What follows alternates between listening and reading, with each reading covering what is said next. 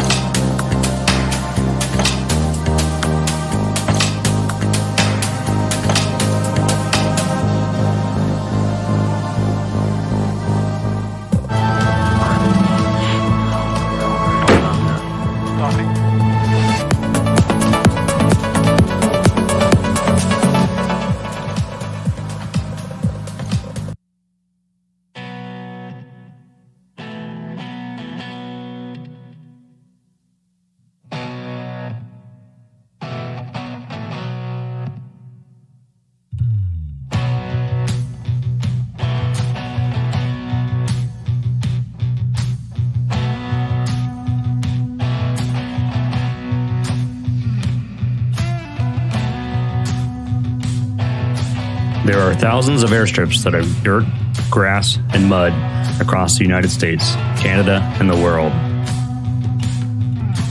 Many of these are inaccessible to normal aircraft. There's a certain breed of pilot who wants to be able to land anywhere, either for sport or by pure necessity. They're bush pilots. We practice these skills so we can be safe off airport, so we can get into and out of the tight spots, the backcountry, and the unimproved fields. You'll now watch some of the best pilots in the world show you what they can do with as little as 50 feet. Not only can they take off and land off airport, they can take off and land anywhere. This is the National STOL Series. All right, ladies and gentlemen, welcome to Pinedale, Wyoming. My name is Corey Robin, and I'm here live. We're so excited for everything to happen today. We've got some amazing STOL competitors. The weather conditions are perfect. But before we begin, ladies and gentlemen, please rise for the national anthem.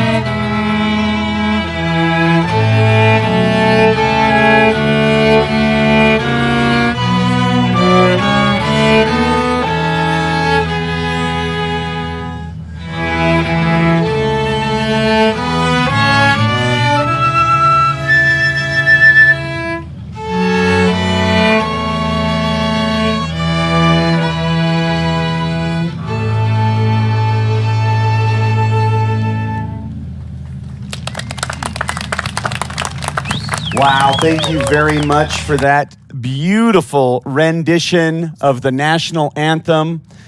I can't tell you, I have never heard a quartet or a string version of the national anthem that is so beautiful. I'm joined here on the internet live with my brother from another mother, Eric Farewell. Eric, how are you doing this morning?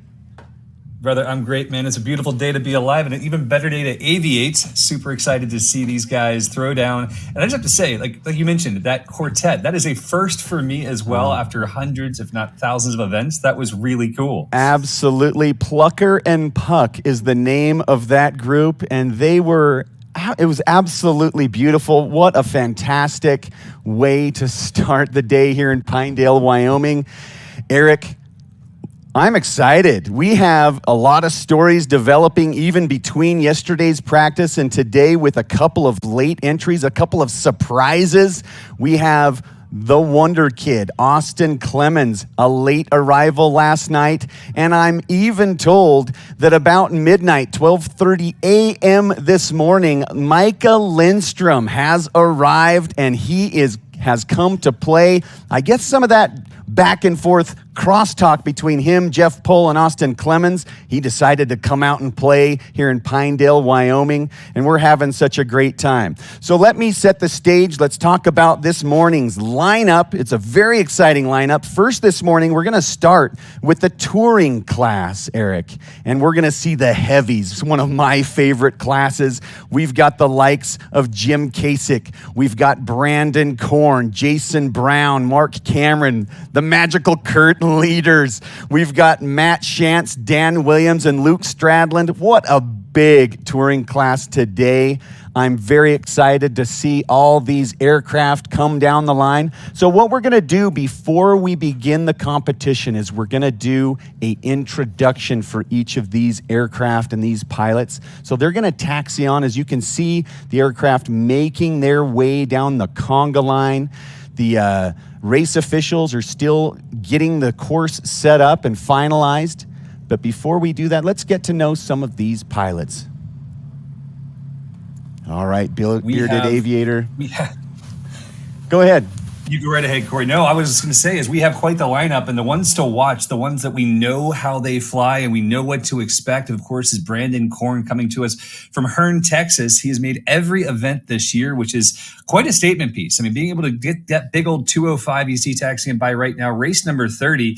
Brandon has some major competition here, both the locals with the 206 and the 182s, the 180, and of course, Kurt leaders in his 185. That pilot right there, Kurt, with all of his experience in traditional STOL and STOL drag and everything else, is going to be really gunning for Brandon because Brandon is still working to dial in his landings.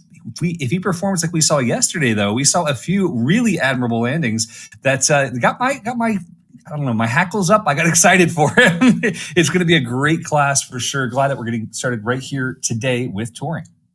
Absolutely. And yesterday we noticed the weather conditions and the altitude coming into play. And today we're going to still see that. But today there's something a little bit different. We have a little bit of wind this morning.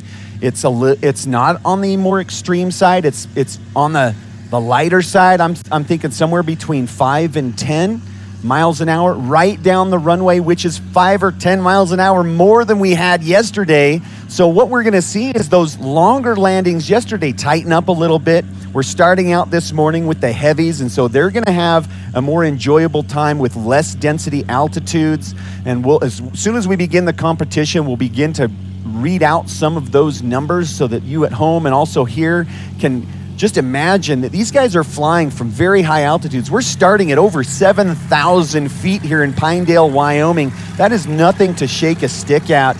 We've had these competitions all over the country, and for the most part at lower altitude airfields. And so this is kind of a curveball for a lot of these pilots. Brandon Korn making his way up to the start-finish line in that beautiful 205.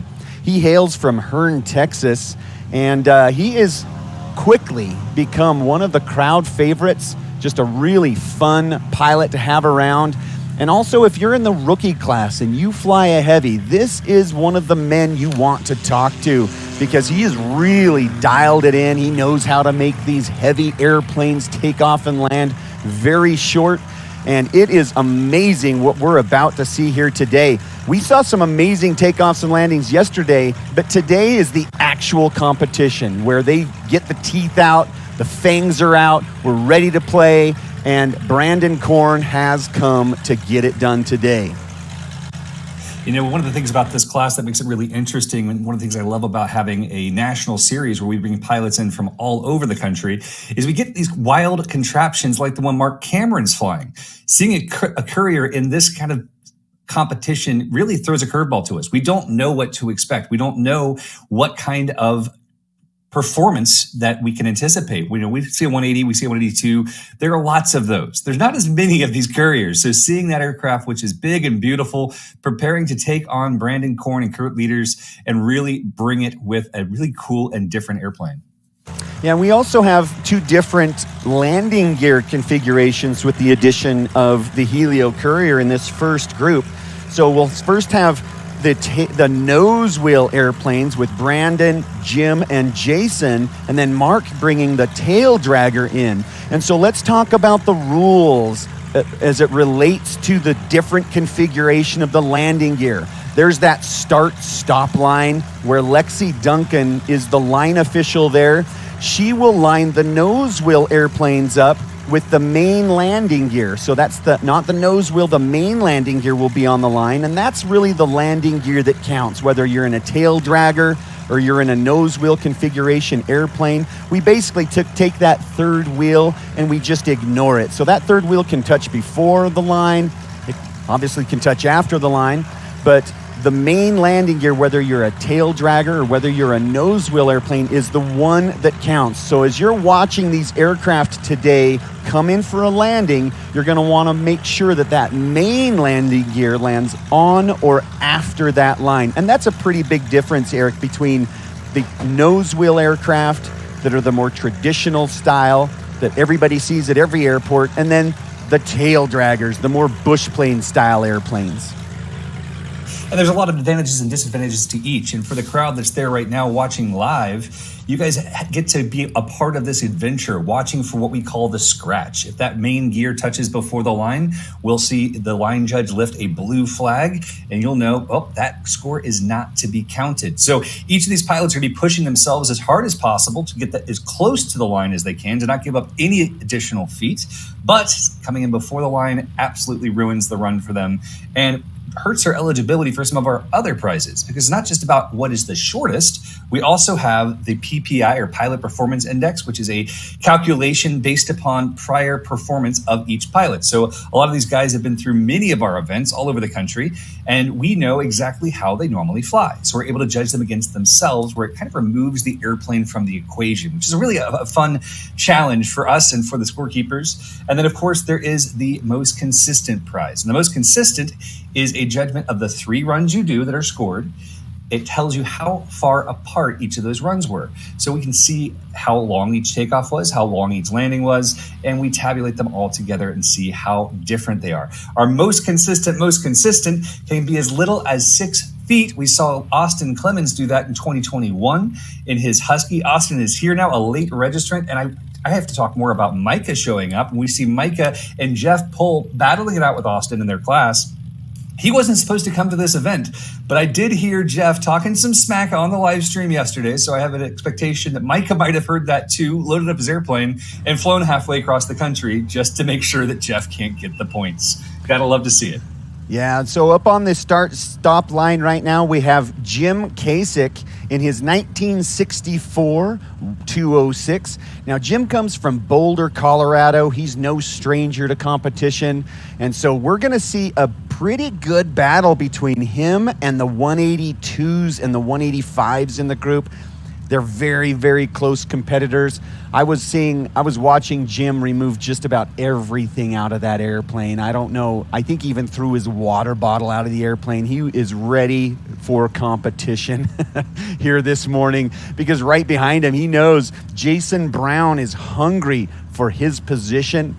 and it is going to be on. Now let's talk about the density altitude, Eric, and that important start-stop line for a moment while we have Jason Brown taxi up to the line, because the density altitude has played a major factor in the scratches in the practice round. We had far more scratches yesterday in the practice rounds than I've ever seen at a National STOL event. So Eric, tell me a little bit about what these pilots are battling as they come up to that line in this thinner mountain air.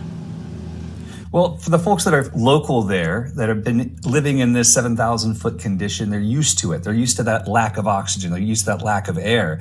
But if someone like me, who's from Florida and living in Texas, were to show up and go for a quick run, you'd see me huffing and panting for air. And that's exactly what these engines are doing, and the wings. So each of these airplanes is used to the thicker air, particularly if they live down south or somewhere that's a little bit lower elevation. And the difference is everything in the way the airplane feels. As you get slow in that thinner air, it just feels like you have to run so much faster over the ground in order to have the same feel of your airplane. So these pilots who are coming from lower elevations really are at a disadvantage. Some of these locals may be able to sneak a victory above the much more practiced quote unquote heroes of National STOL, the guys like Brandon Korn who've been to every event. We've seen Brandon rip that airplane off the ground in under 100 feet, but that was with 20 knot winds and 100-foot elevation. So this is a huge shift for these pilots, and we saw that over and over again yesterday in practice. Absolutely. And right in front of you now, ladies and gentlemen, you've got Jason Brown in his 1958 182A. He comes from Eagle, Colorado, so not too far of a trip for him. Beautiful airplane, and him and Jim, I expect a grudge match this morning. It's going to be exciting between the 182 and that 206 and even the 205. But, you know, Brandon Korn has his teeth out. He's going to be short, and these guys are coming.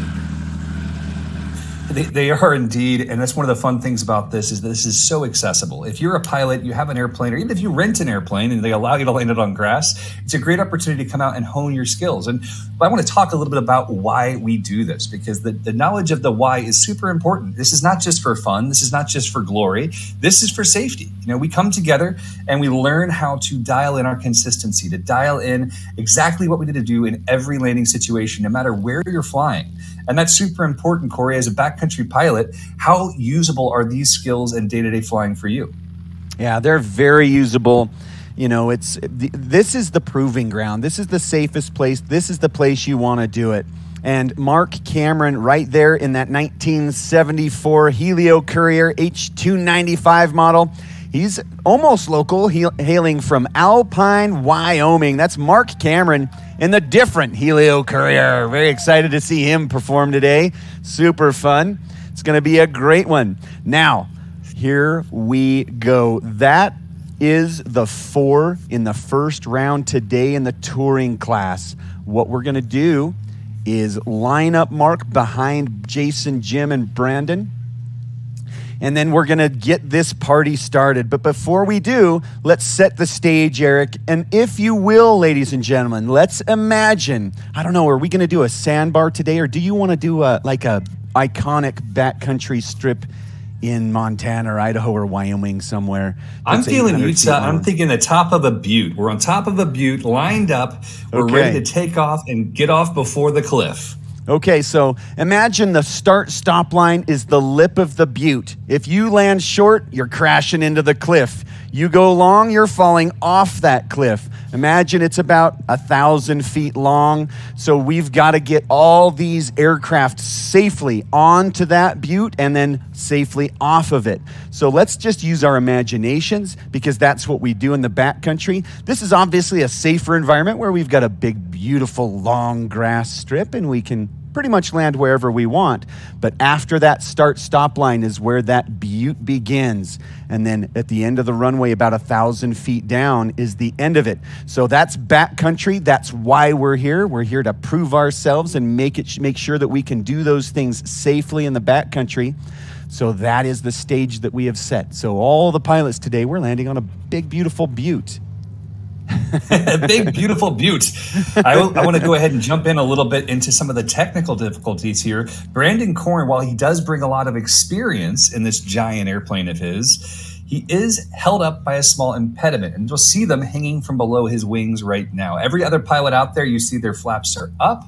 Brandon's are down, and that's because he has electric flaps. This was a later model Cessna. They didn't offer a J-bar or whatever you want to call it, a bar flap where you're able to pull the flaps in just at the right moment and allow you to yank yourself off the ground. So he is impeded by the additional drag on that takeoff run.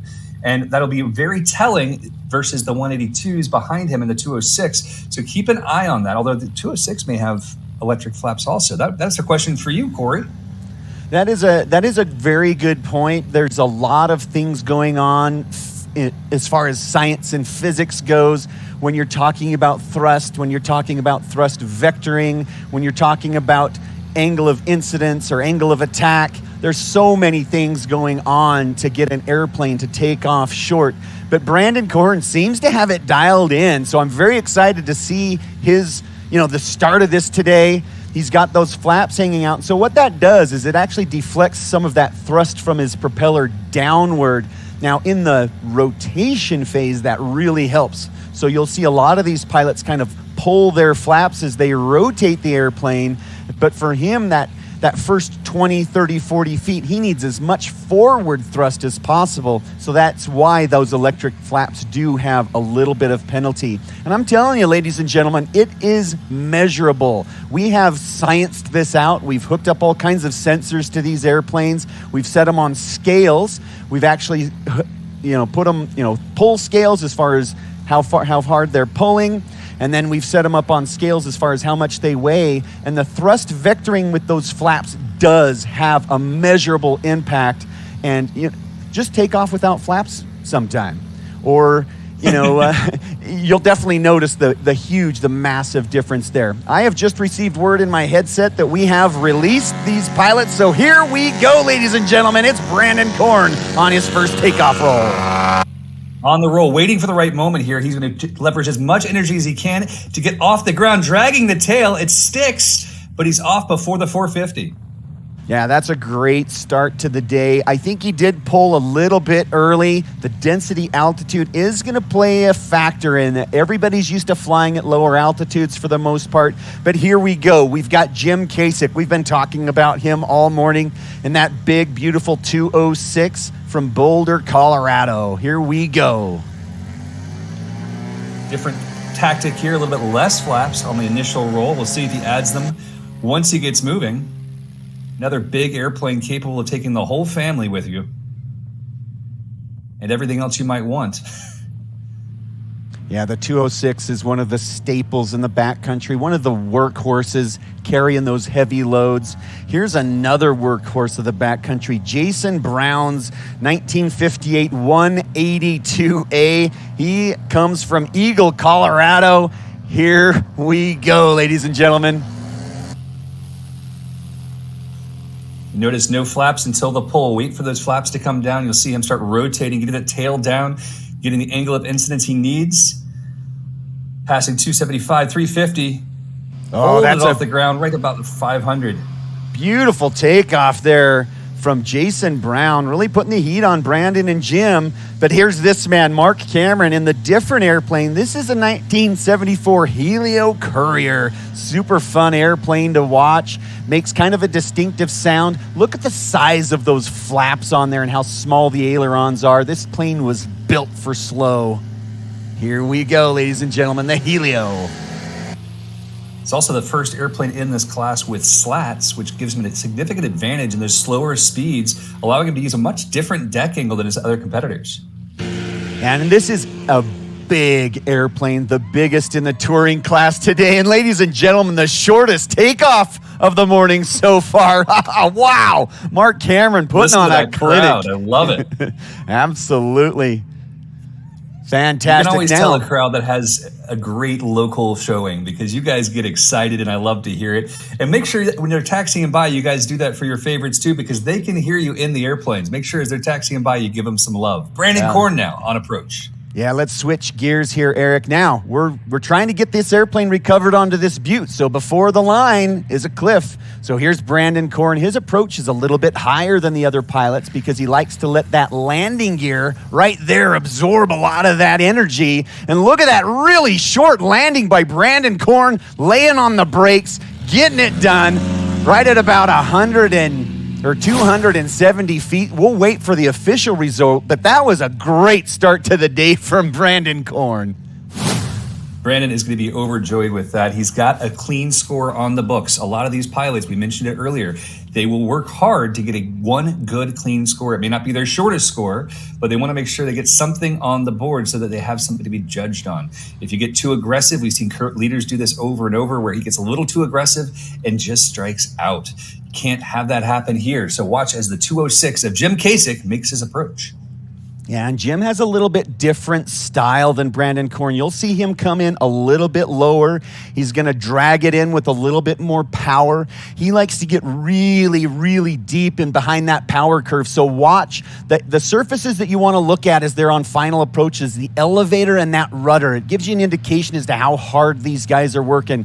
But also listen to the power adjustments. Beautiful, stabilized approach by Jim Kasich. That was absolutely gorgeous. But unfortunately, we're seeing Lexi Duncan, our line official, call that one, unfortunately, a scratch. Yep, there it is on the replay. He did touch just before. Yes, indeed. For those of you guys who are watching this live in person, feel free to check out nationalstol.com/scoring to keep up with the live results. All right, let's turn our attention to the approach again. Jason Brown in that beautiful 182. His style is a little bit more like Jim's, the previous airplane that we just saw. They'll come in nice and low and drag it in with a little bit of extra power. Looks like he's still a little fast. Got to get that airplane slowed down. Let's get that angle of attack nice and high. Here we go. Beautiful. There's the angle we were looking for, just a little bit late with a little too much speed. Obviously, that's going to translate to giving up some extra yardage on the after the line in the air, and then much harder to get stopped once you're down. Yeah, absolutely. So Jason did bring a little bit of extra power there. We're now starting to get some of the official scores, and Brandon Korn coming in with a very respectable combined score of 629 feet. Now, ladies and gentlemen, that is combined takeoff and landing, 629 feet in a Cessna 205. Wow. At this altitude, with a density altitude of 8,300 feet, that airplane is performing significantly less than it should be, right? That airplane's wishing it had air desperately. Man, it is fantastic. Now let's watch the Helio Courier. It's going to take him a minute to get to the line. This airplane is known for flying slow. So that's one of the treats we get to enjoy this morning. Mark Cameron, ladies and gentlemen, from the left.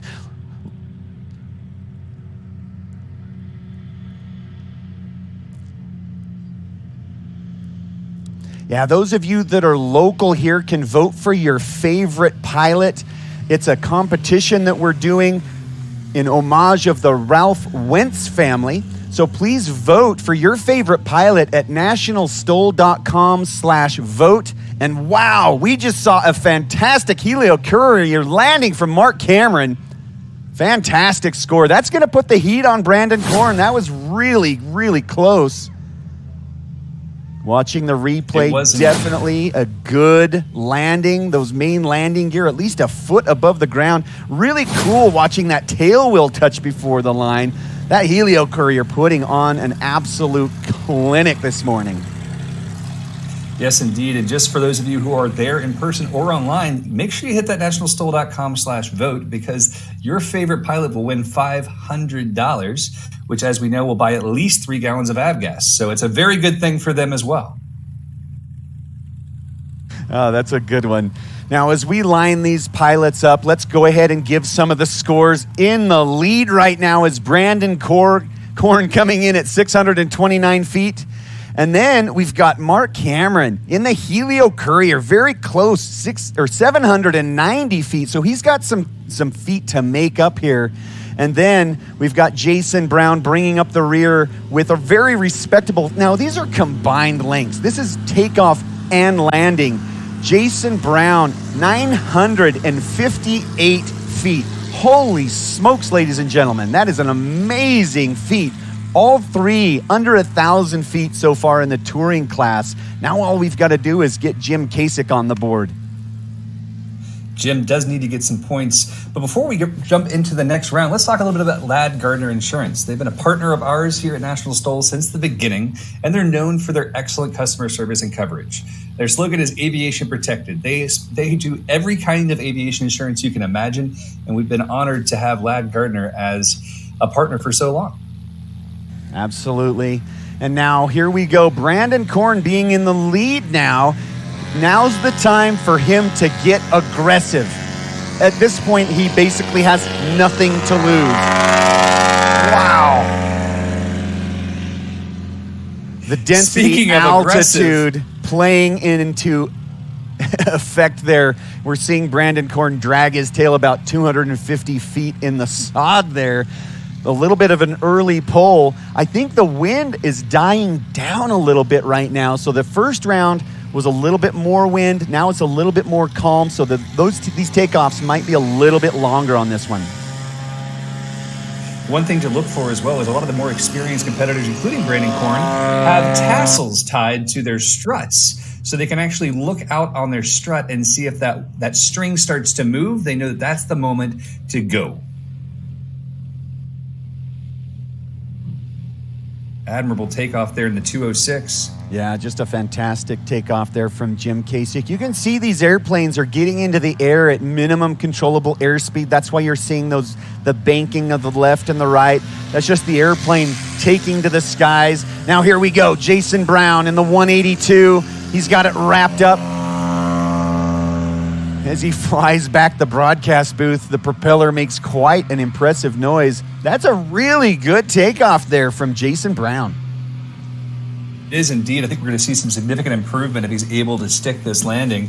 And I have to say, that airplane just sounds good. I love to hear these airplanes as they come by the broadcast booth. We get to hear, all the different scents and sights and smells and everything else because they're all just so daggum different. Helio now on the roll.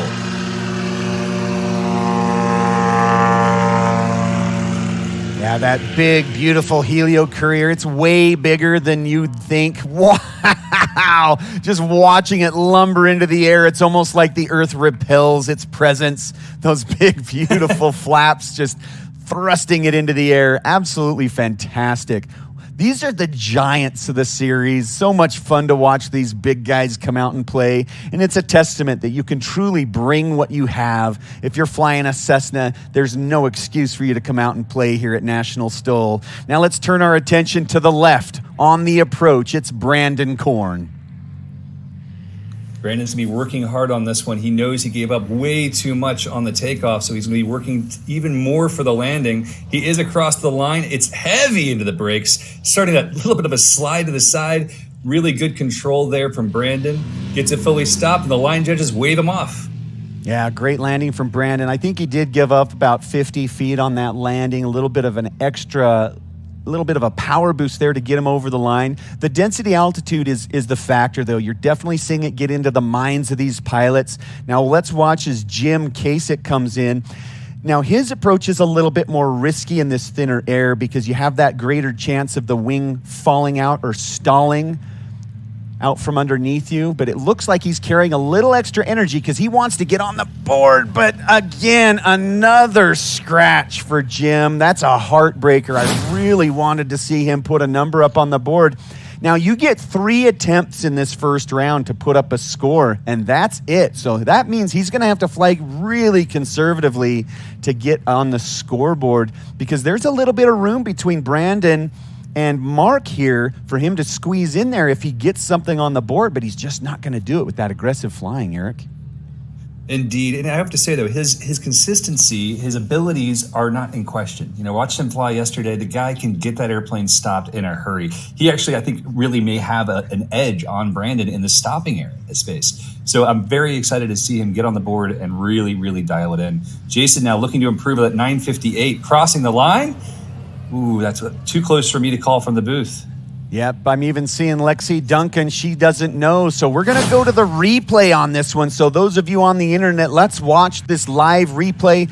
Now here comes Jason just past the line. And it looks like, yeah, there's definitely dirt in front of the line. So we're going to go ahead and call that one a scratch from Jason Brown. That's a heartbreaker for him because he wanted to improve that 958-foot score. But now, as we turn our attention to the Helio Courier on a little bit longer final, that is going to be the story of the day, is the density altitude playing an impact as far as those scratches. This air is a lot thinner. It increases the difficulty factor for these pilots. Anytime you're flying in thinner air, you've got higher ground speeds and things just happen a lot faster. So here we go on short final now. The beautiful profile of that Helio Courier against this Pinedale, Wyoming sky. And while I have a minute, I want to talk a little bit about how beautiful Pinedale is and how much fun the National STOL crew is having here. Let's watch Mark come in. That's what I'm talking about, folks. The density altitude playing a huge impact as Mark comes in on a scratch there in the Helio Courier. Fell out about 100 feet short of the line. We saw him come in, and boy, that's going to be a big factor, a big story as we go through the competition throughout the day today. The winds are virtually calm right now, coming in at basically 1 or 2 miles an hour. So that's not really going to play an impact early this morning. We do expect the winds to come up a little bit as the later rounds continue.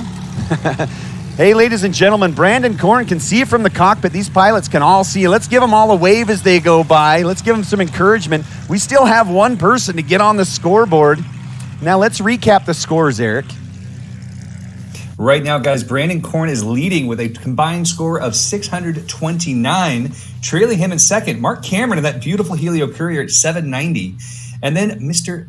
Jay Brow is how it started up on my screen. So Jason Brown in his 182 Alpha is in third with 958 feet. Now we do have another flight of heavies, our touring class. After these guys, we've got Kurt Leaders, Matt Shantz, Dan Williams, and Luke Strandland, who was a rookie at the last event and is a rookie no more, joining us here from Minnesota. So I'm very excited to see what numbers we see from these guys. It is anyone's game.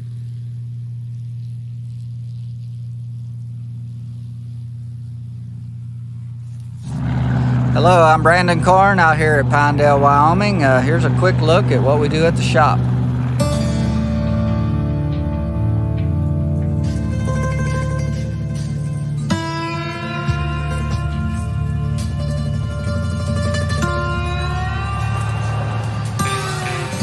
This is our family business.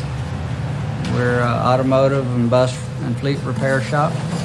And we've been here since 1948 here in Hearne, Texas.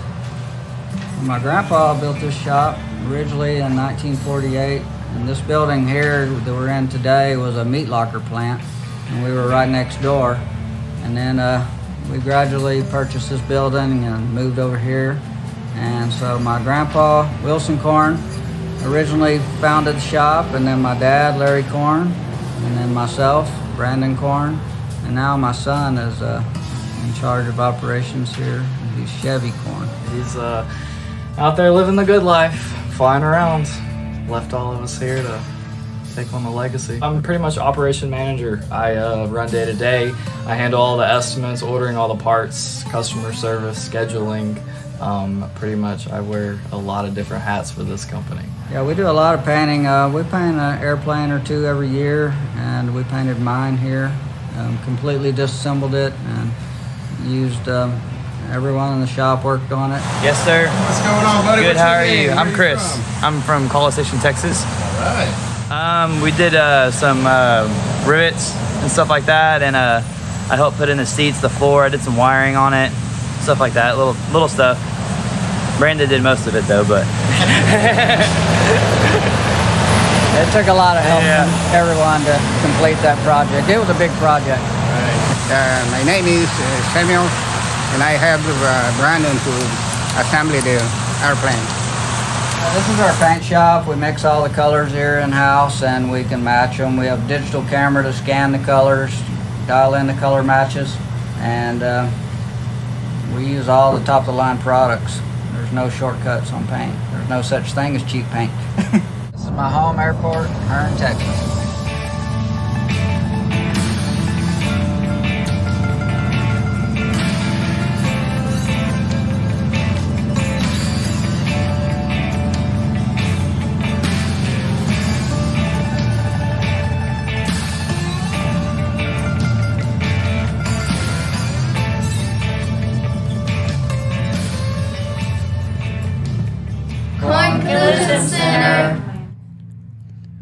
Okay, All right, ladies guys, and gentlemen. welcome back. Great to have everybody here. We've got to hear a little bit there from Brandon Korn. We had a little confusion in the booth. But Brandon now on short final, very aggressive, really slided it in, trying to get as much energy into the gear as possible. Corey, how would you rate that landing, my friend? I'd give that one about a 6. I don't think Brandon is happy with that one. Carried way too much energy, way more than we've seen him. And I got to tell you, I have to think that the density altitude and the altitude here in Pinedale is playing an impact and getting into the minds of these pilots, especially this man, Jim Kasich. He has scratched 2 times in a row, and he has to put something on the board. So we're seeing him come in very conservatively there, landing about 50 feet long and getting on the brakes. And that's not going to bode well for him for the remaining 4 competitors in the touring class that are going to go in the B group that are coming up here in just a few minutes. Now let's turn our attention to Jason Brown coming in. He has an opportunity here to improve on a pretty good score already. His score coming in at 958 feet, and I know he's definitely put in some numbers that are much lower than that. And him coming from a higher altitude airport where he's from does give him a little bit more of a competitive advantage in this class. Gotta love this Malibu. What a beautiful airplane. Yeah, absolutely gorgeous. You know, I've kind of been thinking about getting one of those myself for traveling to the National STOL events because, man, they're awesome. Beautiful airplanes. I think you should, just so I can borrow it, please. Absolutely. Let's just buy one together. I'm in. I think it sounds like a good time. All right, guys, on approach now. Jason Brown in that 182. Hometown hero. We've got to get this guy a better number. It's not going to be that hard for him to push Mark Cameron down into 3rd place. Coming in nice and low. You can see he does carry a little bit extra energy. These pilots really playing it safe, I believe. But that is going to be a pretty good score for him. Rolling out to about 450, 500 feet there maybe. Maybe about 450. So that he's got an opportunity to improve his score a little bit there. But Jim Kasich finally getting on the board with 1,143 feet, 1,143 feet for Jim. I don't think he's going to be happy with that performance here today, but it's a high altitude, the difficulty factor definitely showing its teeth this morning. And basically just telling these pilots, hey, man, this is the mountains in Wyoming. This is the real deal. If you're going to play in the backcountry, you got to come out here and cut your teeth in Pinedale at Rocky Mountain STOL. Now, Eric, look at the gorgeous Helio Courier. I just can't get over the amazing frontal profile with those giant flaps. It looks so good. You know, you've got these giant flaps hanging down, tiny little ailerons for that roll control. But at this position, you're not really using much aileron. You're getting the airplane as slow as you can, and you want to keep those symmetrical wings as symmetrical as possible so you don't risk dropping a wing. That's why you see him working the rudder really heavily here, and it is good. Wow, and that is not... I hear the crowd cheer. That is not easy to do, Eric. That is piloting at his best. Ladies and gentlemen, Mark Cameron putting in a fantastic landing there in the beautiful, the big, the monster, the Helio Courier. Wow, that was awesome. Love to see that performance. Heck yeah. I can't wait to see the scores come back from our judges. This very well may unseat Brandon just based upon the numbers we're seeing.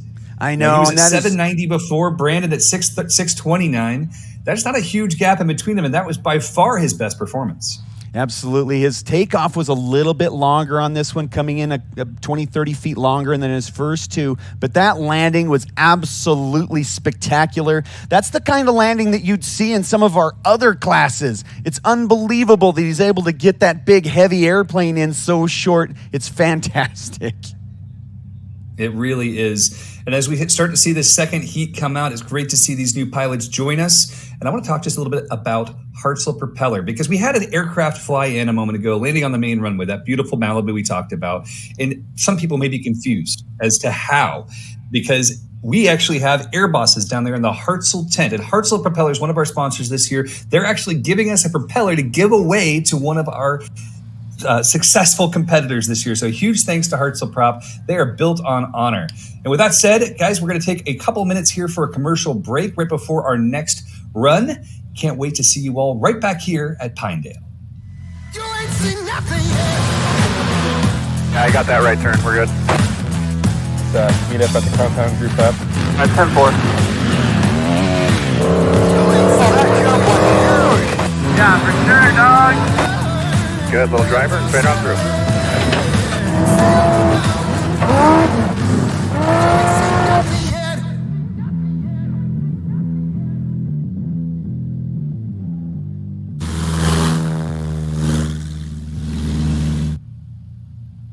When it's time to recover and paint your fabric-covered aircraft, look no further than AirTech Coatings. Since 1982, our FAA-approved system provides you with a shiny, durable, easy-to-apply product. The AirTech system has fewer steps than any other product on the market today, saving you both time and money. While using cutting-edge technology, we offer a wide range of products. Whether it's for work, play, antique, or aerobatic, we have you covered. Remember, we make paint fly. All right, ladies and gentlemen, these guys are warming up their engines. Let's introduce the B group from the touring class. It's going to be exciting. I'm just watching all the tail draggers come out to play. This is where the heavies start to perform a little bit better. You know, the tailwheel airplanes are a little bit lighter. There's a little less structure up in the nose of that airplane to support that nose wheel. So these airframes are typically a little bit lighter as far as the class and category of aircraft. So these guys typically perform a little bit better, but you'll be surprised at how competitive the likes of Brandon Korn and Jim Kasich and Jason Brown with the nose wheel aircraft are with the tail draggers. So here we are, the first pilot. His name is Kurt Leaders, and if you've followed National STOL for any period of time, you know this man from Clear Lake, Minnesota. He is a performer, a workhorse in the backcountry. He has a beautiful 1965 Cessna 185. He also races at the Reno Air Races. He's going to stop there on the line so he can wave to you and you can wave back at him. He's race number 7 for STOL Drag, and it's Kurt Leaders in the 185. Super excited to see Kurt here. Kurt is a champion. You know, the man knows how to fly. He's got a lot of experience with that airplane. He knows the engines inside and out. Everything about the way he flies is just full tilt. Let's call it full tilt. That's what you can expect from Kurt today. And he's flying one of the lighter 185s on the market. So he definitely has the performance that he needs. You know, Eric, I like that. If Kurt Leaders was to ever earn a National STOL call sign, full tilt could definitely be it. Beautiful. I'm excited to see him and how this plays out today. There's definitely some room for him on the leaderboard with the distances anywhere between 629 feet to 1,143 feet. I definitely think he has the capability of joining the podium today. We will see. It's Kurt Leaders, ladies and gentlemen. Kurt is a great guy. He's the kind of guy you want to have as your friend because he can help you put an engine in your airplane. You gotta have those friends in your life for sure. Quite the crowd we've got today. I love seeing this. This is awesome. All right. Thank you all for showing up. Absolutely. And here we go. This is a beautiful airplane. You're seeing the polished aluminum shell on this beautiful 180B. The pilot here, his name is Matt Shantz. He comes from Larkspur, Colorado. So what that means here is he might have a little bit of a competitive advantage in his 180B because he's used to flying at these high altitude airfields. So here we are with Matt Shantz in the Cessna 180 Bravo. Love seeing these different airplanes show up and just the different ways they're set up. I mean, there's different STOL kits, there's different wingtips, there's different tires. And Kurt opts for these much smaller tires to enhance his cruise speed on his way to these events. But then he has a different pivot point than all the other competitors running their 31s and 35s. It's definitely a give and take here. And that's one of the fun things about aviation. You got to choose what works best for you and why. And absolutely. And I know that the distance between events does play a factor sometimes in what tires these pilots select in their aircraft. For example, Kurt Leaders has the small tires on. He came all the way from Clear Lake, Minnesota. He wanted to cruise a little bit faster and get here to the competition. And that will impact his takeoff performance here today. But let's talk about Dan Williams here in his beautiful Cessna 180. He is just a neighbor here from Pinedale, coming from Afton, Wyoming. He has a 1954 Cessna 180. Ladies and gentlemen, your hometown hero, Dan Williams. One of the things I love about Dan is that he actually started his career in aviation as a, get this, as a aircraft detailer. And now he's working in Alaska as a tour guide and agricultural pilot. Absolutely love seeing that progression from a pilot, just finding something they love and diving into it. Absolutely, really fun to see these pilots come from all over the place and also translate the skill set that they get here at National STOL out into the backcountry. And that's really one of the main reasons why we're here. Very exciting to have Dan Williams. And now let's introduce the final competitor in the Bravo group in the touring class. His name is Luke Stradland. If we can get him to taxi, that would be great.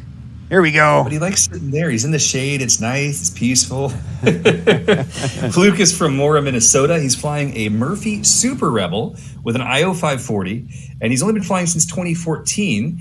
But now he's here participating personally, loving the STOL competitions. At our last event in Minnesota, he actually was a rookie and came out and flew with the regular pilots because he practiced, forget this, 5 hours on our practice day. The guy flew all day long, only stopping to get fuel and go right back out again. But at that point, he'd only had 15 hours on this Super Rebel, so it was new to him, and he really wanted to get it dialed in, and he performed admirably. But we've seen even more or even better results here in Wyoming. He's definitely got the airplane figured out, and he's excited to showcase his skill today. Yep, from Minnesota, ladies and gentlemen, it's Luke Stradland. Beautiful airplane. Just watching it, it's so different from the Cessnas that are all in front of him in the line. Here we go as we get our race officials across the line. A couple of line judges need to come out, get these distances measured. So let's set the stage again. If you're just joining us, what we're talking about today is translating these skills into the backcountry. So let's imagine the start of that line is the start of a big, beautiful butte where you're up on top of a butte. You want to land your airplane and have lunch, a picnic with your sweetheart, or hang out with your buddies, or just nail this landing. So you got about 1,000-foot long butte here, and before the line is a cliff's edge, and about 1,000 feet out from the line is another cliff's edge. And so that's what we're doing here. We're translating these skills in a safe way into backcountry scenarios like that. And so that's the goal, is to get all these aircraft safely onto the butte and then recover them safely off the butte. So here we go as we get ready for Kurt Leaders to take the line in his Cessna 185. Beautiful airplanes.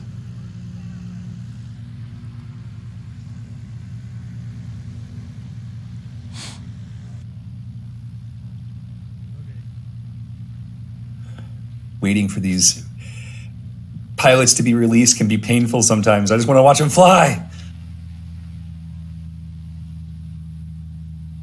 All right, here we go. Lexi Duncan. Kurt. Yeah, she's going to line them up on the line. She'll pay attention to the main landing gear, line it right up square on that line. She calls it like she sees it. You know, we had a conversation about, a bunch of the pilots were giving her a little bit of crap as to why why she scratched them or why she put somebody past the line. She goes, I just call it the way I see it. I just treat everybody exactly the same. And here we go, ladies and gentlemen. It's Kurt Leaders.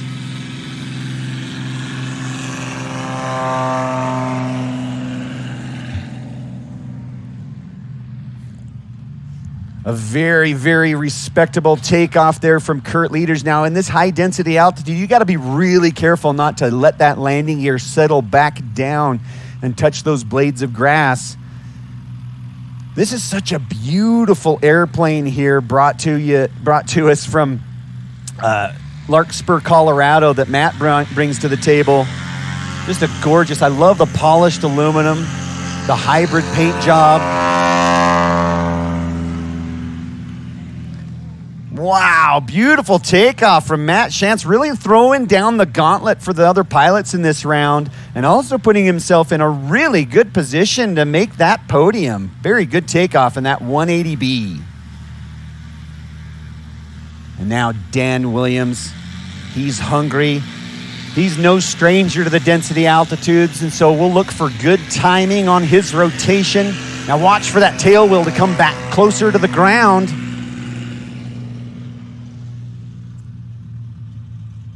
There we go. Man, just building up the airspeed, keeping that aircraft in the ground effect, utilizing that cushion of air that forms between the wings and the ground called ground effect. And now here's Luke Stradland. A little bit different airplane in this round. It's not a Cessna. We've got the Murphy Super Rebel.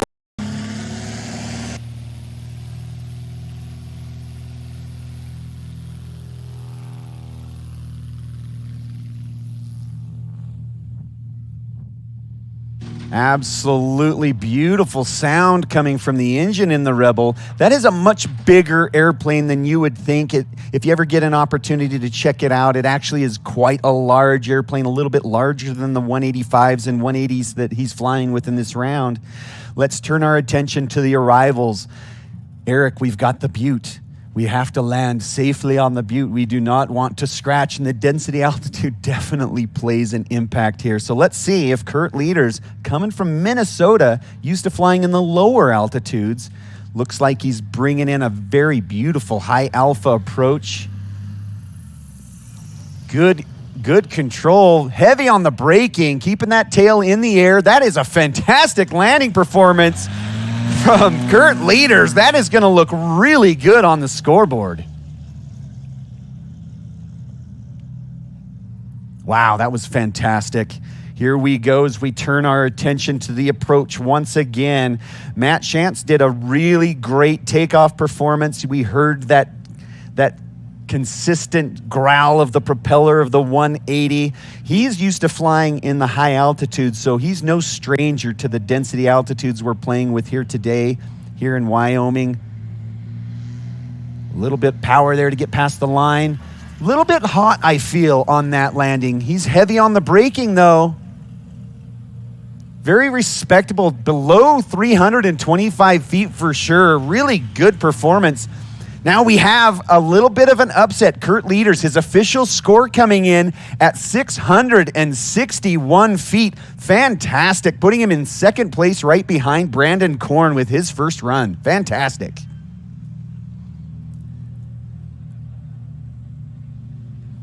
And now to the left, here comes Dan Williams in that 1954 180.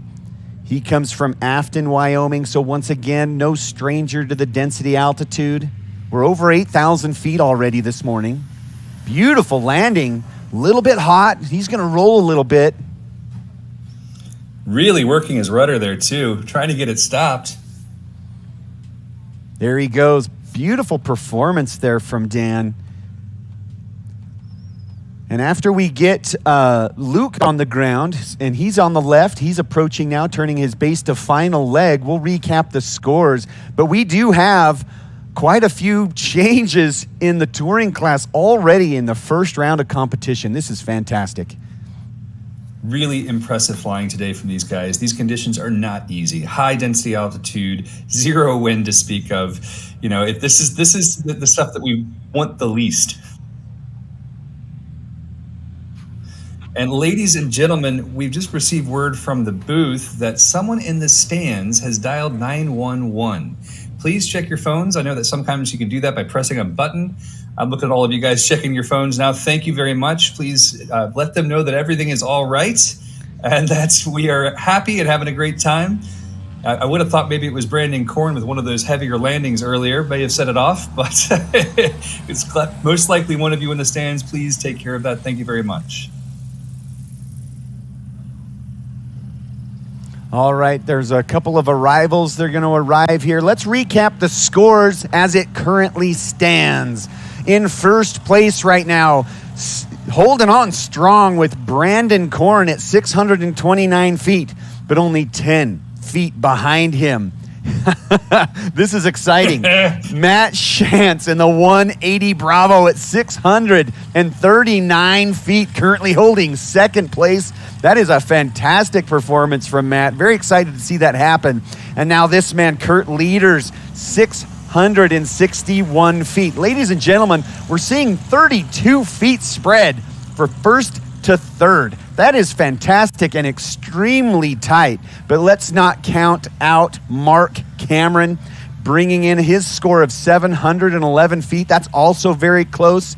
And then in fifth place, we've got Jason Brown at 922 feet.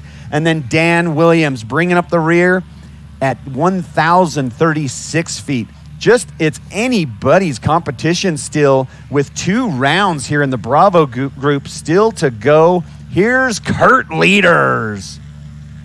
I'm just blown away to see Matt Shantz really swoop in there, diving into that second place position, beating out Kurt Leaders, who is so seasoned. We know what to expect from Kurt. We've seen numbers better than 661 before. So definitely a big surprise there, and a very welcome one. We love to see these newcomers really bringing it, and it's awesome results. Cannot wait to see how the rest of this round runs out.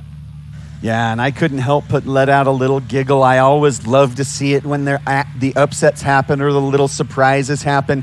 But what we're going to see here now in this second round of competition, all these pilots making it onto the board, I expect them to get a little bit more aggressive. So what I'm going to expect from Kurt Leaders here is a little bit more flying aggressive. He's going to get on that takeoff roll, and here he is. We're looking for good timing on that pole. And what I'm looking for is a little bit of patience from these pilots. They're pulling a little bit too early. If you see that tail wheel come back down and bounce off the ground 2, 3, 4, 5, 6 times, that's too early. We don't want to see that. We want to see a smooth rotation. That tail wheel come close to the ground or touch the ground, and then that airplane leap into the sky. We don't want to see it lumbering slowly into the sky. So here we go. Kurt Leaders, number 7 in the 185. Waiting for that timing, hoping to dial this in. He wants exactly what Corey said, to get that rotation at the perfect moment. There's his pull. He's sticking, but he's off the ground. Beautiful takeoff. Yeah, maybe a fraction of a second too early there, but that was about as good as it gets at this altitude. You've got to get that wing to start flying with that angle of attack. I really think if he had a little bit bigger tires, that takeoff would have been a little shorter. So let's see if Matt is able to improve upon his previous score of 639 feet. Fantastic in this beautiful 180. I'm just blown away by the fact that these airplanes are performing as well as they are. I'm really excited to see the lighter classes as we move forward throughout the day. Some of the performance we saw yesterday from Steve Henry and Hal and all these guys were just absolutely exceptional. But Matt just ripping it off the ground. Fantastic performance. Absolutely. Matt's going to be very happy with that one. His timing was good. Just a little bit of a bounce on the tail wheel, but not much at all. That was about as clean as it gets. Now let's watch Dan Williams. He's hungry, and he put on a little bit longer performance, and so he wants to really improve that score.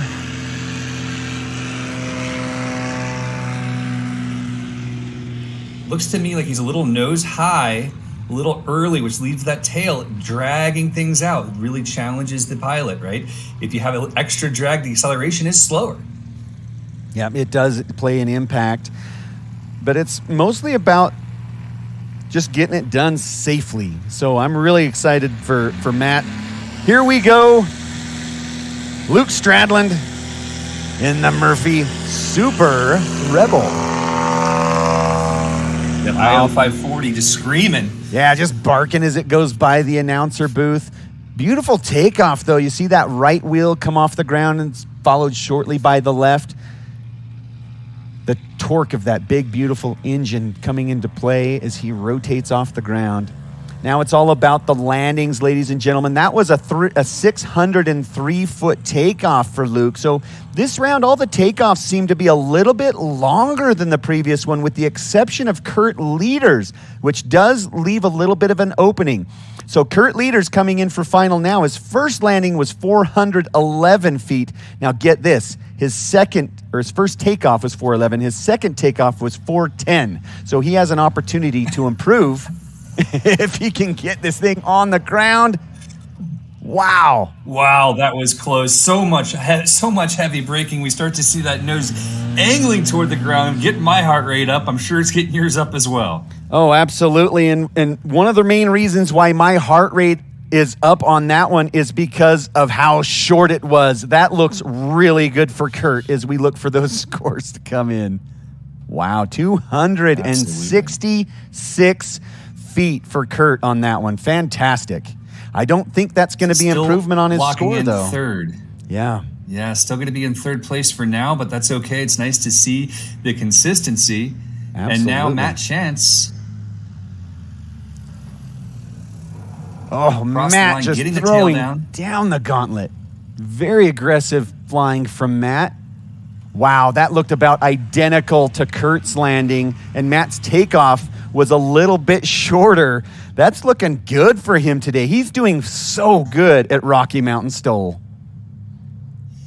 He is indeed, and I think that these are the kind of things that might be very upsetting to Brandon Korn there in the stands now, watching as he is being threatened quite heavily. Once we get the score back in, we'll know exactly how close it is. Absolutely. Now let's turn our attention to Dan Williams. He's looking for a big improvement on his first landing, coming in at 467 feet. Oh. And right as he passed the line, I think he scratched it a little bit. Yeah. We're watching the replay now on the live feed. And sure enough, there is lots of dust before the line. That's 100% a scratch. So he will be DQ'd on that second round. Let's turn our attention to the Super Rebel coming in for a landing. He looks to be carrying a little bit extra speed. So right now he's thinking about getting that airplane slowed down and a little bit deeper. We're starting to see that angle of attack come into play. Beautiful landing there from Luke Stradland. Great job. Yeah, seeing him get that nose up right there at the last moment really allowed the energy to go into the gear, which is exactly what he wants. Come to a complete stop now. That'll be an admirable score for Luke. Yeah, all these pilots doing a fantastic job getting the airplanes landed properly on the top of our bluff. They're all ready now. All set and ready to go. Take off again. Go to the next one. Let's recap the scores. Eric, do you want to take this one? I can do it. In sixth place, we've got Mr. Williams. Dan Williams in that Cessna 180, currently 1,036 feet. Not bad, honestly. Jason Brown is in fifth place with a 922. Mark Cameron in that Helio Courier takes fourth place currently at 711 feet. Kurt Leaders, 661. And Matt Chance, the newcomer from Larkspur, Colorado, is at 639, just 10 feet shy of Brandon Korn's 629. 10 feet separate these two from first and second. And now we get to see the final run here to see exactly where they end up, because it's any man's game. The right amount of wind, the right conditions, the right pull, the right timing, and this could be flip-flopped to someone else in a heartbeat. Right. I know we have a lot of opportunity for some lead changes to happen here in this final round of the touring class today. Matt Chant, the story of the day. I got to tell you, I'm really excited about him coming and playing here in Wyoming. It's so fun to see a 10-foot spread between first and second, especially with a newcomer sandwiched in between two veterans. Now here's Kurt Leaders being very aggressive. on the takeoff roll. I think he pulled a bit too early, but the aggression was exactly right. I think he was able to get his angle of attack so negative to a point where he had great acceleration and just made the pull a little too soon.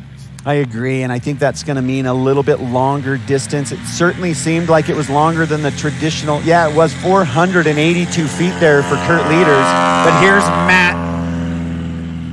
Oh, about as perfect a takeoff as you can get for Matt Shantz there. That is really impressive. Pulling that thing off the ground at about 325, 340 feet. We'll see what the official score comes into play, but that was a fantastic takeoff. 355 feet. Really fantastic takeoff for Matt Shantz today. Now let's watch Dan Williams in his beautiful Cessna 180. That red, white, and blue.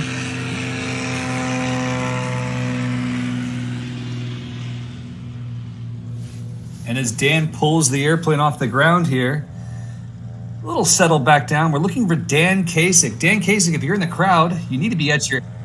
Sorry, Jim Kasich, apologies. Jim Kasich, you're needed at your airplane. If you want to fly, brother, get there. Luke Strandland now, waiting for his turn from the air bosses.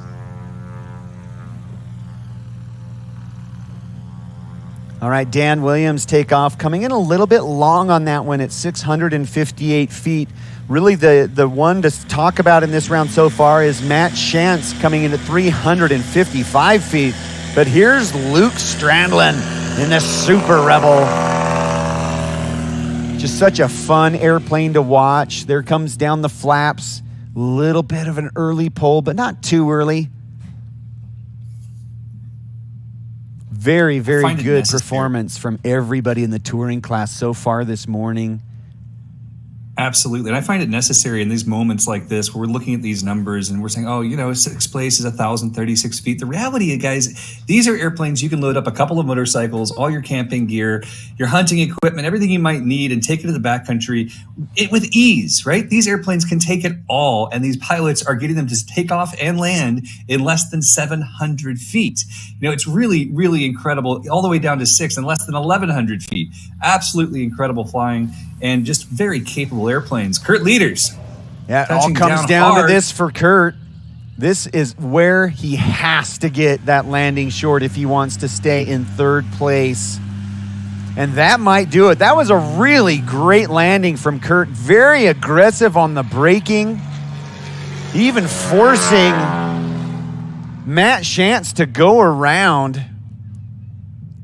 I don't know, those go-arounds do, like when I was competing, those go-arounds do impact the mental focus of the pilots. I always hated to go around, so I was always a little conservative, leaving plenty of room in front of me, between the airplane in front of me and myself, because I just hated going around. I just don't like recycling myself up and getting everything configured again. I want that perfect approach every time, so that definitely plays an impact here.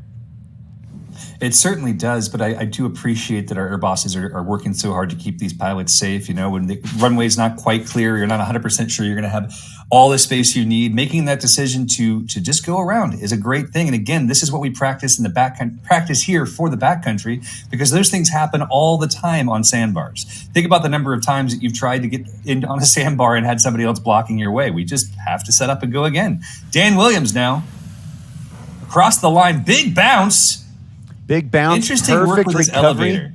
Yeah, great work on the recovery on that one. That's one of the things we have to learn to do in the backcountry, is handle those audibles, those bounces, the hidden terrain features that you didn't see in your flyover. And that was a very good demonstration of exceptional pilot control from Dan Williams. Now let's turn our attention to the left as the Murphy Rebel is rounding around and making his final approach. I have to admit, I love this airplane. I just love it because it's not what everyone else is flying. It's great to see, you know, these different airplanes show up and have a different kind of style of flying, and you don't quite understand. You know, I can tell you everything that happens in a 180 because I've flown them, right? I've never flown a Super Rebel. I don't know how much flap he needs. It's all new for me, which is always very exciting. Yeah, let me talk a little bit about some of the local sponsors as Luke brings that beautiful Rebel in for a landing. And I want to sneak this in before Matt gets in, but I want to talk about the Cowboy Shop in Pinedale, Wyoming. They were established in 1947 in the heart of cowboy country in the Rocky Mountains. They supply real local cowboys working on Wyoming ranches with everything from hats to boots. And competitor pilots and their crew can stick around for awards and have a chance to win the $50 gift card that was donated by this hometown favorite. Thank you, Cowboy Shop, here in Pinedale, Wyoming. The local support for these events is so crucial, and it helps to have great hosts, but to have a great town as a host is just a huge part of what makes National STOL a success. So a huge thanks to all of you for coming out and for participating and enjoying this, especially our locals, just getting to have a blast. Matt now on approach. Oh, unfortunately, Matt scratches on that one. I was really excited to see that landing because he did have an opportunity to maybe overtake Brandon Korn, and that will not happen today. So let's recap our unofficial final results for the touring class, Eric. In first place, ladies and gentlemen, Brandon Korn coming in at 629 feet. Now that is a combined score, ladies and gentlemen, in a big, beautiful Cessna 205. An exceptional performance in the high Rocky Mountain air here in Pinedale, Wyoming. Coming in second place, fantastic performance from one of our newer pilots, Matt Shantz, doing a fantastic job in his 1959 180B at 639 feet. And then Kurt Leaders, one of our steely-eyed veterans, right behind him with 661 feet in his 185. And then bringing up the rear, it's Mark Cameron with 711 feet, Jason Brown with 922, and then don't forget Dan Williams in the 180, a beautiful airplane, in 1,036 feet. Ladies and gentlemen, that's your touring class here at National STOL. What a fantastic morning so far. It is a beautiful morning indeed. Great to see this touring class do so incredibly well. Corey, why don't you tell us what's up next for us? You know, this is one of my favorite parts of National STOL. We're going to see the rookie class come out and play. I'm so excited to see these rookies come back and fly again today. We had such a great time yesterday in the practice rounds as they were really ringing it out. We saw a lot of the rookies putting in the work and having a great time. So I'm really excited. Jim Kasich is back. He also completed in the touring class. Brad Hofer, Jamie Burgess, John Douglas, and William Meekum. So much fun coming out here in Pinedale, Wyoming. And as we line these guys up, I want to talk about another one of our local hometown hero supporter companies. It's Rocky Mountain Power Sports here in Pinedale, Wyoming. It's your one-stop shop for all your UTV needs. You see those driving around. Some of our support people have those here in Pinedale. They have a commitment to both high quality and affordability. They're also dedicated to finding the best products and accessories to take your off-roading adventures to the next level without breaking the bank. So big thanks to this Boulder Creek Level sponsor. You'll see their 2022 Can-Am Defender 4-door shuffling people from the parking lot to the grandstands today. If you get lucky enough to get one of those rides, take advantage. So thank you so much, Rocky Mountain Power Sports, for taking great care of our Rocky Mountain STOL fans today. And we're going to go to a quick commercial before we launch these rookies.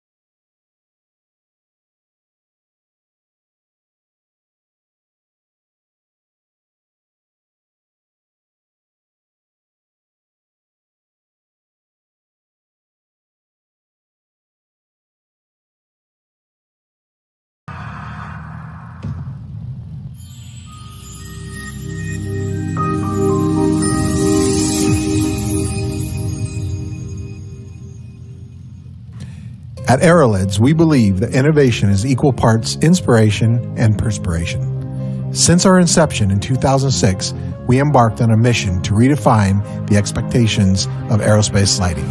Entering the aerospace lighting market, which had remained largely unchanged for 50 years and in drastic need of a new product with fresh look and unequaled performance, Aerolids was inspired to redefine the expectations, which resulted in a series of innovative designs. Hungry for new ideas, backed by a company that valued the patronage, customers quickly adopted the new standard of quality, design, and performance never seen before in the industry. Over the past 12 years, Aerolids installation, ranging from the experimental and 23 markets up to the space and military applications, with over 15 tactical military platforms featuring products in both overt and covert operations. Aerolids continues to lead the industry in design, reliability, and unsurpassed performance. Unique in its presence and unmatched in its perseverance, Aerolids serves the aviation market from one spectrum to the next. From you to you too, Aerolids is redefining the expectations.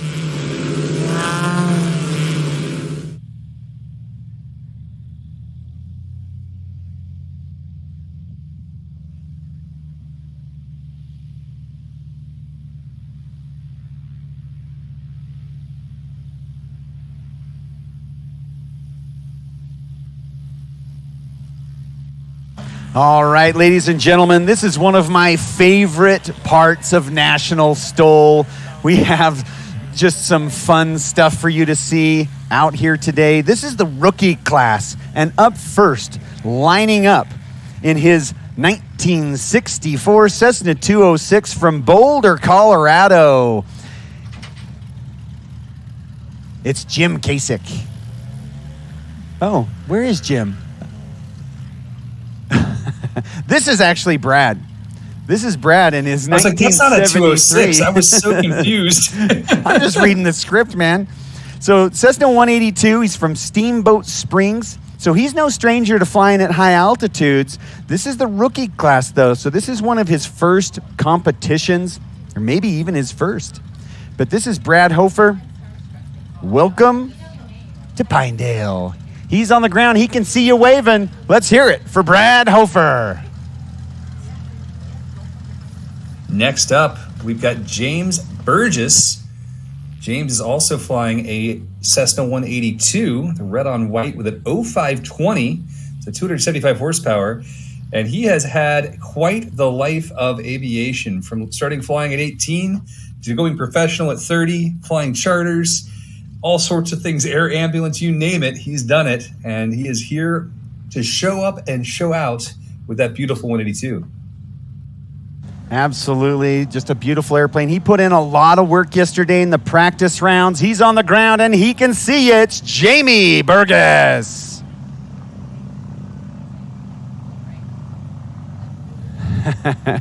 How much fun. Give these guys an opportunity to connect with the crowd. Up next, another beautiful Cessna 182. This, ladies and gentlemen, is one of your hometown heroes. He's got the number 307 in the window. Ladies and gentlemen, one of your hosts of the event, this is John Douglas, right here from Pinedale, Wyoming. Eric?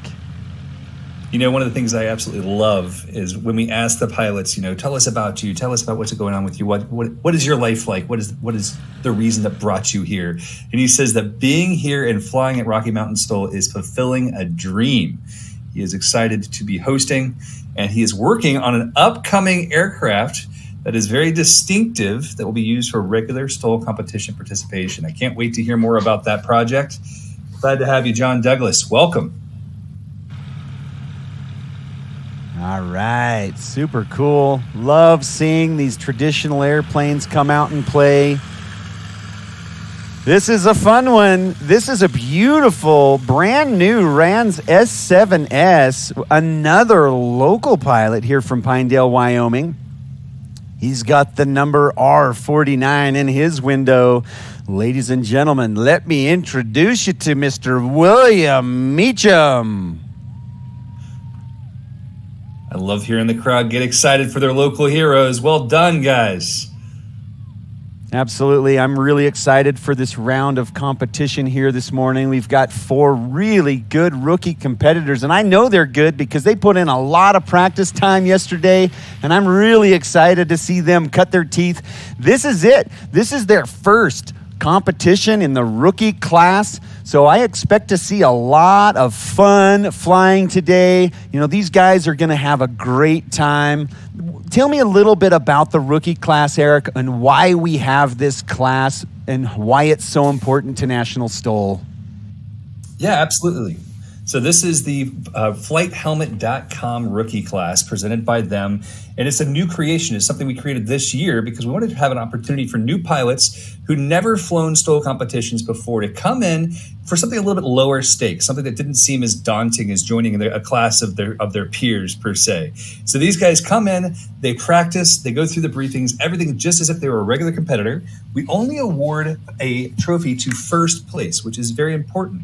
But each of these pilots, as they get done, they are going to be brought in under the wing of the very advanced pilots, the guys who've been there, done that. They'll be watching very intently. Now, normally as pilots, you might get, oh, hey, you might want to try this, right? But in this situation, the legends who are here, who've been doing this for years, are going to be watching the rookies more closely than they would any other class to make sure they offer Jamie, Jim, Brad, John, and William as much information as possible that might help keep them alive in the backcountry or win a National STOL event. And Eric, that's one of the things that I love about National STOL the best is this is the proving ground. If you're interested in getting involved in backcountry flying, there is no finer classroom than coming to a National STOL event and hanging out with and learning from some of these advanced pilots that have been doing this for years. And it's so exciting to see these rookies come out. And as our line judge, Lexi Duncan, lines up Brad for his takeoff roll, let's listen to the 182 from Steamboat Springs. It's Brad Hofer.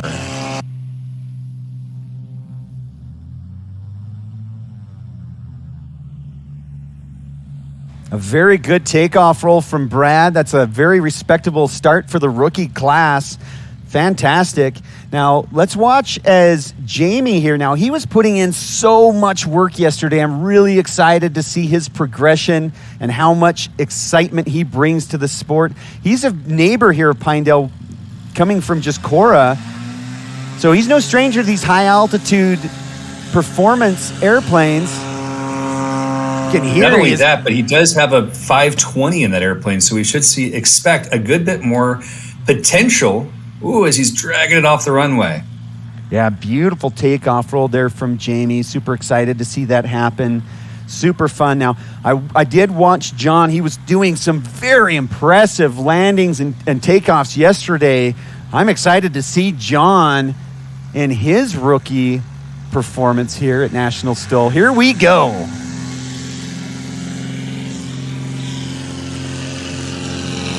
On the roll. Wait for that pull. Look at the flaps dropping in at the same time. Yeah, watch those flaps come down. The mains are off the ground. One of the things that we emphasize with the rookies is get your airplane off the ground, but do not let it settle back onto the ground. It's very important because if you settle back on the ground, that becomes your distance. So here's William Meacham in the Rans S7S. This is such a fun airplane to watch. It's a playground airplane. It's almost like a flying dirt bike. He flies it almost like he's wearing it. Flaps are coming in. A little early rotation. We see the tail stick and the main stay on the ground. He probably gave up 150 to 200 feet there just with that early rotation, but that's what the rookie class is for. That's our opportunity right now. He'll get lots of feedback from Hal because I'm certain he'll be asking Hal, what should I do differently? Where am I missing the mark? Great takeoff there for his first time ever. Absolutely. And let me talk a little bit about the conditions right now. The density altitude is already almost 9,000 feet, coming in at 8,863 feet. Beautiful landing there from Brad, coming in a little bit hot, but that's okay. He's after the line. And we only have 1,000 feet there for him to come to a stop before he falls off the other end of the butte. He does indeed. But he got it stopped, despite giving up that 150 feet or so. He got it stopped nicely. Yeah, absolutely. That's a good, safe backcountry landing from Brad. And now let's watch Jamie come in on his final approach. He's got it already deep into the power curve, that high angle of attack. You can see that nose high attitude. Pay attention to the elevator controls and the rudder on that airplane as you can see how hard he's working. And oh no, a heartbreaker for Jamie as Lexi Duncan shows us the blue flag. Let's look at the replay and make sure that is in fact a scratch. It's disappointing, especially when you see the distance he's under there. I mean, that's a great distance for stopping. Would have been an exceptional result, but definitely not what he's looking for. Yeah, absolutely. And it's calm winds here right now. The wind's not helping these guys out with the shorter landings at all. But here comes John Douglas, already high alpha, very, very deep into it, and loses it. Boy, he was really, really trying to get that airplane slowed down. But as you can see, the density altitude is a very big factor in that flaring performance of these airplanes. Well, I think he made the right choice there. If you guys watch that and really look closely, you'll see his left wing start to dip there. And as that wing is losing lift, he has a decision to make. Does he add power, drop the nose, or just let it land? And he made the right choice, because trying to hold it off any harder than he did there could have been very, very negative for him. Yeah, so we have 2 scratches in a row, just showing the testament to how difficult these high mountain altitudes make flying. Here we go with William Meacham. Looks like he's carrying plenty of power. Just a beautiful landing there. A little bit of a bounce. That bounce in that cruise, you see him bounce, and he flew like 100 feet there, had tons of extra energy. And that's something as a rookie that is a little bit discomforting, is getting slow close to the ground. But this is a great proving ground to do that. So I expect him to tighten that up quite a bit as he gains a lot more experience in the backcountry and also in these STOL competitions. As these pilots taxi by, feel free to wave at them as Brad is giving the fist pump as he goes by. Love to see the enthusiasm, guys. And I'm not sure if our Rand's S7 pilot is using one right now, but one of our sponsors is Duke Propeller. And Duke has some incredible carbon fiber props that actually use a carbon hub, and they're assembled right here in the U.S. after being manufactured in France. They're located in Sebring, Florida, and they actually make the prop that goes on my airplane. So I have a little bit of a soft spot for them. Big thanks to Duke Propeller. Absolutely. The crowd really getting into it and cheering these pilots as they taxi back up for their second round of competition. I am so excited and thrilled to see these guys cut their teeth here in Pinedale, Wyoming. What a great backdrop. Take a moment to soak all this in. The locals here, they don't know how good they have it. This is such a beautiful place to have a competition in every way. So excited to be here. I'm excited for Brad right here in his beautiful 1973 Cessna 182 from Steamboat Springs. Man, oh One man. thing that people can do, if you haven't been watching Lexi as she brings people to the line, it's highly entertaining. She is always doing some sort of a dance move, bringing the pilots up to the line, and she volunteers with us at every event across the country, just like the majority of our team that are all volunteers. We're here to serve, we're here to support aviation, and we are excited to be a part of this really fast-growing and exciting portion that is National STOL. Little bit of an early pull there, or a lot of bit of an early pull there for Brad. One of the things we've got to do as we get into these higher density altitude is be a little bit more patient, wait for that airspeed to come alive. You got to start to feel it flow over the surfaces of your aircraft before you do that pull. And it's going to be a big part of the story today, even with our more advanced classes. But here's Jamie Burgess, put in a disqualification with the scratch on the first round. So I'm really hoping to see Jamie put in a good score today in his beautiful 182. It is wild to watch the speeds that they're going before they start the rotation process. I mean, if we saw these speeds at any other event, we would be mocking the pilots, wondering what the heck they were thinking. But obviously, you have to do what you have to do in this thin air, pushing 9,000 feet now of density altitude. It's a struggle bus for sure.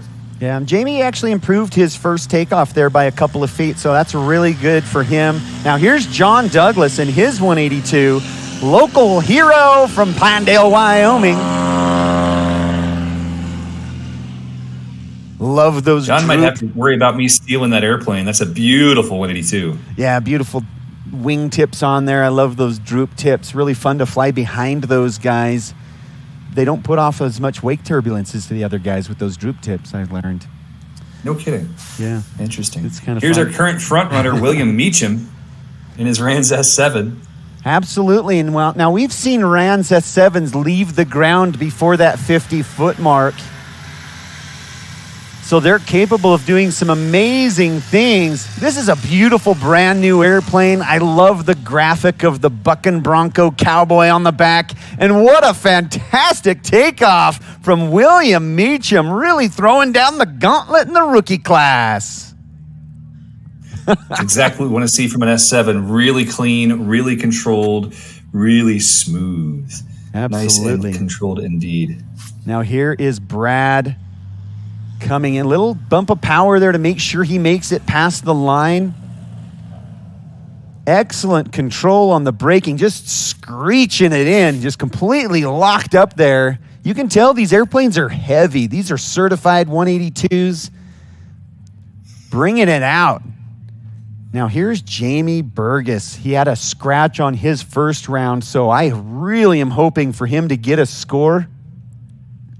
Very good, stabilized approach. He has plenty of time to settle into the pocket and get right behind that power curve. He's already got the nose up high. He's a little bit far out, but here we go. Now all we've got to do is just maintain that energy management and time it just right so you run out of energy right there on the line. Little bump of power. Good control by Jamie Burgess. Very, very nice to see. Nice to see Jamie really understanding what his airplane needed at the moment, right? He saw that the line was coming and it didn't have quite enough space. It was really well controlled indeed. Absolutely. That is a good point. Recognition of changing conditions is another reason why we do this, and it's good to see that last-minute power adjustment for Jamie to get on the board. Now, let's see if John Douglas can do the same thing. He also had a disqualification in the last round, but his landing was really, really short. So hopefully he can get it past the line this time, and it looks, just a little bit short. He is really pushing hard. You can tell he is having a great time here in Pinedale, Wyoming, but he's going to have to dial it back just a little bit so he can get a score on the board, Eric. He is indeed, and for John, we would just about move mountains to give him a score here, but sadly we have the instant replay that shows that indeed it is a scratch, and that is part of the journey. Absolutely. Now here's wait. Hang on, I'm watching that replay. He is off the ground. John Douglas, it looked like he was down, but in the video, he is not on the ground. So we'll have to go back for further review there. I think it was and figure that one out because it may have been a bounce. Yeah, it may have been a bounce. Nice job from William Meacham. We were distracted by the replay, but here's a wonderful, good braking control. That tail coming up off the ground, pretty aggressive there. I'd like to see that in the rookie class. William Meacham, what a fantastic landing there, coming in really short. Looking for his official landing score. Definitely improvement on the first one. Now his first landing came in at 486 feet. And I'm waiting for the scorekeepers to drop his score for his second landing. 333 feet. Ladies and gentlemen, William Meacham just dropping it like it's hot. Fantastic rookie performance. I love it. Oh, wow. Great job from all of our rookies so far. One more round to go, ladies and gentlemen. Absolutely love it. This is what it's all about, guys. These rookie classes, getting out, trying something new, doing it in a way that's safe and fun. And I know that many of you who've flown in, who are a part of this experience as a participant or as a viewer instead of a participant, and we'd love to have you join us as a participant at one of our events, whether it's this year or next. Our next event's going to be in Nashville, Tennessee, and you'll notice that a lot of the same names that you see right now in Pinedale, Wyoming, are going to use their airplanes for what they're designed for. They're going to fly them from across the country back to Nashville. and they'll be competing with us once again. And then our season ender, Lone Star STOL in Sulphur Springs, Texas, November 3rd. That's going to be a great weekend. I'm excited. We'll be at the home of Legend Aircraft, who's sponsoring that event. And they make some great airplanes and restore some even better ones. I can't wait to see everything they're working on right now. I've heard some stories about some race planes that some of our pilots are having built to compete with the likes of Steve Henry. So I'm really excited to see what happens next. Absolutely. And as we get ready to release Brad, let me talk about some of our local heroes that are helping us out with if you're on the Delta flight that's departing Pinedale, you need to get to your airplane. I know that this is awesome. Delta class. I was confused. But yeah, there's a Delta class. If you're in the Delta class, pilots, we need you to get to your airplanes. Let's get going. Delta class. That's Austin Clemens, Robert Druin, Andrew Jones, Patrick Pfister. You guys are needed to fly. You made the journey. You're here. Let's go flying. All right, let's talk about Reed's Ready Mix here in Pinedale, Wyoming. They're Emblems Aviation's go-to supplier for all their concrete needs. No job is too big or too small for a quality concrete supplier, so stop by their vendor booth here at Rocky Mountain and see the history of this solid family-owned company. A huge thanks to Reed's Ready Mix for their support for bringing National STOL to Pinedale, Wyoming.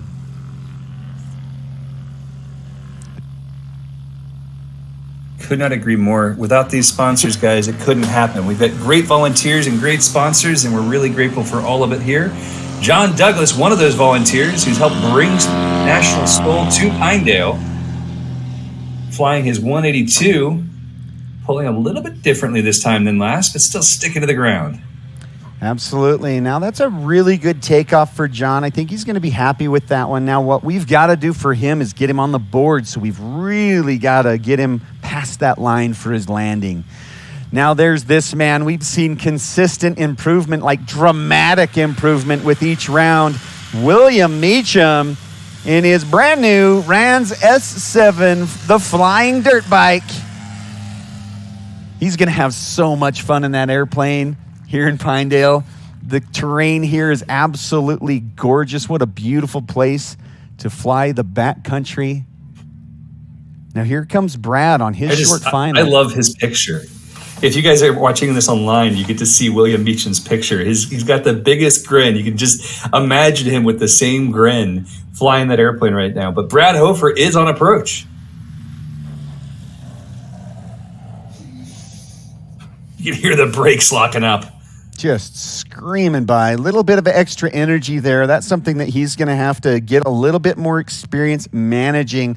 A lot of backcountry is energy management. You want to get to know your airplane's capabilities. You want to learn what its limitations are. You want to know what your limitations are and not exceed either. And energy management is the name of the game. And he'll tighten that up a bit. I'm really excited to see Brad and all these pilots really get their skill set. It's so much fun to see them improving with each and every time they come in and land. Here we go with Jamie. Beautiful control, a little bit of an extra power bump there to get it over the line. Excellent directional control. This is a really good landing for Jamie. It is indeed. And, you know, when we see his performance and his numbers, he was at 985 combined for his last run. I'm really looking forward to seeing what numbers come back from the judges today because, man, if he can start dialing those in, those are getting into those touring numbers. Those are they already are. If you look at it, he would be sixth place right now if he had been competing in the touring class. Absolutely. Really, really good. Now, this man, John Douglas, we've got to see him get past the line. It all comes down to this. We want to see a score, and there it is. Great job for John Douglas. I'm super happy for him. There's going to be some bro hugging later. Heck yeah. Heck yeah, there is. This guy's going to be pumped. 470 feet. You can't beat that. You're flying a giant 5-place 182 that can take your whole family somewhere. This is your first competition. I love it. Oh, man, that's so exciting to see. I love to see that score go up on the board. Everybody flying so well in the rookie class. I can only describe it in one word: impressed, ladies and gentlemen. Here we go. William Meekum, every single time he comes in, he improves upon his score. Beautiful control there. Excellent braking. The crowd's going wild. I love hearing it.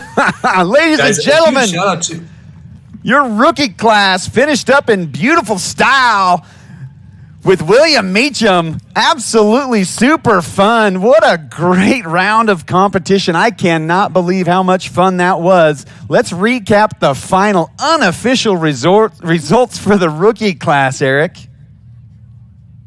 Well, we have to obviously give it to William. William is now a graduate of the rookie class with a score of 614 in that Rands S7.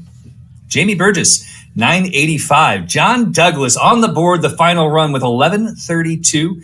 And Brad Hofer at 1256. Again, much thanks to our rookie class for coming out and just getting into this sport, getting a better feel for what their airplanes can do and what they can do in the airplane. So awesome stuff, guys. Super excited. Grateful for the rookies who've come out. And I cannot wait to dive deeper into our next class because we've got some showstoppers. Austin Clemens with his reversing pitch propeller in that beautiful 2011 Husky A1C. Robert Drin and his 2013 Husky. And then we've got Andrew Jones, also in a Husky, and Patrick Pfister, also in a Husky. So we've got a shootout of 4 Huskies. That MT reversing prop might be the game changer that is needed to take it away. But I'll tell you right now, I've seen Austin win without ever touching his prop. So really wild stuff coming up here in the backcountry class, followed by our 170s. And it's going to be a wild one, guys. I'm excited to continue on.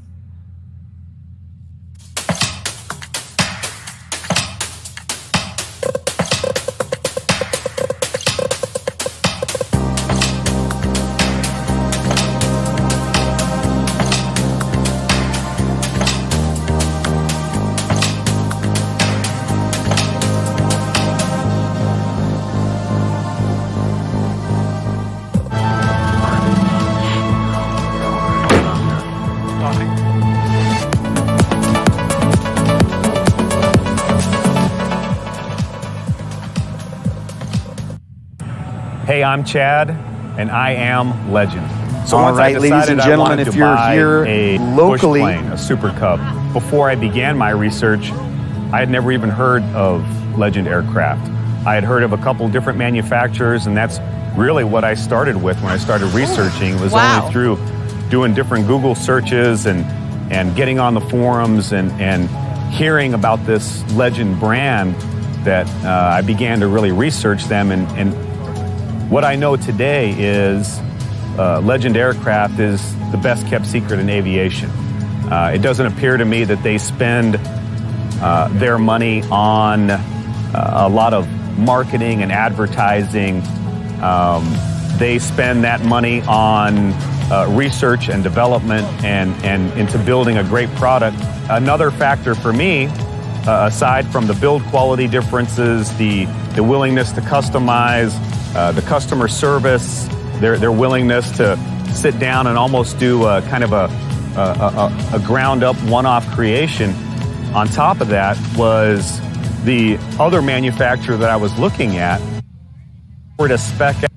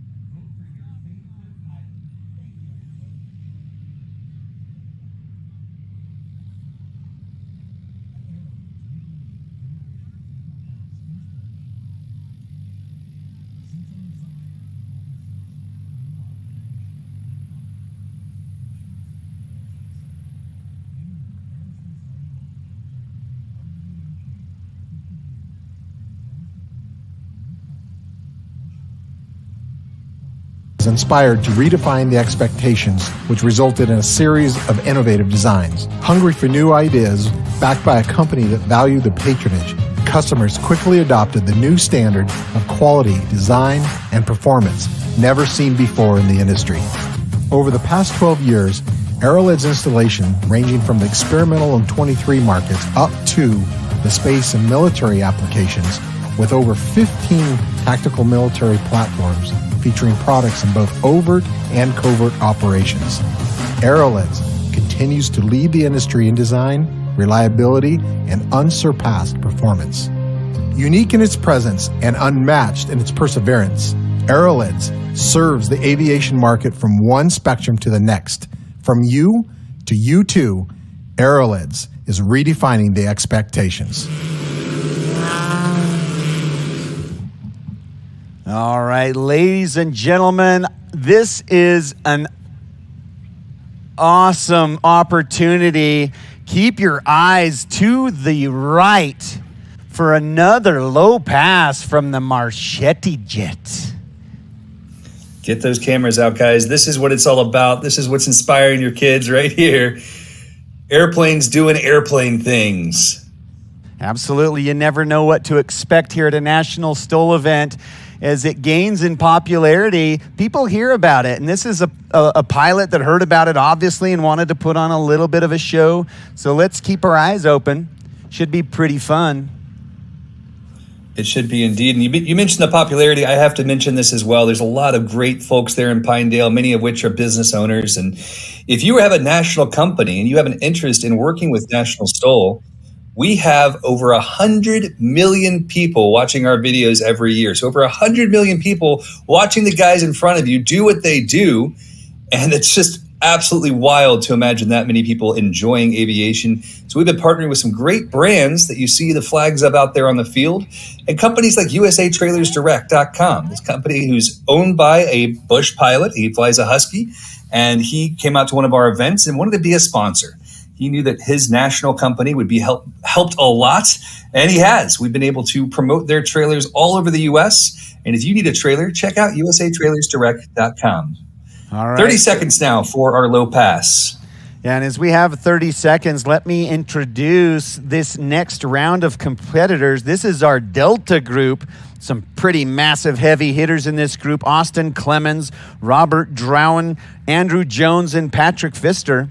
Fun group in the backcountry class. And now, ladies and gentlemen, your eyes, peel them to the right as the jet makes its way over the horizon. Here we go.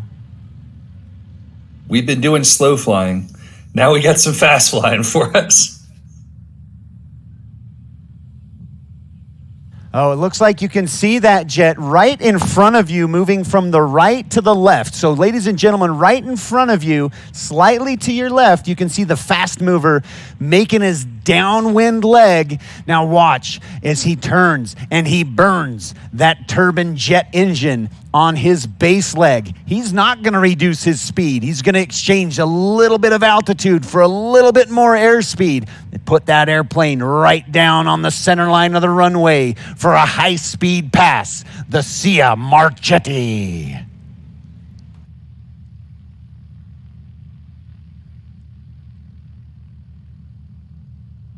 All right, smoke on, ladies and gentlemen. Get your cameras ready. I hope they're on the fast shutter speed.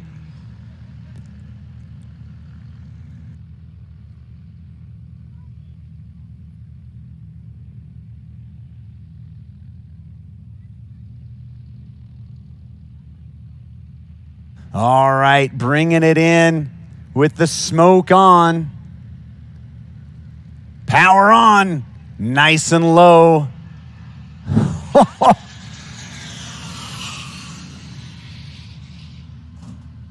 Beautiful Beautiful. Wow, much quieter than I thought. This is a whisper quiet jet. Beautiful. Usually, at Oshkosh, I'm used to the ground pounding, just crazy loud jets. This one was just whisper quiet moving by. Just awesome. Beautiful. That's the friendly to your neighbors jet. If you want one of those, that'll be nice to your neighbors. Quite honestly, he was, 400 feet away from me, and I barely could hear him. It's fantastic. What a beautiful, quiet jet. Well, here we go, ladies and gentlemen. Let's do a little conga line and introduce some of these backcountry class pilots for you. It's a really fun class. These are the aircraft that you can see that are the more extreme backcountry airplanes. A lot of these are the Aviat Huskies. Yeah, we like the Aviat Husky. We like the Cessna 170 series, the 170s, the 172s. This is your Bush class. And up first, it's this man, the Wonder Kid, in his 2011 Husky A1 Charlie.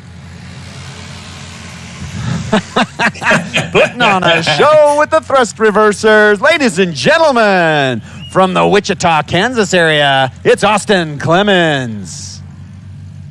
Dude, Austin is the man. As you can see there, his airplane can go backwards, which is a rarity, but there's a reason for it. The MT propeller on the nose, sold by McFarlane Aviation, is actually designed for seaplane operations. And when you're on a seaplane, which I've done a lot of seaplane flying, I can tell you, it's very frustrating when you only have a prop that goes one way. Trying to dock, trying to put yourself in positions, having a reversing propeller changes the game. And it just so happens to change the game for STOL as well. As we created these new classes this year, our biggest caveat was the man you see in front of you right now, because the way he uses that reversing propeller is like a giant air brake to stop him and sometimes even roll him backwards on his landings. Get your hands together and have some fun with Austin Clemens. He's on the ground. You can see your waves. Let's give it up for Austin Clemens. I sure love that kid. Just such a huge smile always on his face. But he really brings the heat. He puts it on every single time he gets in that cockpit. He straps that thing on like it's his own. But here we go. Ladies and gentlemen, you're a local hero. He's from Afton, Wyoming, in a beautiful 2013 Husky, Robert Druin, with the R15 in the window. That's a beautiful Husky. Look at that airplane, Eric. Just gorgeous, glinting in the Wyoming sun. I'm going to repeat what you said. I'm going to repeat what you said yesterday. And that's simply that, dude, these airplanes are built right here in Wyoming. This is a hometown hero flying a hometown airplane. You got to love it. Yeah, manufactured just a hop, skip, and a jump away in Afton, Wyoming. If you get a chance to go tour the Aviat factory, they make some really amazing airplanes, some of my favorites. I used to have a Pitts S1S that came out of that factory. Love that Pitts. Had a great time cutting my teeth on it long time ago in a different life.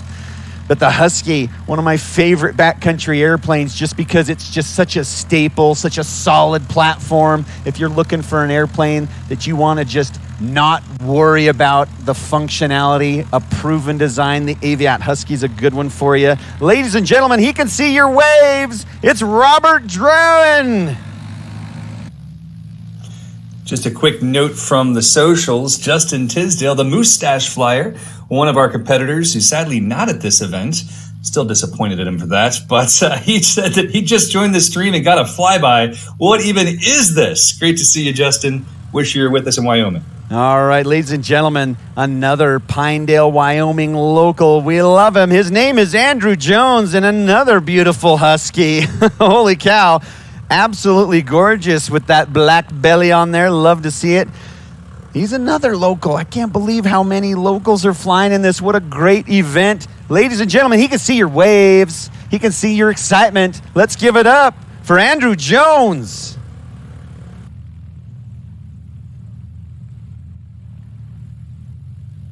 This might be my favorite crowd for their interactions. You guys are fired up for the locals. Yeah, you're kind of holding back a little love from our regulars. I get it. But the locals are getting the love. Right. Here we go. We get another chance to see Patrick Pfister fly. So much fun watching him perform. He's got a beautiful Husky. You got the Got the husky on the tail. So much fun. I love those graphics. You know, Aviat's just done such a good job over the last, many, many years with their brand recognition. Every time I see that logo, I just know it's a Husky logo. Beautiful airplane. Oh, He's on the ground. He can see your waves. Ladies and gentlemen, wearing R32 in the window, it's Patrick Pfister right here from Pinedale, Wyoming. Fantastic. Guys, this is kicking things off. We're getting ready. This is going to be a great time with the backcountry class. And as they're pulling up to the line, I want to talk just for a moment about flighthelmet.com. Flighthelmet.com specializes in sales and service of flight helmets, all sorts of flight helmets. And you can save $50 using code INSTOL50 at flighthelmet.com.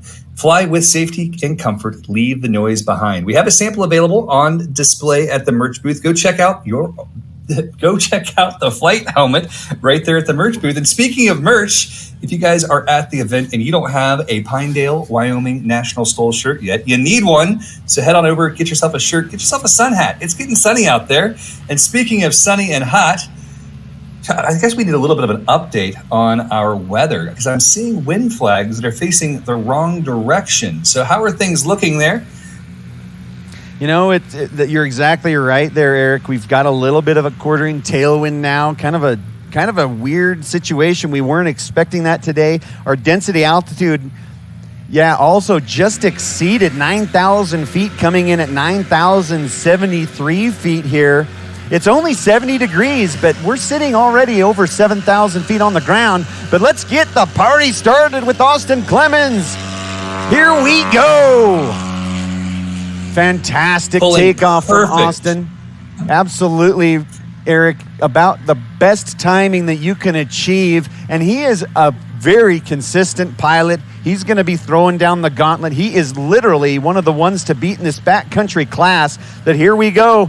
Another one of your local heroes from Afton, Wyoming, Robert Druin in the beautiful, I love the paint job on this airplane. Beautiful blue. I love seeing him do a full control check right before he pushed the throttle forward. Rotates a little early, airplane sticking to the ground. Notice that over and over again here. We got to be cautious to not rotate too soon. Yeah, you can see the climb performance, no shortage of power in that beautiful Husky. Now, Andrew Jones, no stranger to this airport. This is where he is from, so he should be right dialed in. Here we go. Ladies and gentlemen, Andrew Jones. From the social, Josh Perry asking, when is the jet class coming to STOL? And I'll let you guys know, we have been looking for the right folks who want to come out and compete in their turbine aircraft. So there's some awesome STOL-capable turbines out there, and we'd love to have them come out and compete with us. Absolutely. That would be quite a show. Bringing up the rear, but I don't think he's going to be the rear of the scoreboard. Patrick Pfister in his 1993 Husky.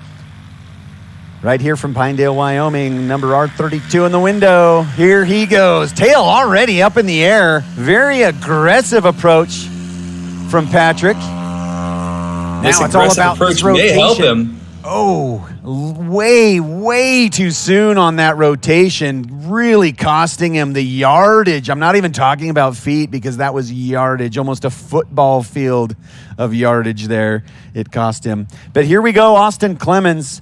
He's got a big workload with that reversing propeller. Let's see if he can get it done. Wow! Ladies and gentlemen, about as good as it gets in a Husky. Holy smokes.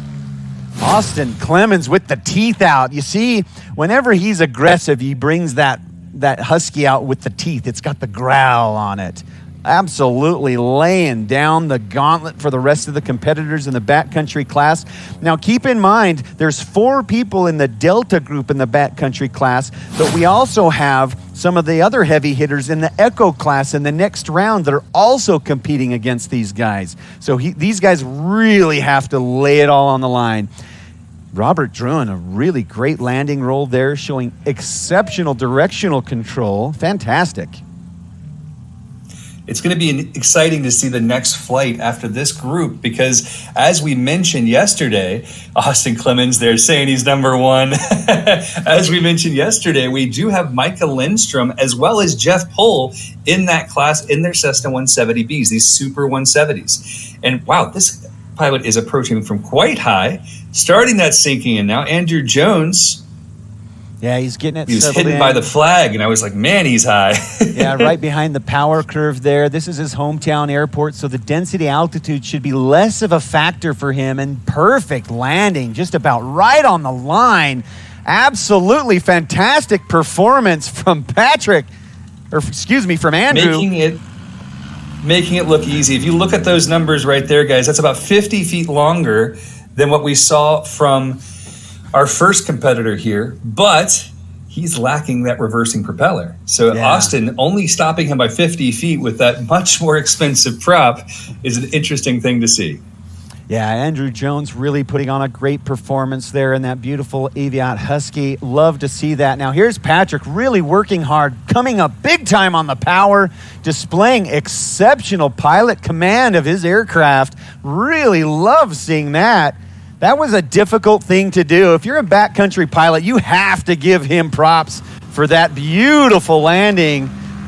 Wow, I got to shake Patrick's hand on that one. That was fantastic. Absolutely love to see that.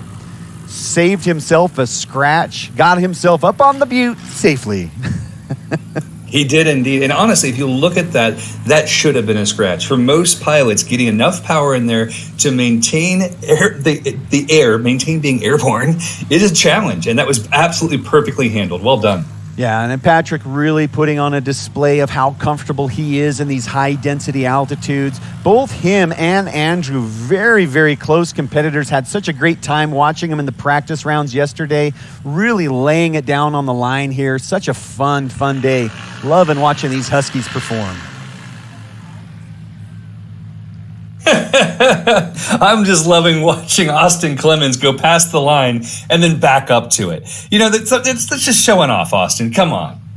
Yeah, he's just definitely showing his chops. Let's recap the scores from that first round of competition as we get it underway. We've got Austin Clemens with 474 feet. Andrew Jones with 638. Robert Druin, 723, and Mr. Pfister at 909.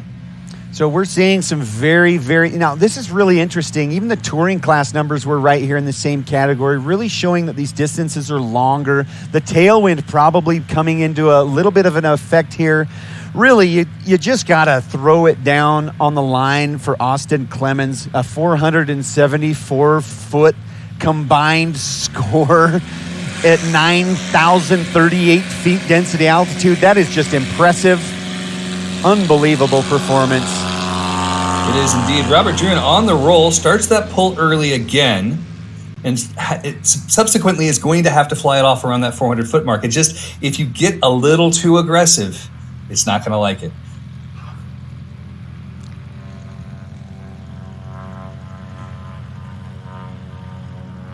Andrew Jones waiting for the word.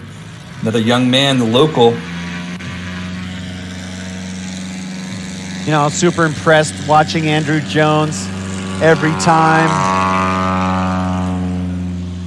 Just absolutely perfect rotation.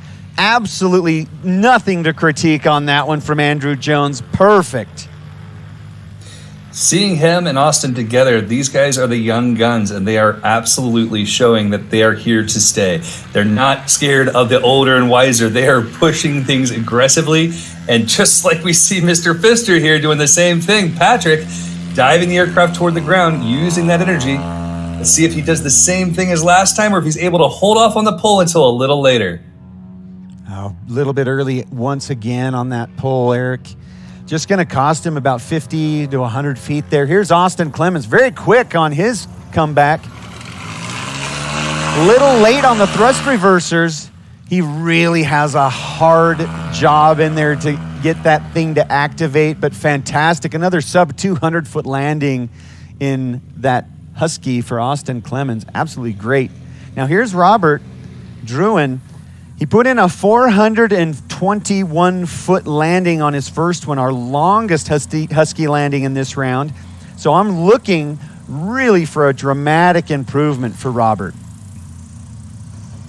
I think we may have just seen it here. Yeah, very, very good job. Great speed control. Yeah, it's fantastic. Just going back to Andrew Jones, both he and his father, Bob Jones, apparently practiced for 6 hours on Thursday. And again, all of practice yesterday. These guys are hungry for it. So as Andrew's bringing it in right now, know that this man has been out here all week preparing himself to be the best he can possibly be.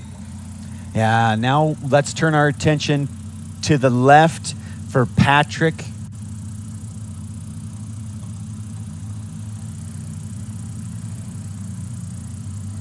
Andrew, great approach. Ooh, it looks like it may have been short.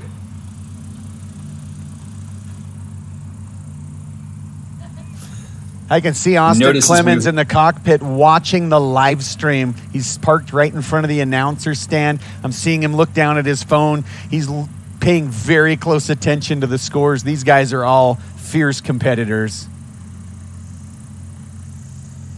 As they should be. We may have a go around here. It looks like we may.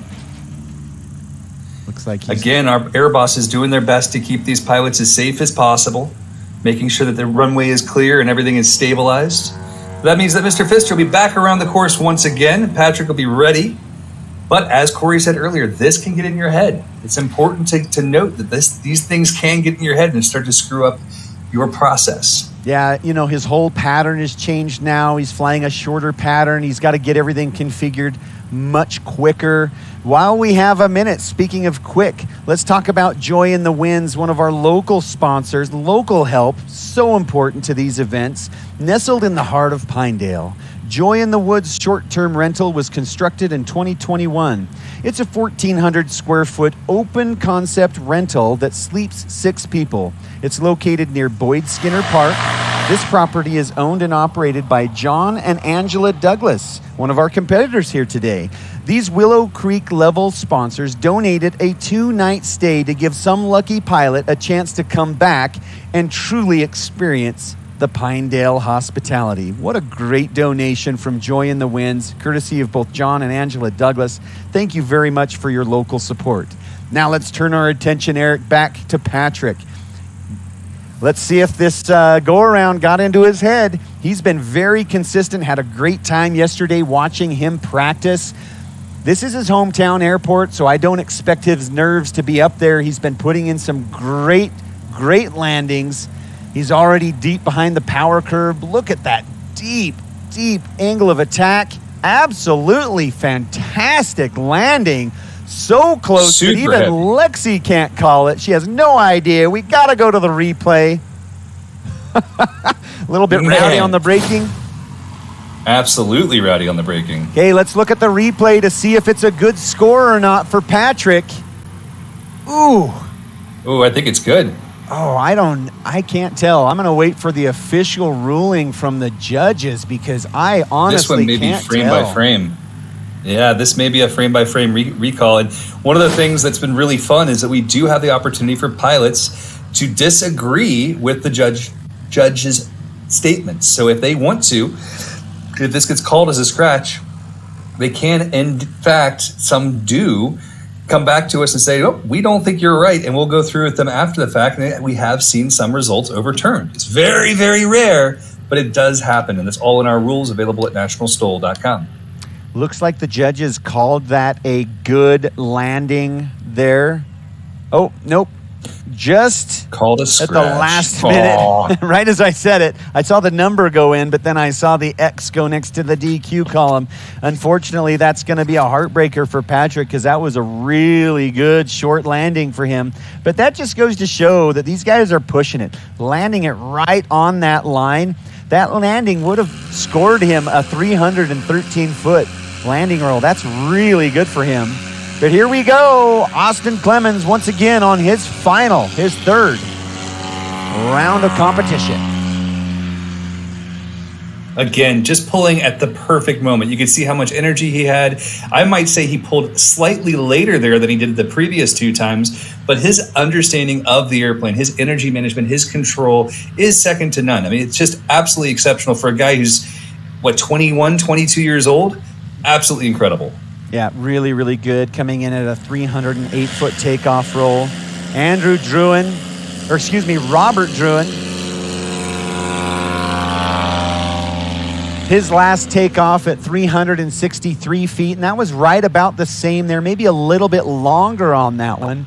Definitely these calm winds and these really crazy conditions are playing an impact in these pilots' performances. I just want to give a shout out to Robert. I love watching him check his control surfaces. He's been flying the airplane. He knows they're not stuck, but he's so practiced and he's so wise to double check before he starts the takeoff roll. It's those little things that pilots can do that will enhance their safety for life, and that's fantastic. Yeah, and it's that muscle memory stuff, and you learn about that kind of thing in sports science, that you get your procedures and that you just do the same thing over and over again. You get really good at it, and that is what Robert is into there. He's gotten into the science of it, so he does the same procedure every time he takes off. Very, very, very good sports science there coming from Robert Druin, and that will help him down the road as he gets more and more experience in National STOL. That's really going to bode well for his consistency. Absolutely. Here comes Austin. Waiting for that prop to come in. Yep, did not get the thrust reversers in this time for Austin, but still a very, very short landing, sub 225-foot landing for Austin Clemens without the thrust reversers. That's fantastic. That may be better than his landing with the thrust reverse. That's sensational. Very, very close, very close. His last one was at 217 feet. His first one was 217 feet. Those were both with the thrust reversers. Get this, ladies and gentlemen, that last one without the thrust reversers, 199 feet. Holy cow. So this goes to show you guys it's not just the technology. And this is a challenge. Like we really had a deep concern. We changed the classes that we make things uncompetitive. And clearly, it's not all about the technology. But sadly, Robert Druin here does scratch. That's disappointing. Yeah, that was a really great landing for Robert, too. Nice and short, coming in at 325 feet, but just shy of the line. That's a throwaway, unfortunately. Let's turn our attention to the left as Andrew Jones gets settled in behind that power curve. He's got that his attitude, that nose high attitude already dialed in. So at this point, it's just a matter of managing that energy, which is quite difficult to do a lot of the time. But he's making it look real easy. Ladies and gentlemen, Andrew Jones, a fantastic landing there right below 250 feet. Fantastic. That's exactly what he's looking for. These numbers are very, very solid. They make him competitive, not in that first place slot, but he is holding on to the second place with some vengeance. Absolutely love to see it. Last round, Patrick Pfister. Now I'm doing it, Corey. Patrick Pfister DQ'd last round. He has a 909 from the previous. Looking very, very good here as he's setting up a little bit lower.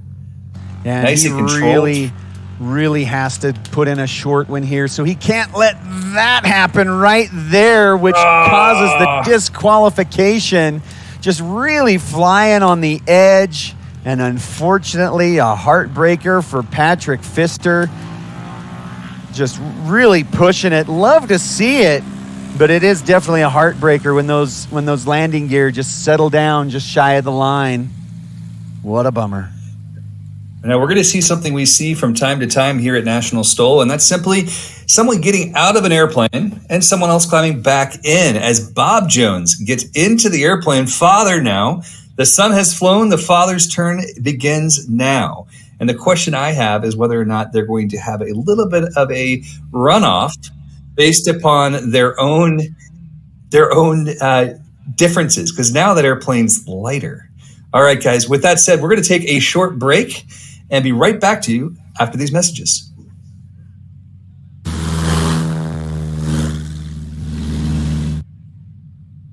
When it's time to recover and paint your fabric-covered aircraft, look no further than AirTech Coatings.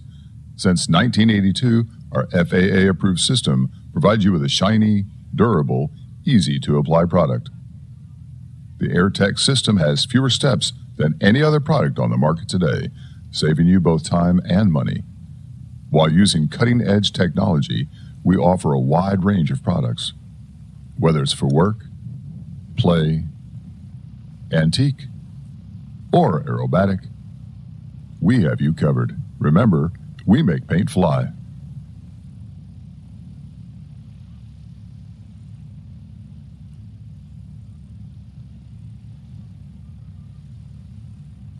And ladies and gentlemen, we are back, which means that things are about to get started with what might be the hottest round of competition of the entire event.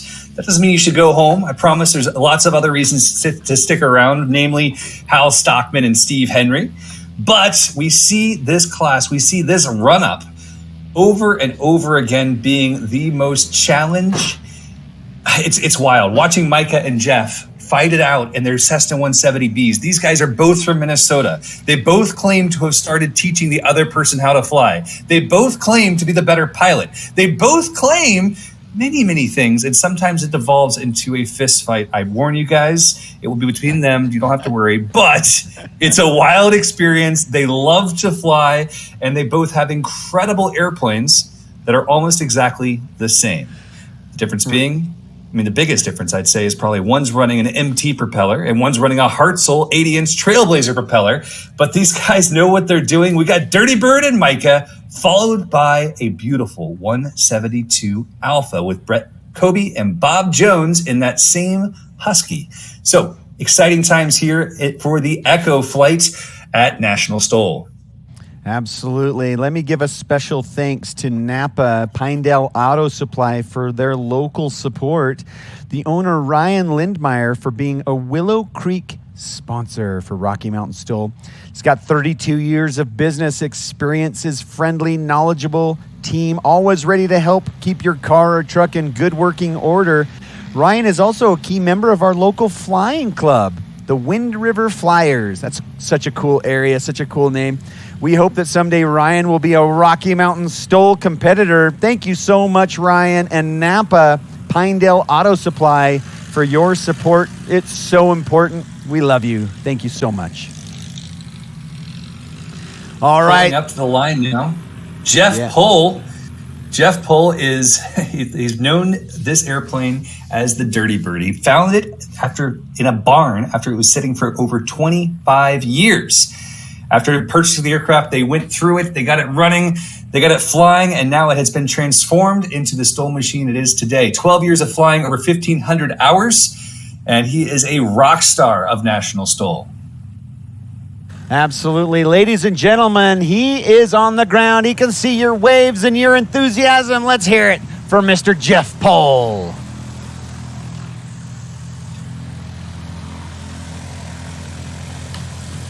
All right, ladies and gentlemen. And Eric, why don't you go ahead and introduce this man, the airframe bender.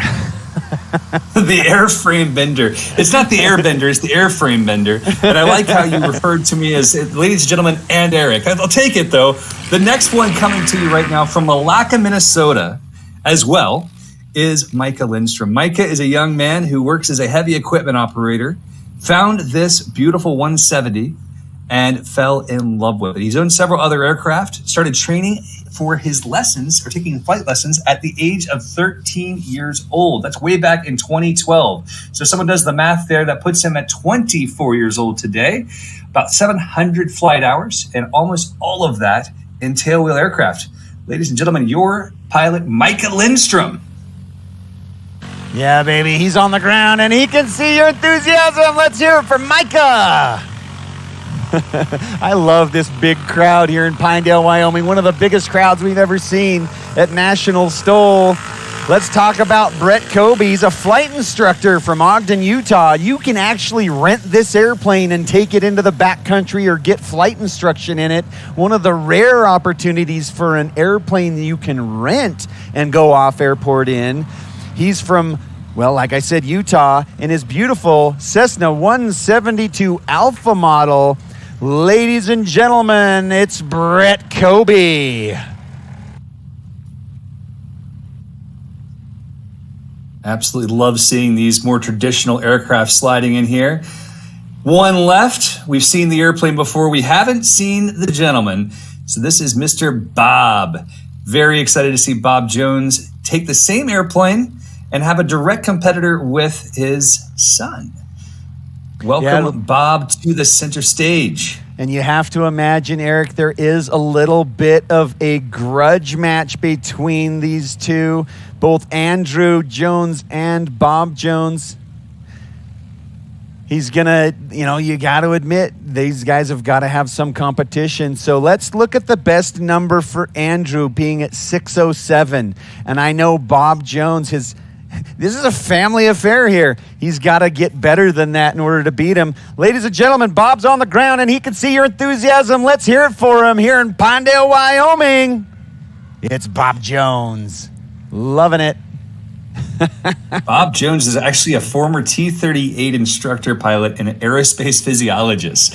I love that he is now exploring the realms of bush flying. He says it's a rewarding challenge. Gotta love these guys with such diverse backgrounds. And speaking of diverse backgrounds and grudge matches, we just heard over the radio on the Airboss frequency, Micah Lindstrom let Jeff Pohl in on a little secret.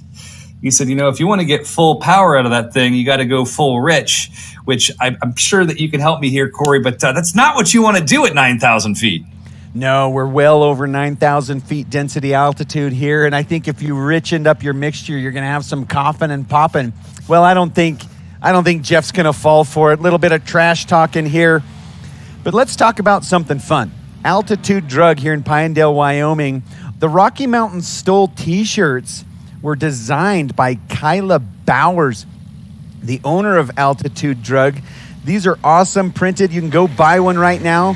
When it came time to pick up this t-shirt, Kyla generously included 100 large Rocky Mountain STOL stickers. So you can get a free Rocky Mountain sticker with your t-shirt purchase. And Jeff Pohl really throwing it down with an aggressive approach to his takeoff.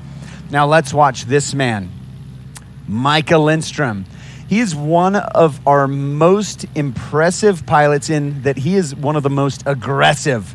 We expect this tail to come up really high. If you've never seen Micah Lindstrom fly, you're in for a treat. Ladies and gentlemen, here we go. Diving the airplane toward the ground, building speed. Man, it's slow for now, but here it goes. Makes the pull. It's off the ground. That was surprising and impressive as it gets, below 200 feet in the 170, really putting on the heat for even Austin Clemens. Micah Lindstrom just throwing down the gloves, crushing it. Now here's Brett Kobe in the 172 from Ogden, Utah, coming up on the power. Here we go.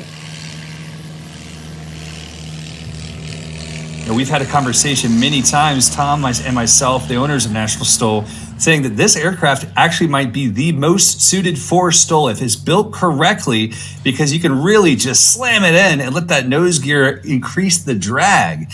But we didn't see the most perfect takeoff there, but still pretty darn admirable. Yeah, Brett really has the chops to do this.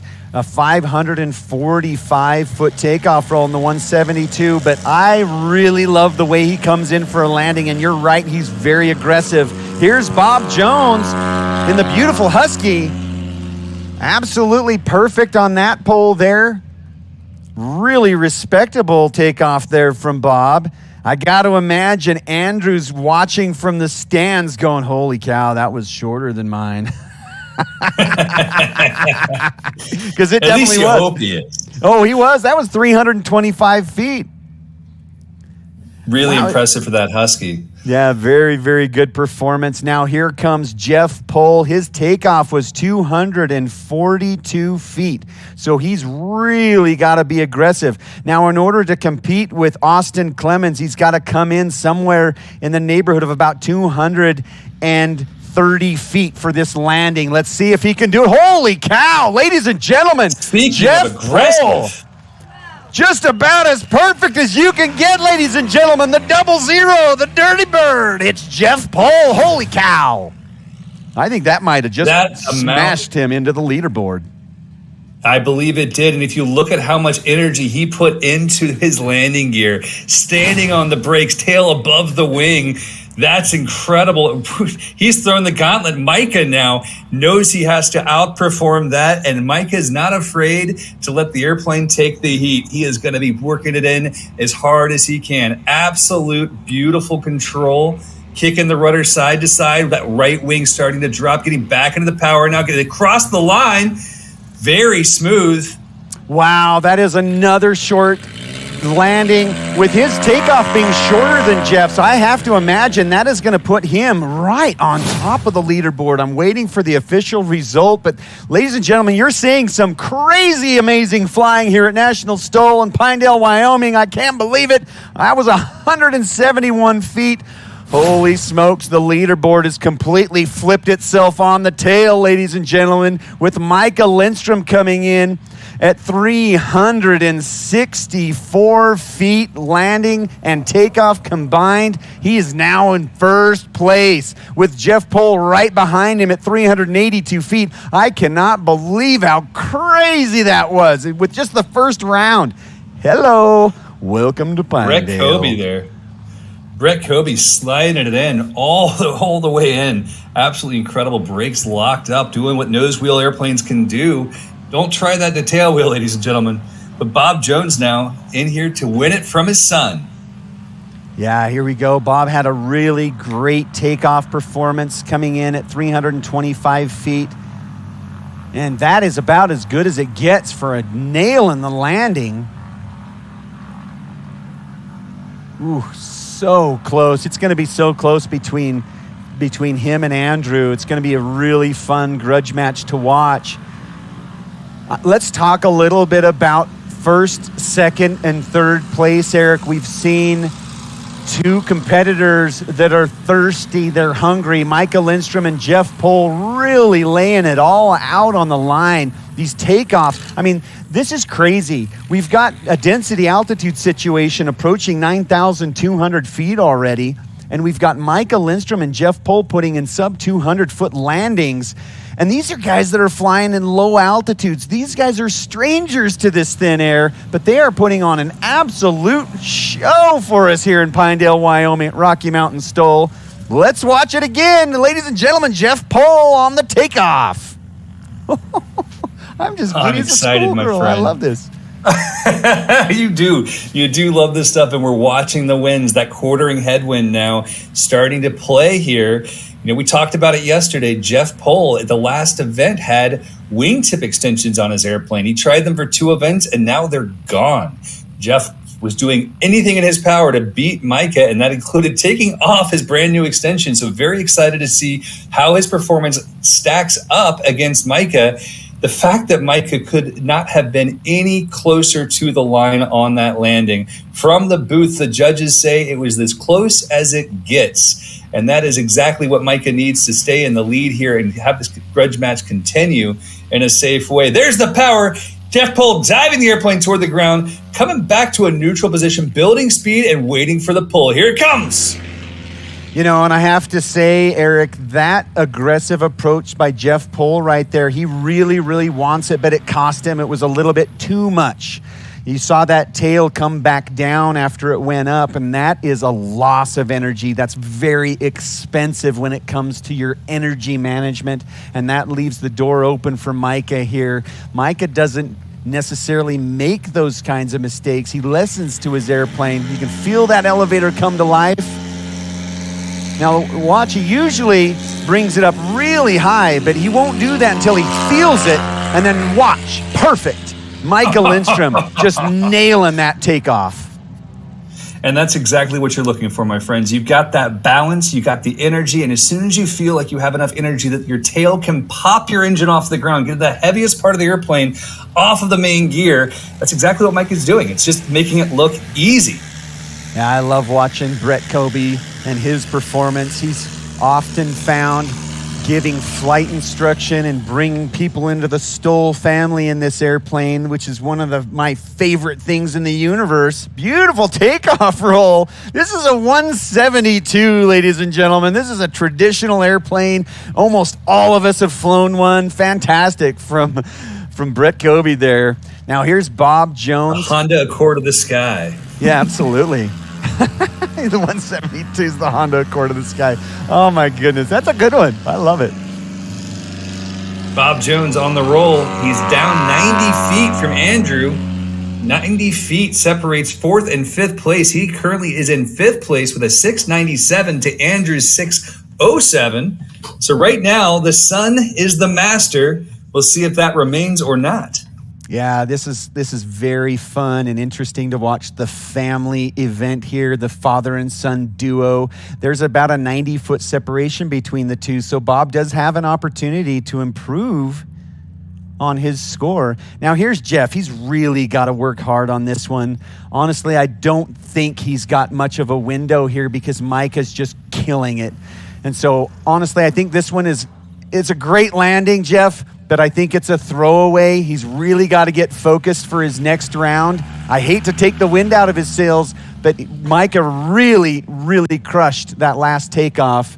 And unless he blows the landing, he's really got no chance on that one. And I hate to say it, but I call it the way I see it. Jeff has really got to lay it out on the line on this third round. And that might be something we have to bring up for the fans watching right now. This is judged on your takeoff and landing combined. You don't get to mix and match your best takeoff and your best landing. It is judged on each flight individually. Micah now, that polished 170, super, super high angle of attack already. Yeah, his last This is his MO. Coming in at 171 feet. His takeoff was ridiculously important. Oh, a little too aggressive. A scratch for Micah. His first round being so impressive. What was that, Eric? That's exactly what Jeff is hoping for right here. That scratch, that left wing giving out just at the last moment there. You see it dying, just all the life left gone. And it's sad for Micah, but it's exactly what Jeff needs to hold out a little hope for the future. Yep, absolutely. Great landing there from Brett Kobe. Sliding it in, drifter style. We've got Pinedale, Wyoming drift going on here at Rocky Mountain STOL. Fantastic landing from Brett Kobe. Absolutely as good as it gets in a Cessna 172. And now it's all up to this for Bob Jones. He's hungry to catch Andrew. Here we go. Oh, a little bit behind on the power there. And Bob making the right choice. Didn't feel comfortable that landing gear hitting the ground, so he made the right safety choice there and went around. It will be ruled a scratch because his tires did touch, but that's the safe call right there, not trying to get it all back under control again in that less than 600 or 800 feet remaining. Obviously, the airplane can do it, but making the right safe call is exactly what we're here for at National STOL. While we have a minute, I want to mention our vendors. We've got some really great stuff for you to enjoy. We've got the Rocky Mountain STOL mech and face painting booth. Check that out. We've got White Bear Creation Boutique. We've got the Aviat Husky booth. You got to check that out for sure. They've got some t-shirts and merch for sale over there. And if you want to take a tour of the factory, I'm sure they'll talk to you about it. We've also got Hammered by Noon Metalwork. Really amazing artwork and creations for your home and your workshop and just awesomeness. And then J Foundation Boot Check. Enjoy the vendors. Please support them as they're supporting us here at Rocky Mountain STOL. Thank you guys for coming and supporting our passion, and we will return the favor by supporting you. Absolutely great to have them. And while we're talking about people who are supporting us, let's talk about Lift Aviation USA. Lift Aviation makes some of the best flying products you can imagine, from flight helmets to shoes, communications equipment, flight clothing, safety and survival equipment. There's all kinds of really cool stuff that you can find at Lift. My favorite are their helmets. Their helmets are absolutely incredible, and their shoes, they actually work. You wouldn't think that pilots would need their own special brand of shoes, but I love my Lift Aviation shoes. The sliders on the heel make my tailwheel aircraft experience just that much better. And I'll shut up now so we can listen to the roar of the Hartzell propeller on Dirty Bird. Yeah, it's all down to this for Jeff Pohl. He has 18 feet to make up, and that's all with Micah Lindstrom right behind him. So I expect either a DQ or a very, very close grudge match And it all really comes down to this. The headwind coming up right now really going to help Jeff out, but it doesn't really matter. Mike is right behind him, going to fly in the same exact conditions. It's impressive, these guys putting in such amazing numbers at this high altitude. What's crazy to me is that density altitude is now almost 9,200 feet. Isn't that crazy? And we are working our way toward a lunch break. So it's going to be even higher when we get back from lunch. And there we go. That is about as good as it gets in a 170. Absolutely perfect. Perfect form, perfect skill from Jeff Pohl. Michael Lindstrom, though, lined up right behind him. You can see the angry eyes on the side of the airplane right next to his MT propeller sticker. He is prepared, taking a slightly less aggressive approach off the line, but dives the airplane as needed. Oh, here comes the flaps and the bounce. That was much shorter than Jeff's takeoff, so it's really going to come down to the landing. I think that was at least 10 to 15 feet shorter than Jeff's. I'll wait for the official results. Jeff has been very consistent today. 242 feet, 266 feet, then 245 feet. Very, very close between these two competitors. Brett Kobe on the roll. Beautiful airplane. Same rotational maneuver there. Wow. Doesn't have a tailwheel to land on. But look at him sinking back down. He took every bit of energy he possibly could out of that. That was literally, as you said, in the last flight. He's flying that 172 to the absolute limit, and I love to see it. It is so much fun. I love watching that. And here's Bob, his last opportunity. Great job from Bob Jones there. Really doing a fantastic job. I don't have anything to critique on that one. Absolutely perfect timing all the way around. Okay, ladies and gentlemen, let's turn your eyes to the left and to Jeff Pohl. He has to make up 18 feet between first and second place. He's looking for something in the neighborhood of about, let me do some quick math in my head. He's looking for about 140-foot landing here in order to take the lead. He's really, really got to get it done. Oh, so close. Ladies and gentlemen, holy smokes, that was so good from Jeff Pohl. Really, really working hard. Just exceptional control. Oh. Eric, we are seeing the masters of STOL really put it out on the line today. What an exciting morning of STOL competition. It's not over because we still have Micah Lindstrom, the trash talker, he's just so good at what he does. He just backs it up. But let's see, he wants to increase his lead because he likes to razz Jeff. I can't wait for the awards ceremony to watch these guys. It's going to be so much fun. Here we go, ladies and gentlemen. It's Micah Lindstrom on his final. Beautiful job. Holy cow. Doing exactly what he needs to do. Unbelievable. No way. Yeah, that was absolutely impressive from Micah Lindstrom there. I think it was probably around 150 to 155. 147 feet from Micah Lindstrom. Holy cow. How in the heck did he do that? That's absolutely I love it. Incredible. Absolutely incredible. Here's a 172 piloted by Ogden, Utah's Brett Kobe. I think I saw his oil door flapping open on his flare there.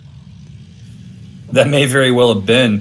It's funny to me as we look at these numbers, that 18-foot number that Jeff Pohl needed to beat out Micah is actually shorter than the length of his airplane. That airplane's 24 and a half feet long. So he needed less than the length of his airplane to take back the title. Absolutely insane. Yeah. And there's a points race at foot too. Our national standings here, they're neck and neck as we speak. And Micah wasn't supposed to be here.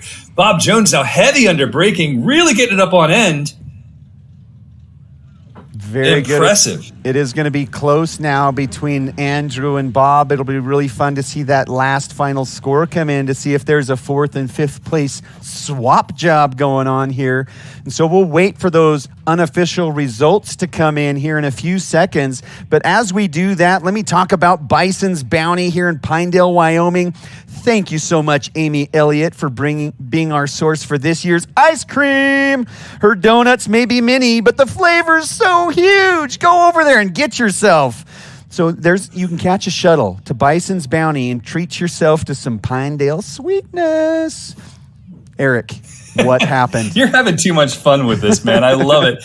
All right, let's go through it, guys. Robert Druin, he is in 6th place with 723. Bob Jones, 627, which means that Andrew Jones takes home 4th with 607. Austin Clemens in 3rd with 474 feet.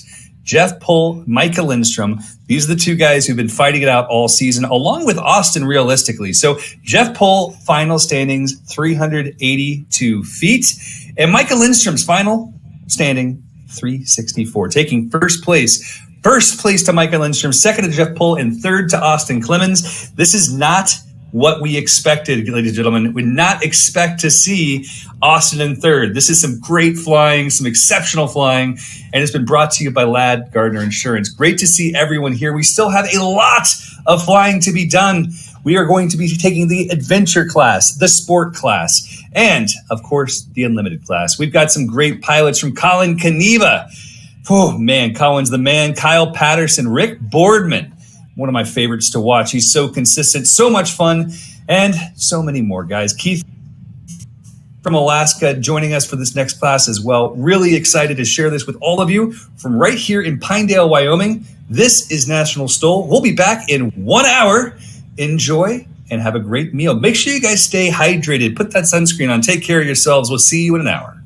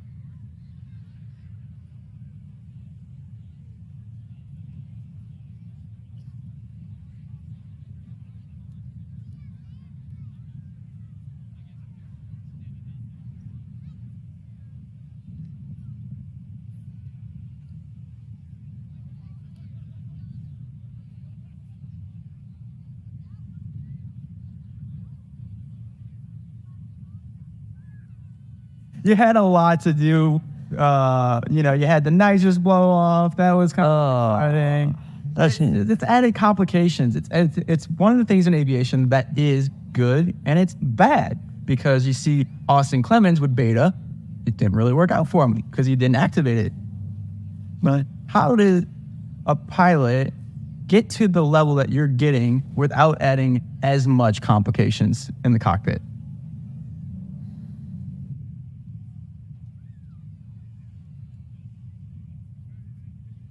On the ground. sometimes more.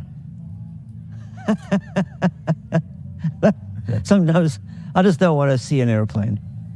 Yeah? So, I mean, for instance, last year I drove to Oshkosh. I haven't done that in a long time.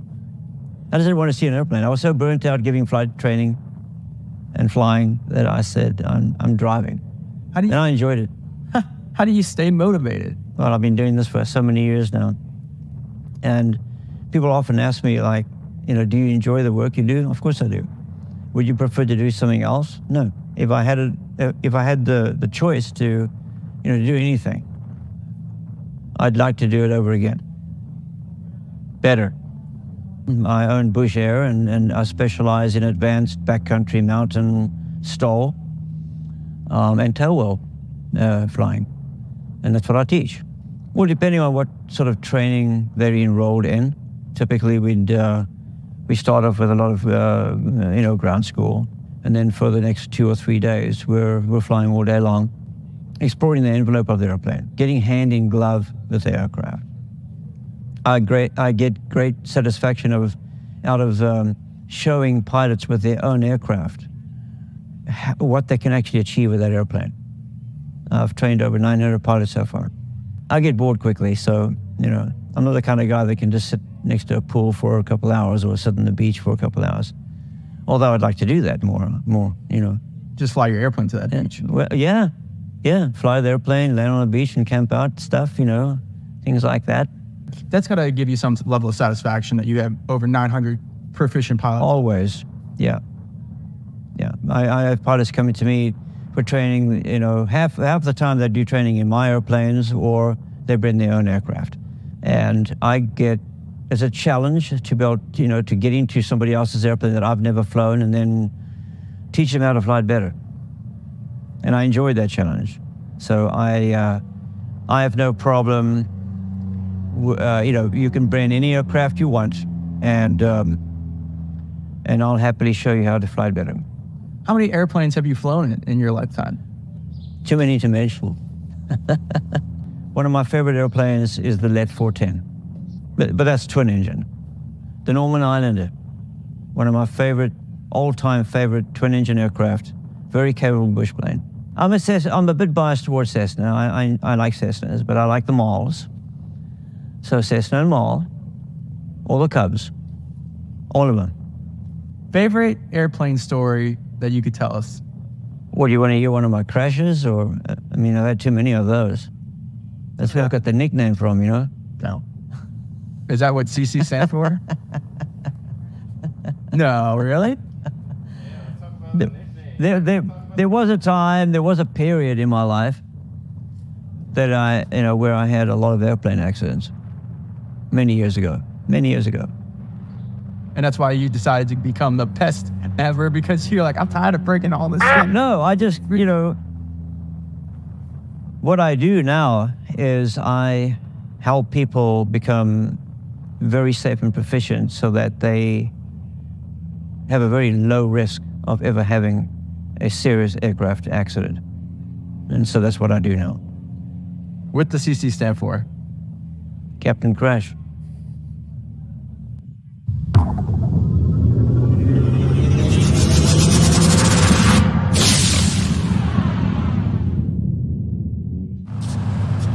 Hi.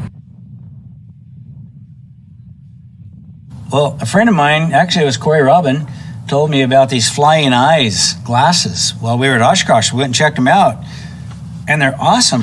But what I really like is the glasses themselves. They're very light. The earpieces are real thin and flexible, so you don't even know you have them on under a headset.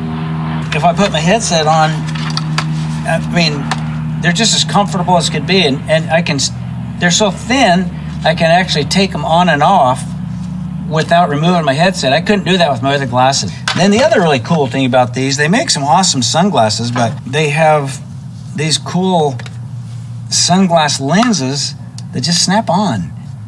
So now instead of having to carry a big extra glass case in my pocket, that's all I got to carry to take my sunglasses with me. So there's several things about them that I'm really, really liking. Flying eyes. Awesome glasses. Hello, I'm Brandon Korn out here at Pinedale, Wyoming. Here's a quick look at what we do at the shop.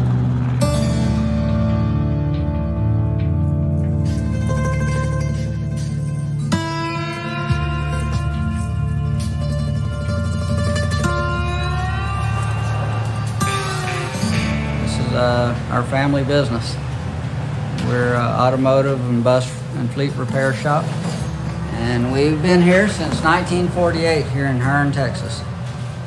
My grandpa built this shop originally in 1948, and this building here that we're in today was a meat locker plant, and we were right next door.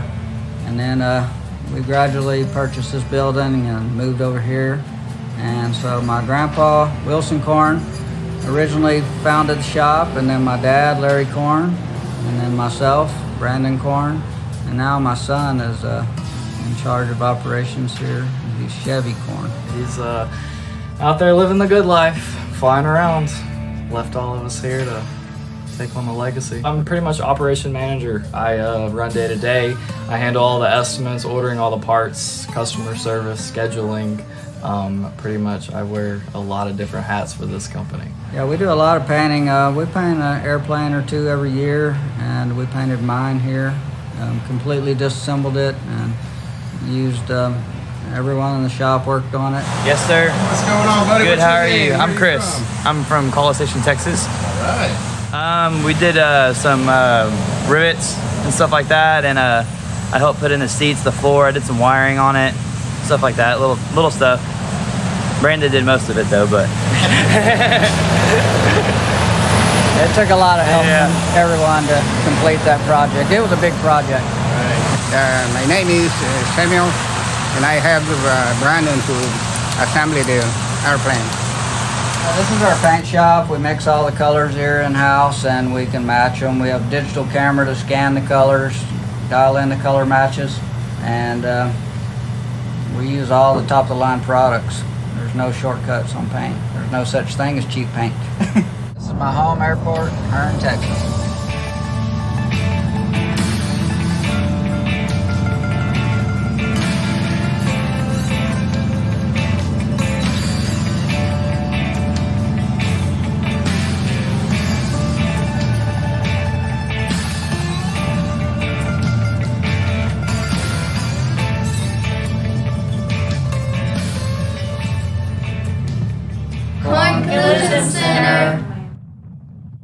I think it all balances out. It's okay. The first thing that comes to my mind is 3 weeks ago, Jeff Pohl in Minnesota just kept hitting stuff. Because, he puts all this stuff on his airplane and he doesn't know the size of it. He hits cones, he hits flags, he just, he does it all. And that probably made me laugh the most out of anything that's gone on. Swamp Stoll overall was just chaotic because it was so muddy. That sticks out in my mind. It's always something. We either got mud, dust, sun, too much sun, anything. But yeah, Jeff Pohl, he'll give you a good laugh. Fan favorites, easily the Jeff Pohl and Micah Lindstrom rivalry. That always gets everybody. Colin Kaniva, definitely a crowd favorite. Steve, we can't miss Steve. Shoot. There's so many good ones. Brian's one of my favorites. Rick Boardman has been killing it. The way he put out an aisle, that was awesome. That was so awesome to see. So consistent, so awesome. He just makes it look so easy. Yeah. Oh, he makes it look so easy. He flies that Carbon Cub like it's nothing. But yeah, I'd say everybody's favorite's probably Steve just because of what he can do. But he's so humble and so awesome. It's great. Man, I just want to see this organization continue to grow and continue bringing awareness to what we're doing because, shoot, when I first started flying, I didn't know this was a thing. I had I'd never flown a fat tower airplane, and, the first time I did and started coming to these events, it was just, that was it. I was like, okay, this is what I'm doing with my life, and, the fact that this organization has done so much and brings a different side of aviation to so many people, whether they're in aviation or not. That's the beauty of it. It's intriguing, it's interesting, it's so fun regardless. And I just want to see the organization continue to grow. And even just looking at what was going on a year ago compared to what we are now is so phenomenal. So I'm ecstatic to see what happens in the next 12 months, 24 months, continue going on. I can't wait.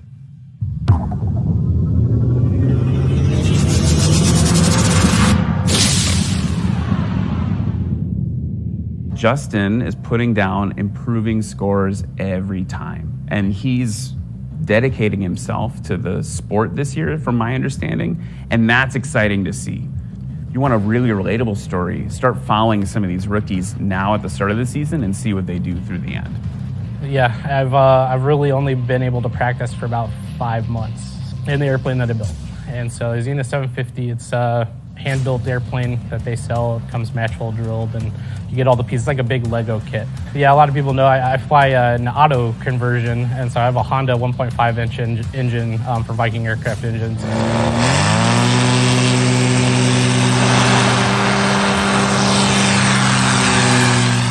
It's different, I don't run on avgas, I run on regular unleaded and has a gearbox, all that stuff, and so it's been fun, and so I've been learning it. It's a little bit of a learning curve, but it's been awesome. Aviation gives you a family. When you come into this world, you have a family, right? For me, aviation has kind of been my pickup family. I don't have a lot of family still out there, and so the first event that I came to, they took me in, started talking to me like I'd known them for years. And what I've noticed is that's just how aviation is in general. Everyone struggled somewhere in their life to get into aviation. You didn't have enough money, you didn't have the training. And so I want people to know that, man, I did it. You can do it. I don't care about first place, third place. I want that most improved. I know it sounds silly, but for me, that means, man, we've got something that I'm going to wear around with pride and just say, look, man, I was there. I know you're scared to maybe get out here and compete, get there, because you never know where you're going to be. My name is Justin Tisdale. I'm flying a Xena 750, flying in the Spark class. Hal, we're just talking about that tail wheel that's not really a tail wheel. Maybe we can make it a plow or maybe drop anchor. What are you thinking? There's always options. In the unlimited classes, talk us about the restrictions of the aircraft classification that you're in. I don't believe there's hardly any. Whatever you're game enough to try is good enough to go. Now we're on the Lawnmower 3. You can see it behind us. Is there plans for more lawnmowers ahead? Yeah, I'm tinkering with another lawnmower. I'm gonna go with a Badlands Traveler Light Sport. It'll be the prototype for the Badlands Traveler. So we're gonna try to build a real light one with a Rotax. They've all been Titans so far. This one will have a Rotax and try to be lighter. Now, we were talking with CC Pocock earlier. You said had a little bit of financial boo-boo earlier, something about the long shaft or short shaft. What was going on with that? When I didn't make it to Yuma, I just took off with the oil too cold and seized the engine up. That's never good, guys. If you take off with your oil cold and you seize the engine up, what happens? You land. Luckily, if you practice landing enough in short takeoff and landings, you can walk away from those landings. Well, yeah, if you fly the airplane down, you'll probably be all right. But, if you try to extend the glide too long and it falls out of the air, now you're in trouble. Definitely in trouble. It's one of these great things that you learn more and more as you practice short takeoff and landings. Going into the competition tomorrow, how are you feeling? The little airplane, if I can get in tune with it, it'll do good. It's me that... when I can get in tune with the airplane, it does a good job, and sometimes I can, sometimes I can't. Well, good luck, Hal. We're looking forward to you kicking Steve's butt. I know that you got it in you. The airplane probably does. Whether I do or not, I don't know. We'll have to find out. Back to you, Ryan. Hi. So, how was practice out there today? I think it was fine. We're up here at 7,000 some feet, so it definitely seems lethargic. But we're all in the same playing field, so it'll be all right. Thanks. All right. Well, I'm used to it at home. I got 8 to 10,000 density altitude pretty regular in the summer, so it always amazes me when I go to sea level how good it flies. Yeah, so yeah, it should be more like it is every day, my everyday flying. Yep, Hal's at a higher altitude where he lives than I am. I don't think it's going to bother me, though. Like I say, it's still, you just got to feel the airplane. I will be longer, but I'm not I'm not nervous about the altitude at all. But it's not near my first time at density altitude. Right. Some of the guys that, they're not used to it at all, and it can really surprise you if you're not really expecting it. You kind of have a really good feel of your airplane, I guess. It was okay. I was getting used to this high density altitude stuff, but it was good. It was good. Feel like I'm getting the feel of it. Got to get a little better on my takeoffs here, but good. I'm not used to it at 1,000 foot at home, so it's a little bit of a new feeling for me. So, but it's all good. I guess thank my wife and kids. They all made the trek out here with me this week, and we're gonna go have some fun in between flying. So, yeah. Well, it felt good. It's definitely a lot different flying in this high altitude, but I like it. You got to really nurse it off the runway, though. It's a lot of fun. Everything went pretty well. Huh? Looks like we're gonna have a solid weekend. Looking good.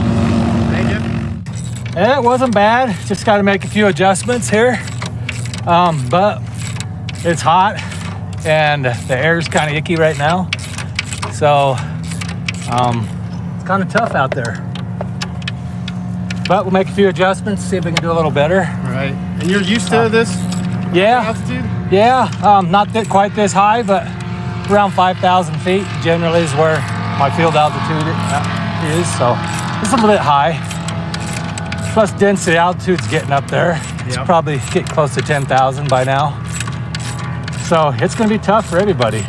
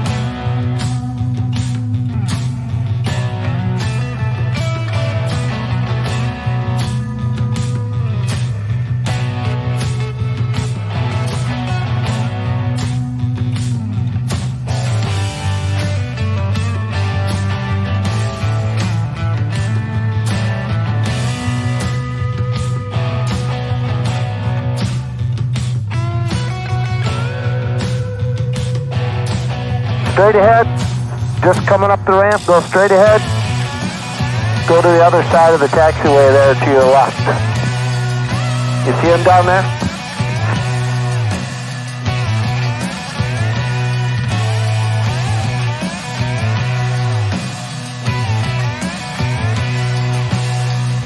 Come on down the taxiway, there you go. Is that Hal? Yeah. Roger that.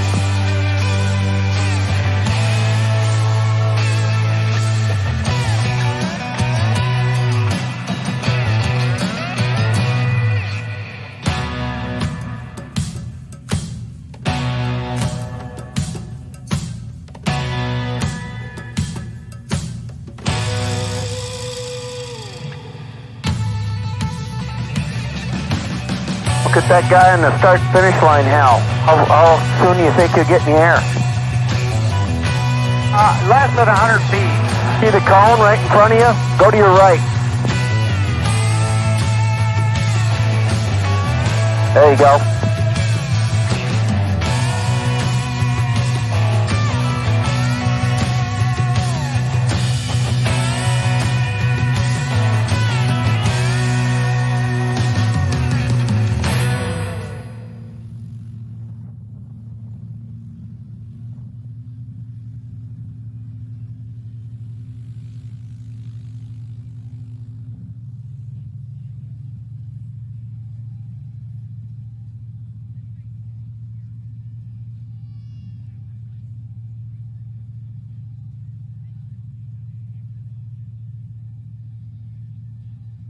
Al, you get your choice. You can park on either side there. Okay.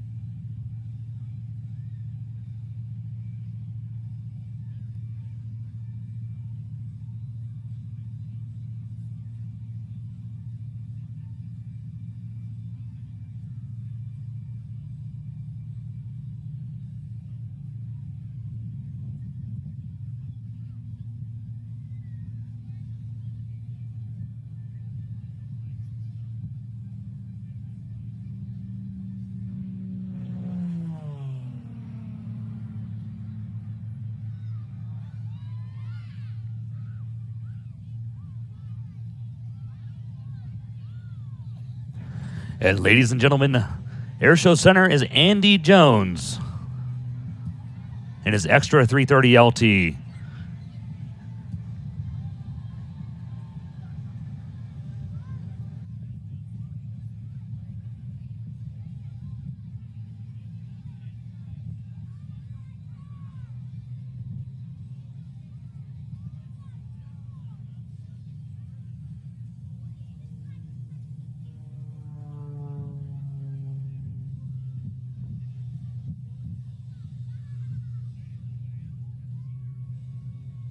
All right, ladies and gentlemen, we got a surprise for you here at National STOL. This is Andrew Jones.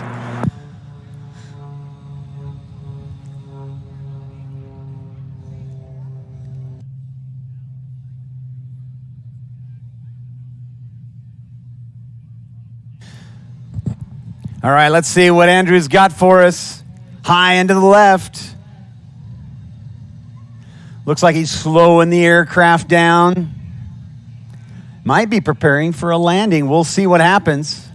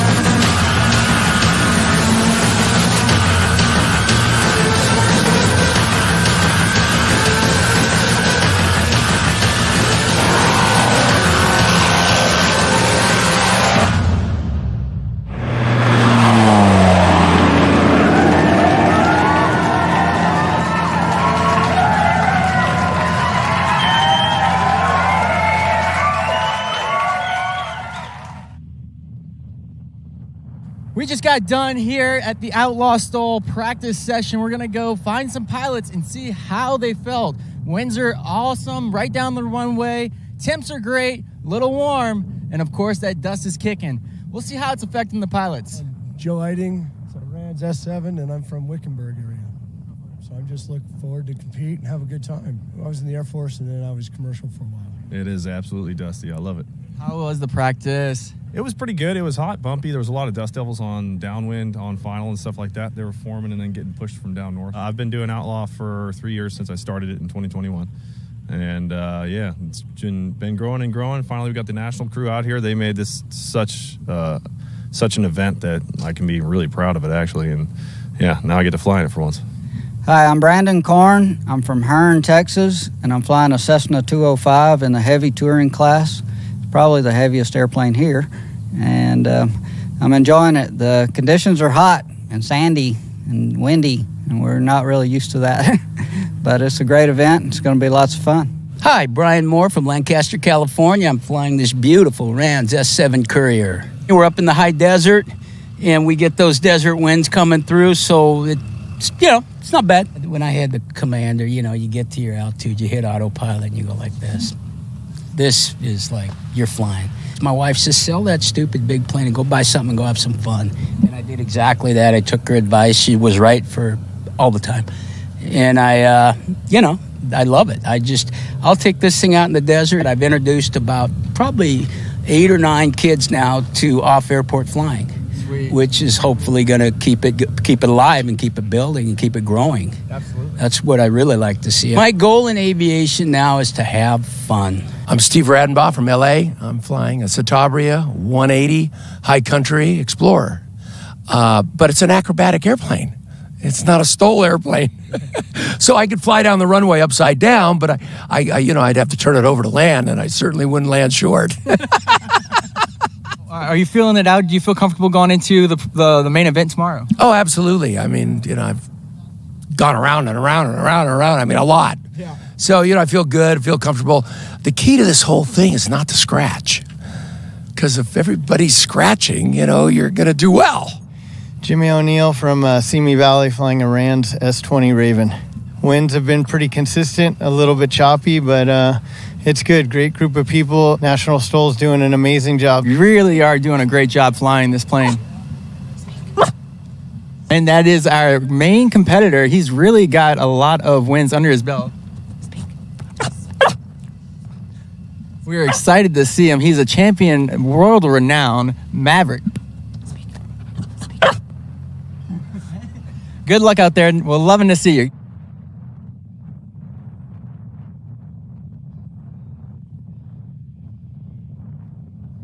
That's my hair. I need a fucking hairdresser here. No, seriously, I don't want to look bad. Ready? Being the baddest ass pilot in the world is exhausting. Tick, tick. Yeah, I'm sure it is. You had a lot to do. You had the nitrous blow off. That was kind of exciting. It's added complications. It's one of the things in aviation that is good, and it's bad because you see Austin Clemens with Beta. It didn't really work out for him because he didn't activate it. But how did a pilot get to the level that you're getting without adding as much complications in the cockpit? And do you enjoy flying? Yeah, absolutely. Do you enjoy being on the ground? Sometimes more. Sometimes I just don't want to see an airplane. Yeah? So, I mean, for instance, last year I drove to Oshkosh. I haven't done that in a long time. I just didn't want to see an airplane. I was so burnt out giving flight training and flying that I said, I'm driving. And I enjoyed it. How do you stay motivated? Well, I've been doing this for so many years now. And people often ask me, like, do you enjoy the work you do? Of course I do. Would you prefer to do something else? No. If I had the choice to, do anything, I'd like to do it over again. Better. I own Bush Air, and I specialize in advanced backcountry mountain STOL, and tail wheel flying. And that's what I teach. Well, depending on what sort of training they're enrolled in, typically we start off with a lot of ground school, and then for the next 2 or 3 days, we're flying all day long, exploring the envelope of the airplane, getting hand in glove with the aircraft. I get great satisfaction out of showing pilots with their own aircraft what they can actually achieve with that airplane. I've trained over 900 pilots so far. I get bored quickly, so I'm not the kind of guy that can just sit next to a pool for a couple hours or sit on the beach for a couple hours. Although I'd like to do that more. Just fly your airplane to that beach. Well, yeah, fly the airplane, land on the beach, and camp out stuff. Things like that. That's got to give you some level of satisfaction that you have over 900 proficient pilots. Always, yeah. I have pilots coming to me for training. Half the time they do training in my airplanes, or they bring their own aircraft, and I get as a challenge to be able, to get into somebody else's airplane that I've never flown, and then teach them how to fly it better. And I enjoy that challenge. So I have no problem. You can bring any aircraft you want, and I'll happily show you how to fly it better. How many airplanes have you flown in your lifetime? Too many to mention. One of my favorite airplanes is the Let 410, but that's twin engine. The Norman Islander, one of my all-time favorite twin engine aircraft, very capable bush plane. I'm a bit biased towards Cessna. I like Cessnas, but I like the Mauls. So Cessna and Maul, all the Cubs, all of them. Favorite airplane story that you could tell us? What, do you want to hear one of my crashes? Or, I've had too many of those. That's where I got the nickname from, No. Is that what CC stands for? No, really? There was a time, there was a period in my life that where I had a lot of airplane accidents. Many years ago. And that's why you decided to become the best ever, because you're like, I'm tired of breaking all this shit. No, I just, what I do now is I help people become very safe and proficient so that they have a very low risk of ever having a serious aircraft accident. And so that's what I do now. What does CC stand for? Captain Crash.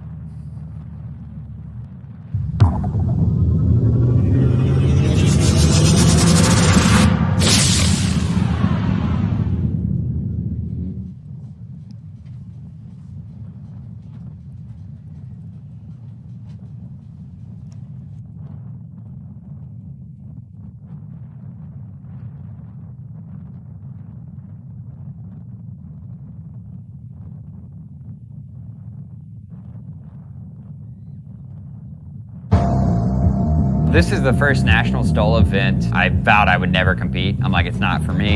And I still say I'm not competing. I'm in the rookie class, just the most laid back class. There's no regulation on what kind of plane you have or anything else.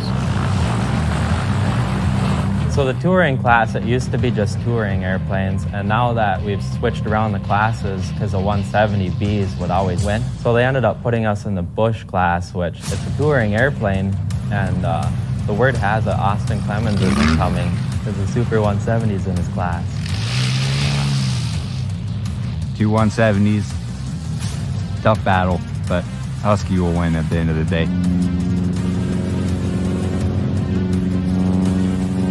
My name's Justin Tisdale. I'm flying a Zenith 750, flying in the Spark class. My dad and I would always go to events and things like that, and I would always look up and just see people flying. And for me, it was something that I dreamed of doing. It's something that he dreamed of doing. We grew up like kind of poorish, and he was a cop and couldn't really afford to do that kind of stuff. So after I got out of the military, I started looking at aviation. I was like, man, I think I could do that. Wound up completing that dream of his and mine to become a pilot. And anyone can do it. I know if I can do it, other people can do it.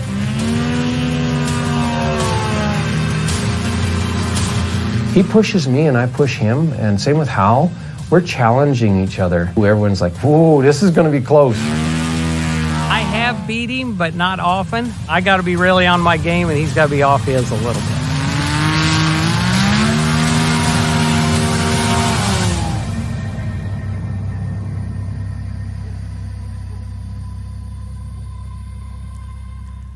All right, ladies and gentlemen, are you ready for another afternoon of amazing STOL?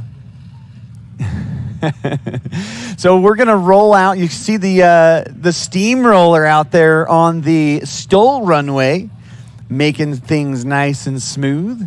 We've got some exciting STOL action for you. You saw the airplanes taxi by just a few moments ago. In this next round, we have all the heavy hitters from the adventure class. I am so excited. Eric, what's going on over there in your hometown of Texas? Is he even on? He's frozen, I think. Well, let's talk about some of these pilots that are going to be flying here for you in the adventure class. We've got Brian Shirley and a beautiful 2023 Legend MOAC Super Cub. Check in when you're on. Absolutely fantastic. He's been putting in great numbers all weekend long in the practice rounds. And then we also have Trevor Walsh in his beautiful classic 1954 PA-18 Super Cub. We've also got Keith Lang in the certified Super Cub, the PA-18, a real bush pilot from Alaska. Going to be really fun watching him. And then mixing it up in the adventure class in the Kit Fox Model 7, Jody Card. It's going to be super fun watching all this happen.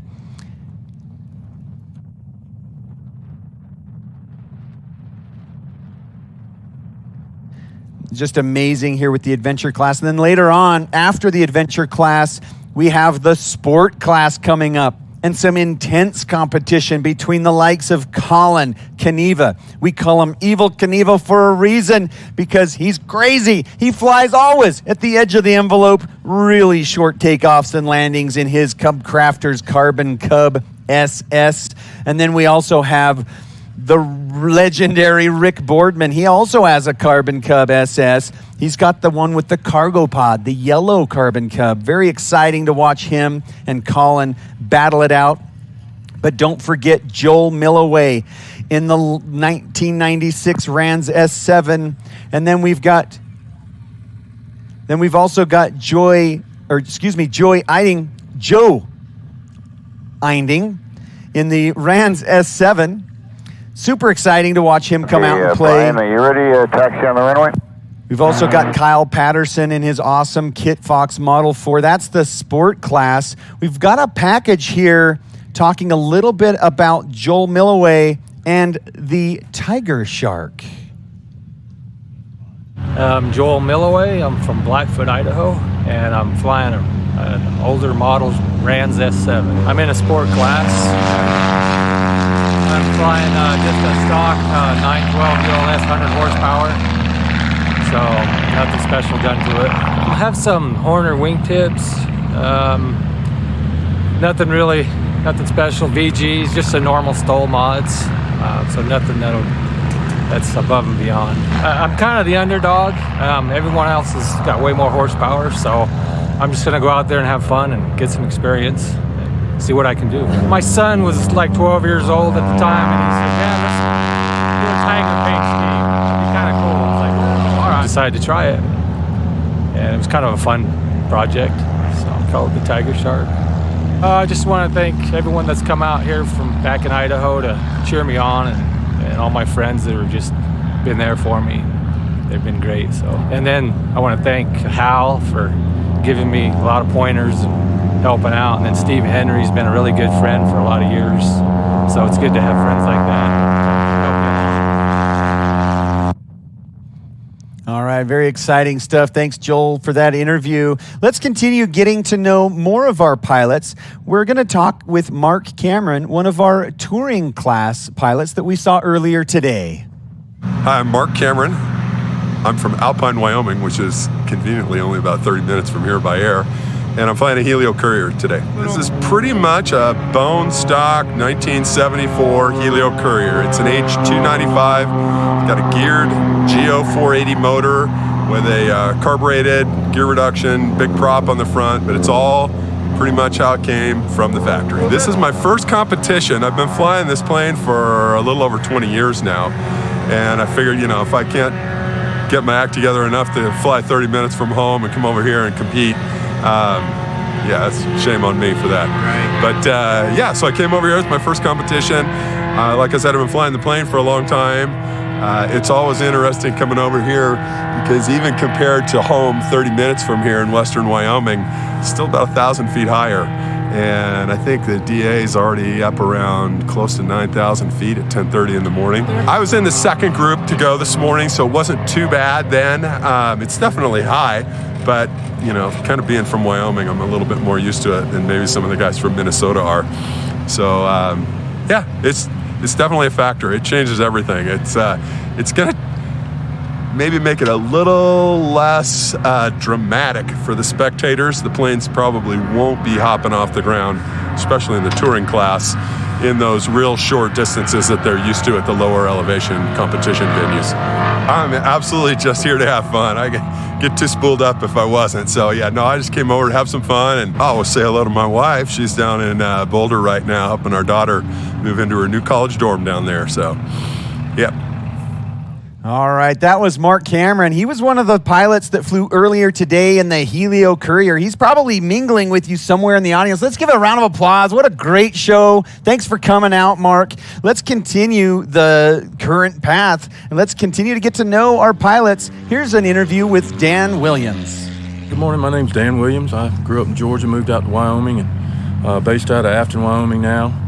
And flying a 1954 Cessna 180 I've had for about 5 years now, and first stall comp, so I'm excited. Yeah, it's heavy touring. Yeah, so there's some top-notch guys out there with some big motors. I was just parked next to Brandon here and picking his brain about the comp and everything, so I'm in his class, and apparently he's the points leader, so that's I don't know, but I'm here to have a good time. I've never really measured my takeoffs and landings and never really cared to that much about it, just getting in where you need to go. But to have all this, and it's what a great crew to be out here associated with. She's pretty stock other than the Sportsman stall kit, fences on top of the wings, and then I'm running these 31-inch bush wheels, which I don't know if they help or hurt, but it definitely helps the airframe from getting beat up when you slam them down. Well, hell, there's prizes involved. Of course I'm going to try to win. Thanks to Rocky Mountain STOL and Bruce for cornering me at the fuel pump yesterday and making me sign up for this. So I'm sure I'm going to meet a lot of other new people here and learn a lot, so I'm excited. Awesome. That is a great interview from Dan Williams, a last-minute entry. He was flying that beautiful 1954 Cessna 180, the red, white, and blue in this morning. Absolutely fantastic. Thank you for coming, guys. Sure, a lot of fun. Let's move into some introductions. Let me set the stage for this next round of competition in the adventure class. You can see the airplane idling right there in front of you. The beautiful gray and orange Legend Cub. This is an airplane that's piloted by Brian Shirley. He's an amazing pilot from Dodge City, Kansas. Just so much fun to hang out with and brings a lot to the sport. So much fun. And then we also have Trevor Walsh in his beautiful, more of a classic design. You can see the contrast between the more modern appointments, the squared off wings in the Moac Cub, and then looking over at Trevor's airplane, the rounded wings, the classic, the traditional bungee landing gear. So we're going to watch him kind of bounce it down the runway a little bit because he doesn't have that repercussion, the dampening on that recoil there. Just really fun. And then gaze on down and look at Jody Card's Kit Fox 7, beautiful orange and silver aircraft out there idling on the runway. Everybody's warming up for this next round of competition. I'm not seeing Keith Lang out here. He was slotted. Oh, there he is, taxiing out. He and Jody are going to switch places. Now, Keith Lang, he flies a certified PA-18 Super Cub, just like Trevor's, a little bit older, 1951 model in that white and red aircraft. But let's go back to the Legend Moac Cub as he pulls up right in front of you today. This is Brian Shirley. He's on the ground. He can see your enthusiasm and your waves. Let's give Brian Shirley some love. Thanks for bringing that beautiful airplane out. Let's get ready, Brian Shirley.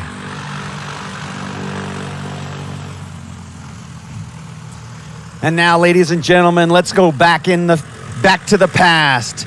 1954, you're taking delivery of this beautiful PA-18 Super Cub. This is Trevor Walsh. He's from Elko, Nevada. He comes from the same place that Hal Stockman is from. But look at this classic beauty.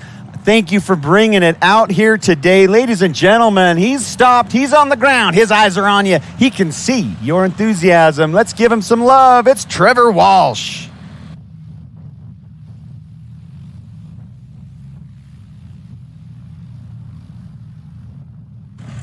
All right, ladies and gentlemen, this next aircraft all decked out in modifications. You can see the Wolf nose art. This is Keith Lang. This airplane was built all the way back in 1951. Very, very classic aircraft, but Keith Lang is no stranger to the modifications. He's got it decked out, and he can take off short, real short. Ladies and gentlemen, it's Keith Lang.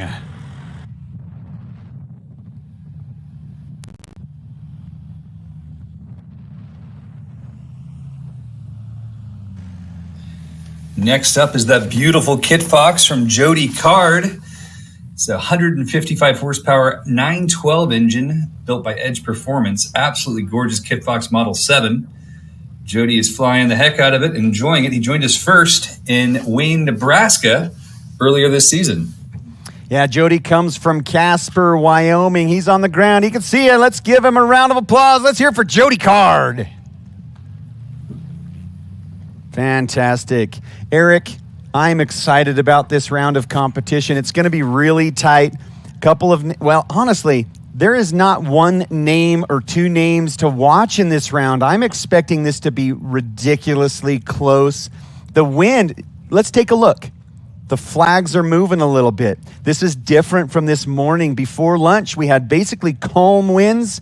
We have a little bit of a density altitude situation going on this morning as well. We're already up to 9,422 feet. Now, what that means, ladies and gentlemen, is the air is getting thinner and thinner. If you've ever hiked to the top of a mountain and you get that breathless feeling, you feel like you can't get enough oxygen, that's what these aircraft are feeling. They're feeling that altitude. They're going to need more distance, more length of this runway to get going. But let's get started with Brian Shirley and the Legend Moac. Wow! Airplane, great piloting. Excellent work from Brian Shirley. Yeah, fantastic takeoff there. Really setting the stage. You can tell that little bit of a headwind is really helping these guys out. Yesterday, that Cub was doing about 200-foot takeoff rolls, and even with this little bit of headwind, he was somewhere between 100 or 115 feet. Very, very good takeoff. Now let's watch Trevor Walsh, a little bit more classic design, but lightweight. This is a Super Cub. Beautiful takeoff, right at about 250 feet there. It's a really interesting technique there, too. He kept it smooth, very, very smooth, which is not a bad thing. But there was none of that aggression that we see these pilots snapping off the ground. We will see that from Keith Lang, who I stand by my decision that Mr. Philip or Patrick's Husky and this are the same airplane. I'm certain of it. Yeah, they look very, very close. There's the snap. Oh, those of you here locally, and I don't know if you could sense that on the live feed, there was a power surge for Keith Lang there. He got about 100 feet into his takeoff roll, and it dropped off about 300-400 RPM. I wonder what's going on there. Maybe a mixture issue. Maybe you forgot to lean it out. Who knows? He'll get that dialed in, I'm sure. A little bit of a That's exactly there what for it sounded Keith Lang. like. Yeah. Yeah. Now here's Jody Card. Jody Card. Wow. Jody cheated the 10th line just like you should in this little crosswind, and obviously got an impressive takeoff there. That airplane is a performer.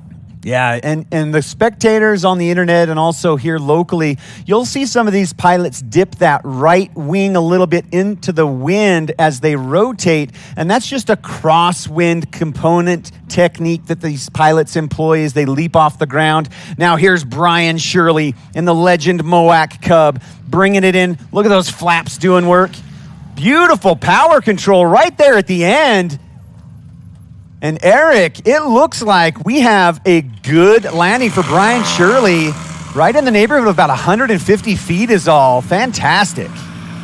And Brian was doing very well in practice yesterday, but he was leaving some on the table. And here, seeing him playing with the power there, really working it in just the way you should across that power curve. Perfect. Beautiful. All right, now watch from the left as Trevor Walsh is employing a very risky approach technique. He's getting that airplane really slow and into the ground effect early. He's still about 1,000 feet out, so he's going to have a long fight ahead of him to fight that density altitude. Trevor's from Elko, Nevada, and so he's used to seeing density altitudes at this altitude here today, approaching 9,300 feet already. Beautiful pilot control. Yeah, great use of the energy into the gear. Didn't take a huge bounce. Looks like he's got a little extra left brake there. Love seeing those flaps bounce too on those old Pipers. Yeah, I'm going to guess about 280 feet, though. We'll wait for the official results. Beautiful landing for Trevor Walsh. Now, Keith Lang, he is very skilled at getting his aircraft shoehorned into some tight situations. He's a bush pilot from Alaska. If you can imagine, he's got that airplane loaded up. Maybe he's got some caribou horns hanging from this struts. He's got 200 pounds of meat in the back, and he's got to get it on and off the ground as short as possible. This is Keith Lang. Now, let's watch his technique, because he also likes to bring it in and drop it in and let that ground absorb some of that energy. Beautiful, smooth, and gorgeous landing there from Keith Lang. You couldn't ask for much better, and that's what Keith's been doing all season, just flying the airplane really, really well. He likes to get behind the power curve and allow that airplane just to drop out of the sky. It's exactly the kind of performance we expect from Keith, and not to mention the fact that Keith is one of the nicest gentlemen you'll ever meet. His ability to tell a story will blow your mind, and that's only excelled by his ability to fly an airplane. Jody Card now. Yeah, Jody Card. Same kind of approach. Yeah, it'll be a little bit different in the flare. You'll notice this is the only non-Super Cub here in the adventure class. So you're going to see the difference between the two different airframes here, and this being a Kit Fox. He's got it really low. Beautiful high angle of attack there. Excellent work from Jody. Great score. Yeah, that was fantastic. So much fun to see. The sound of his engine and the lack of cowling, that rat rod look. Beautiful, beautiful performance from Jody Card. So let's talk about the board now. Brian Shirley doing really, really well, laying it out on the line at only 255 feet in the first round there. Keith Lang coming in at 401 feet, followed by Trevor Walsh coming in. Well, hold on. We've just changed the scores up a bit. Eric, why don't you correct me as the judges just changed everything up on me? Love to help, my friend. Brian Shirley with 255. Jody Card at 287. Keith Lang in third place with 401. He did have that motor little misstep. We'll see what happens next. And Mr. Walsh at 556. So really impressive flying there from Jody. The best score we've seen from him all season, to my knowledge. Really exceptional. Yeah, that is nothing to shake a stick at. Be very proud of that 287-foot combined score. Here's Brian Shirley on round number 2. Wow. Brian defending his title at this point. Yeah, absolutely. That Moac just singing. Just a beautiful airplane. In the sky, you can start to see the clouds start to pop up. We've got a lot more thermal convective activity. So these pilots this afternoon are going to be working a little bit differently than this morning with the more calm conditions. You're going to see a lot more jostling around to the airframes on that final approach. Here we go. Let's watch Trevor and see what technique he employs on his takeoff. A little bit slower acceleration. Not sure what motor he has in there, but I think wager at 0235 or the like. Wow, I cannot believe how slow it looked like that aircraft was going when he rotated. I almost wanted to call it an early rotation, but it was absolutely perfect. Somewhere in the neighborhood of, I'd say, about 160, 165 feet there. Beautiful takeoff roll from Trevor. Here's Keith Lang. Let's see if he's worked out his power issue. It sounds good. Again, small motor in this airplane, but he flies it within an inch of its life. Absolutely awesome rotation speed there. Yeah, Keith Lang just really put on a clinic on that takeoff. One of our shortest of the day, coming in at 157 feet is all. Wow. Jody Card now looking to move from that second place position up into first. He's got the airplane to do it. He has all the power in the world. And heck, it's orange, so I'm pretty sure Corey won't mind. Not at all. Holy cow. Beautiful takeoff from Jody Card, really throwing down the gauntlet. He's really, really performing well here today. Now let's turn our attention to the approach end of things as Brian Shirley brings that big, beautiful gray and orange Legend Moac Cub in. Now, this is more of a defense round for him. He put in a great combined score of only 255 feet. His takeoff roll was a little bit longer on this second round at 135 feet compared to his first takeoff, which was only 95 feet. I'm noticing that the winds seem to have come up even more from when he began. He's barely moving as he crosses the line there. It is good. Wow, holy cow, that is a fantastic landing. I think that might even improve his score. Not quite sure. We'll wait for the official score to come out, but that was a really fantastic performance from Brian Shirley. Now here comes Trevor Walsh. If we watch that beautiful blue and black Super Cub make its way to the line, I really like his technique. This is the safest way to learn how to do STOL if you're a beginner. You get that aircraft really low to the ground, and really the safety factor comes into play is if the aircraft stalls or maybe one wing stalls before the other and drops. It's beautiful how he's holding that aircraft off the ground. Now let's watch as he works to get it past the line. Beautiful landing. Watch those bungees go to work. We're watching technology from the 1950s putting on a fantastic show here at about 160-foot landing roll there. Beautiful.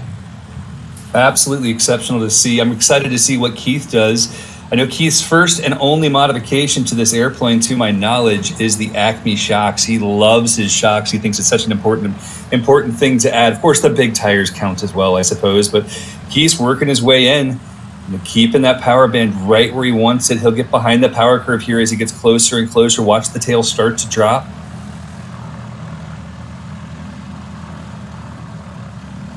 Nice and easy. Battling the winds just a bit. That's all right. Wow. Tail is dropping. Is as close as it gets. I don't know. I'm not seeing any kind of a ruling from Lexi Duncan, our line judge, so we're going to have to go to the replay on that one. What a crazy short landing, though. I hope it's good. Watching the replay here. Ooh. That looks on the line to me, but we'll let the judges decide. It is a really tough call. Oh, frame by frame there, I think. You can see the reaction from Lexi, our line judge, as Jody Card makes her way. We're still waiting for the official result for Keith Lang's run. Here's Jody Card. Jody rocking that Turbo Power 912, taking it from a standard 80 to 100 horsepower to 155. Listen to that turbo spool as he cranks it up. Absolutely awesome. Now let's go back to Keith Lang's landing. That was the one in question just before Jody Card. He came in and put in a distance of only 110 feet, but the judges took it right away. They called it a scratch. They thought he was right before the line. They saw the depression of his bush wheel right before the line. So that was a scratch for Keith Lang, but he's pushing really, really hard. That would have been a great run for him, but he's got this one last opportunity to shake things up. As he he's does still indeed. in fourth And place, I know him at all, he is excited. He is going to be pushing really hard. That fourth place finish is not going to be okay with him because he's been making so many of our events. He's in the running for a national title. He needs a better score. He needs to be in those top 3 at the very least. Right now, ladies and gentlemen, if you want to make your way over to the Rocky Mountain STOL tent, they're giving away free ice cream. So if you're feeling a little hot, need to cool off, get a little cream love. I've heard the Pinedale, Wyoming ice cream's the finest in the world. So make your way over for some free love, courtesy of Rocky Mountain STOL. Brian Shirley on the roll, pulls early, starts to fly that left tire. Yeah, look at him dropping that wing right into the wind, preventing a tip stall. So slow, so beautiful. This wind is coming up and making things very interesting. I think this last round of competition is going to be our shortest round yet. I completely agree, Corey. We've got wind at 10 knots right now and climbing. For some reason, it's showing 25 knots, 13 knots. All right, I like it. This is some adventurous flying for us, guys. Trevor Walsh back on the roll. Flaps are down. Rotation is smooth. Again, I think he's leaving a little bit behind by not utilizing that same energy management some of the other pilots are using. And we'll see Keith Lang here in just a moment do just that. Yeah, here's Keith Lang lining it up. I know that it's on his mind that he has to put in a great score today. So let's watch him push it to the very edge. Keith Lang on the takeoff roll. Wow. Absolutely beautiful. Yeah, that was an impressive takeoff. Keith putting it all on the line there. It looked like it was just barely over 100 feet is all. Fantastic takeoff. Now, Jody Card has done fantastic as well. His last takeoff being the shortest in this class so far at 101 feet. Here we go.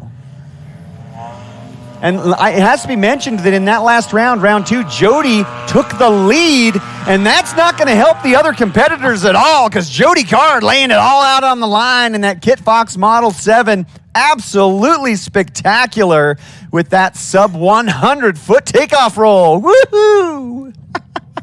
You have to love, though, there's only 3 feet between Jody and the next competitor, Brian Shirley, who's on approach now. Only 3 feet divide them from first and second. Yeah, and so he's got to really put on a clinic here. Brian needs to bring this in at about 130 or 140 feet in order to continue to take that lead.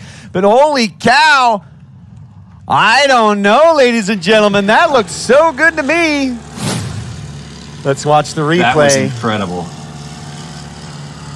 Oh, yeah, that was good as good as it gets. Brian Shirley putting on a clinic.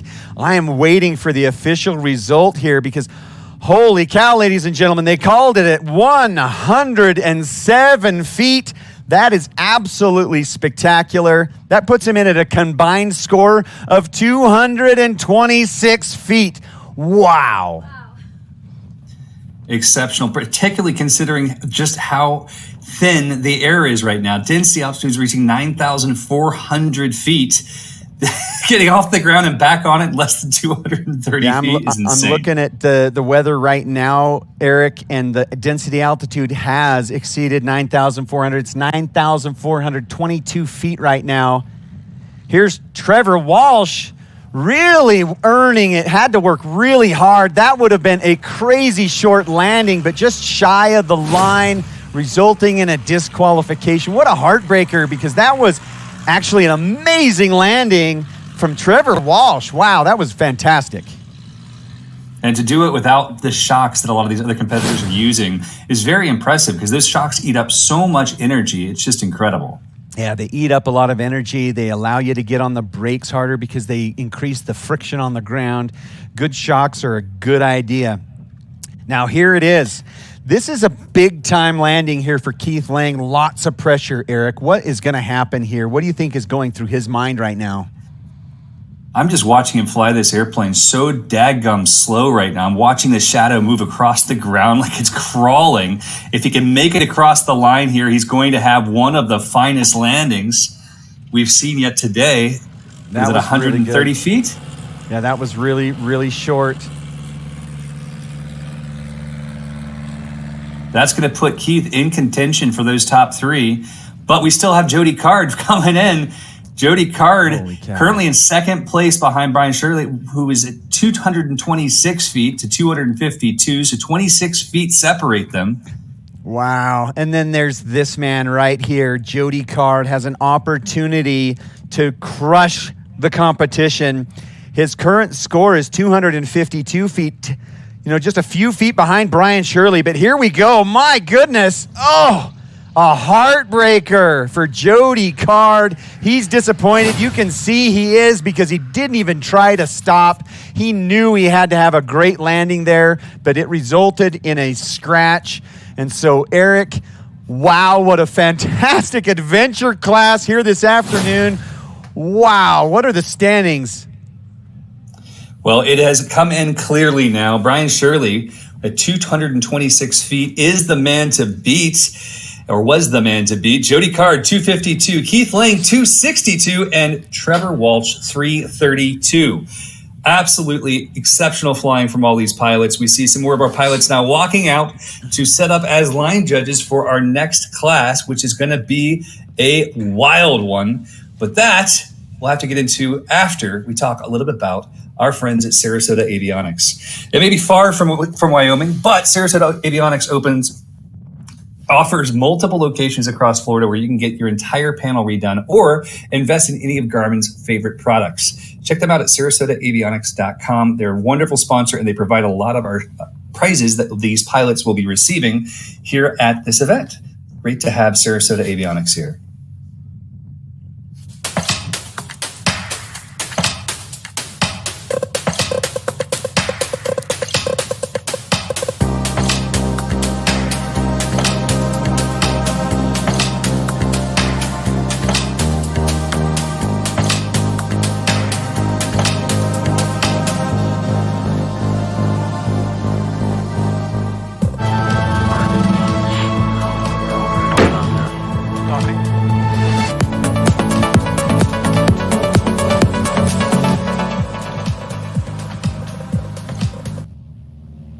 All right, ladies and gentlemen, let's continue to get to know some of these pilots. This next group is a really exciting group. It's the sport class. And let's get to know one of my favorite pilots, Kyle Patterson.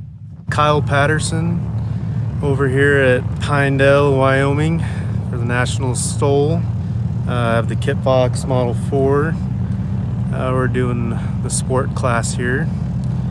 Mostly just here for the fun and meeting people, and never been to this side of the state, so just having fun. Hopefully maybe try and win a little something, but mostly having fun. I'd like to thank Classic Aviation over in Scotts Bluff, and then my wife Erica for helping out. So that's about it. Wow, what an interesting interview there. Now, Kyle Patterson works in the electrical field. That's why the aircraft has the hashtag Electric Fox on it. Eric, we have such an exciting sport class here today.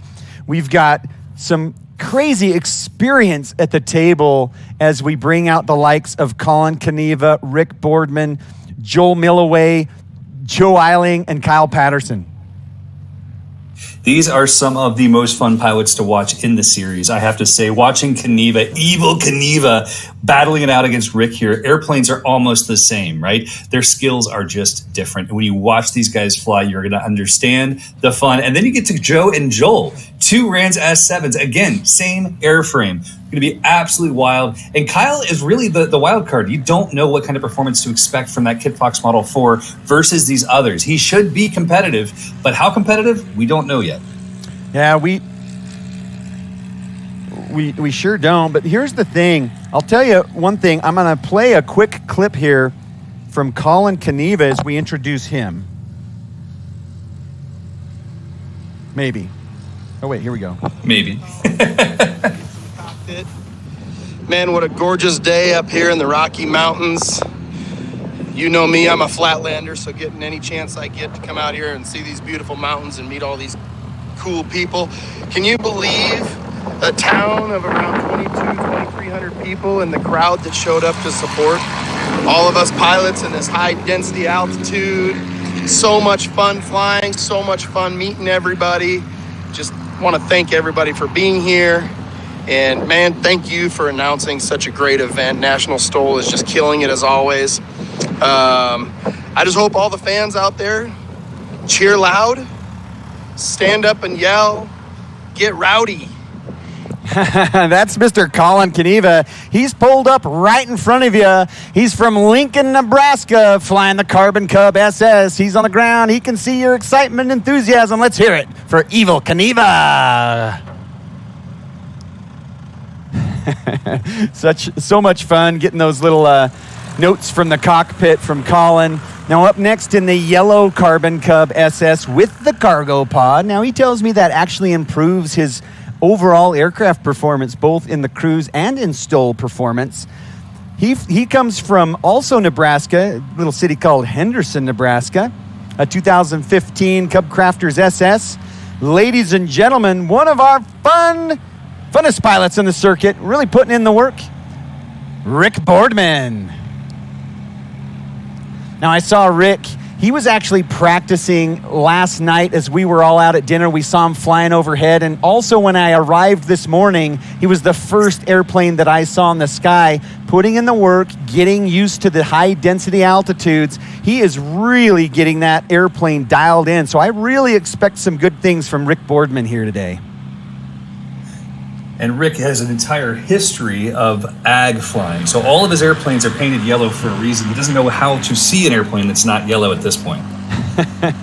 This is one of my favorite paint schemes on this 1996 Rans S7 from Idaho. We call it the Tiger Shark. You can see that crazy shark cowling and the tiger paint job on the fuselage. It's Joe Eiling from Aguila, Arizona. He's on the ground. He can see you. Let's hear it for Joe.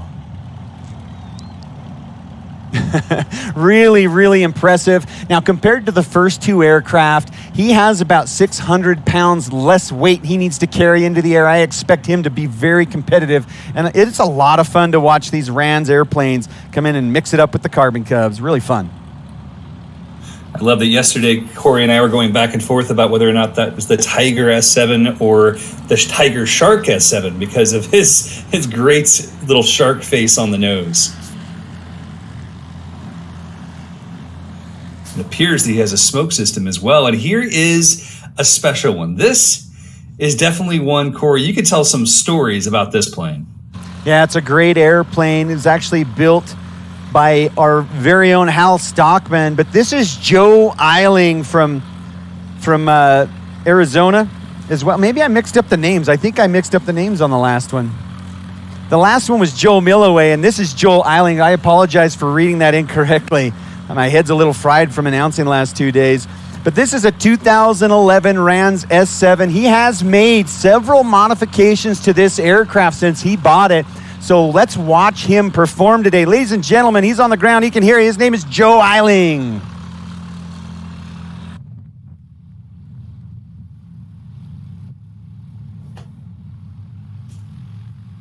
Joe is actually a military instructor, and he is excited to be here. He joined us at Yuma, and we had a great time watching his performance improve really rapidly. I mean, an obnoxiously quick pace. The fact that he went from what he was doing to what he's doing now is amazing. Now look at that beautiful yellow Kit Fox Model 4. This is Kyle Patterson. Yeah, we just heard the interview with Kyle Patterson. He works in the electrical industry. That's why he has the hashtag Electric Fox on the side. Let's hear it all the way from Torrington, Wyoming. On the other side of the state, it's Kyle Patterson.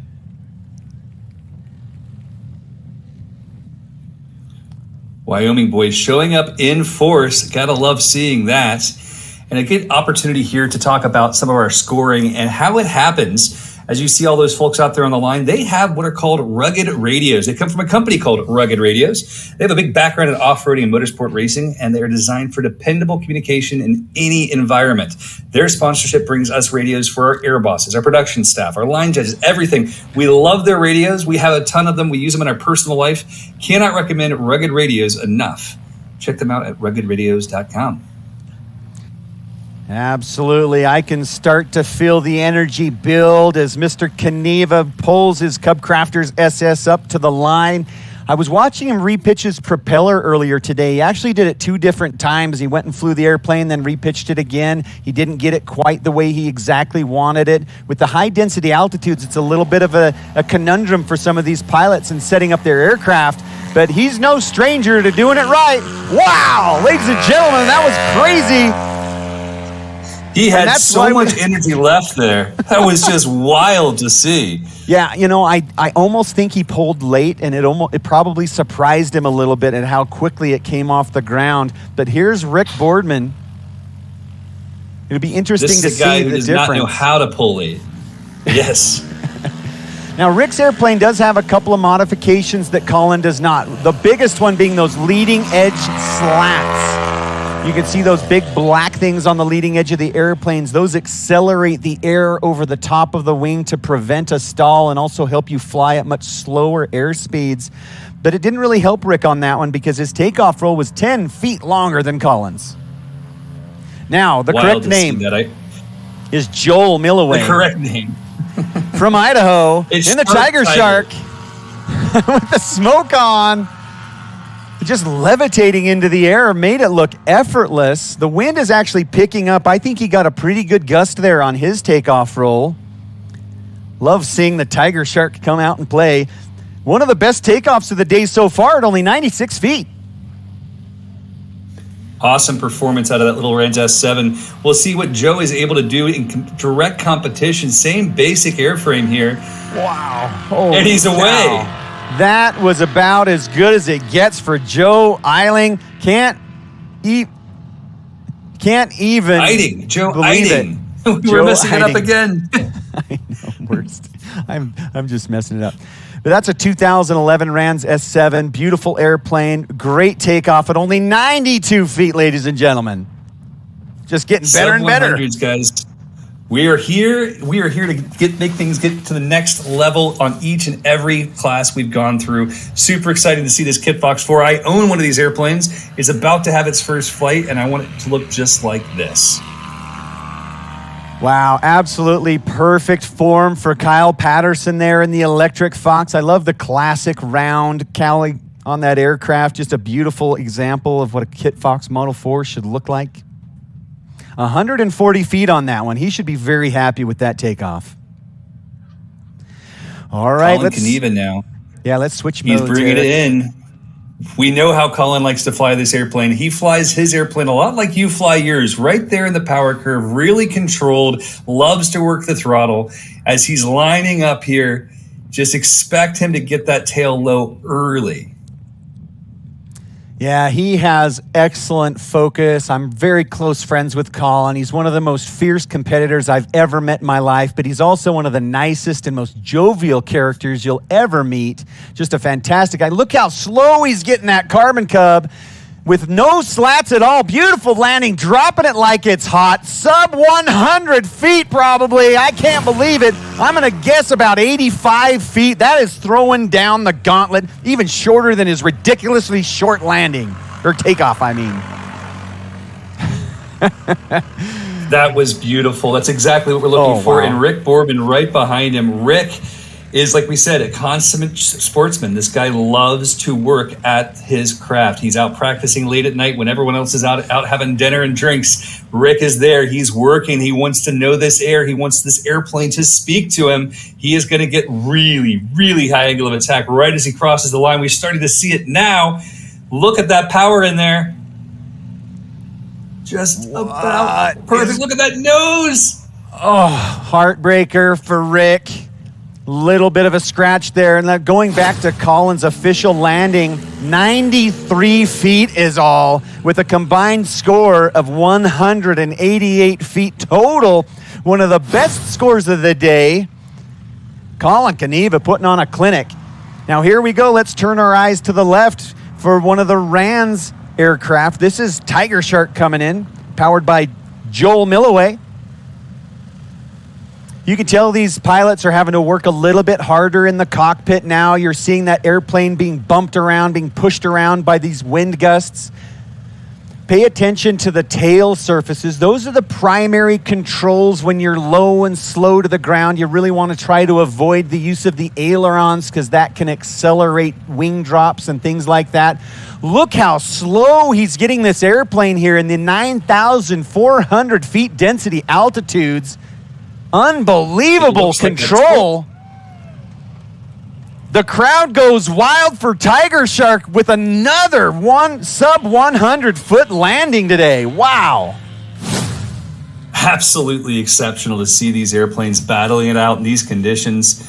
Very controlled, lots of downward force. Watching the replay right now online, seeing that downward force into a suspension, exactly what he wanted to do. And Eric, he put in a 95-foot landing roll. That puts him in second place, only 3 feet behind Colin Keneva. This competition is fierce. Now, it's all up to Joe Eiding in his Rans S7, almost the exact same aircraft as the Tiger Shark, so we're going to watch him get it nice and slow.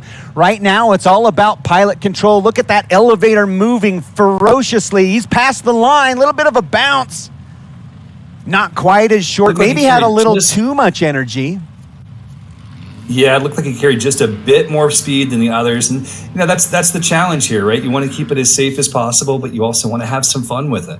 Absolutely, but still a great landing roll. We're seeing the distances come down quite a bit. Kyle Patterson now in Electric Fox. A little bit of a balloon there. He had a big gust of wind. That's going to cost him some distance there.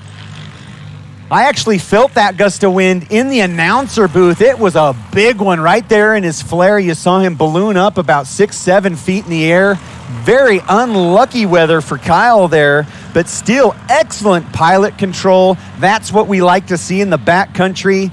And after that first round of competition, we have Colin Keneva throwing it down hard with a 188-foot combined score, ladies and gentlemen. That's shorter than my house. And then we've got Joel Milloway throwing down the gauntlet from Idaho and the Tiger Shark with 191 feet, just 3 feet difference from him and Colin Keneva.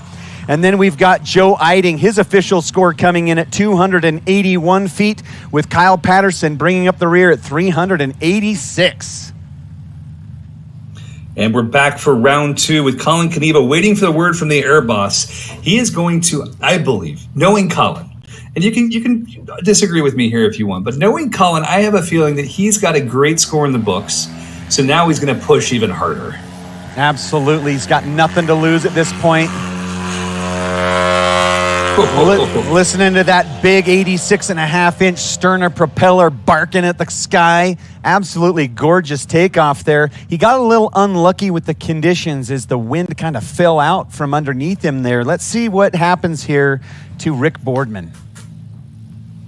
Looks like the wind may be back for Rick, which is a boon for him and fun for us to watch. Big gust, scratch last time. Huge gust coming in right now, Eric. Huge.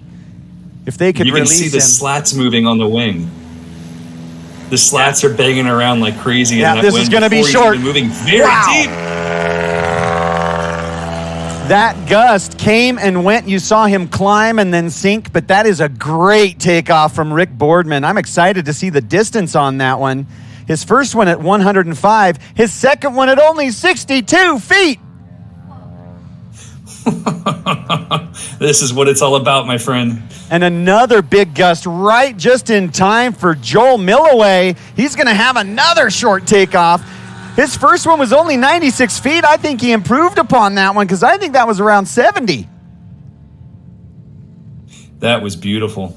That airplane just floating off the ground. Again, none of the rush or forced nature of other pilots there. He's just calm and consistent. Love to see it. Official score coming in at 89 feet for Joel. And here's Joe Eiding.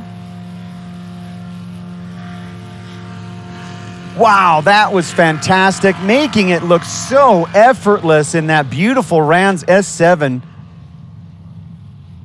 He's in covert white. Kind of a nondescript paint job.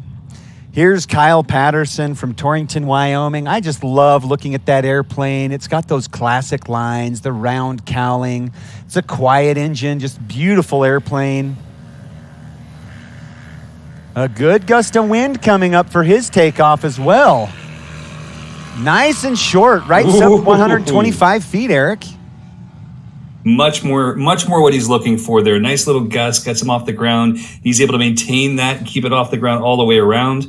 And now we get to watch as Kaniva does the exact same thing he did last time. That was an absolutely insane round of takeoffs. We had very little spread, the shortest being 62 feet for Rick Boardman. Absolutely insane gust that he have, while it fell out under Colin Kaniva at 105. But it is unbelievably close with only a 3-foot spread here between first and second. Colin getting a really good gust here. Let's see if he can handle it and get it over the line. Absolutely perfect. Holy smokes.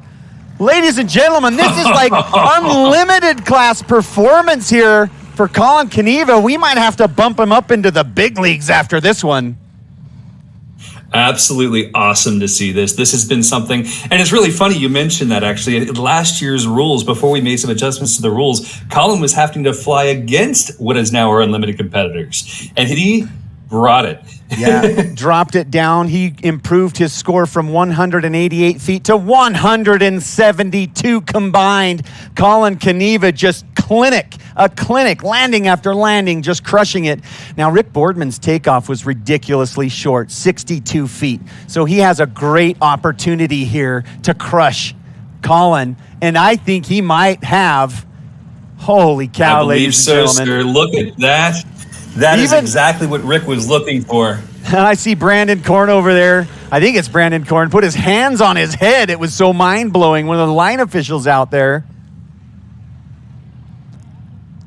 I'm excited to see his score. Coming in at a ridiculously low combined score of 147 feet for Rick Boardman. Wow. 147 feet to land and take off in an airplane that you can get back in and fly it cross country to go back home. Absolutely incredible. You know, my record is 151 feet combined, and these guys are crushing it. They're crushing me. Hey, it's all right. It's all right. You beat a different class.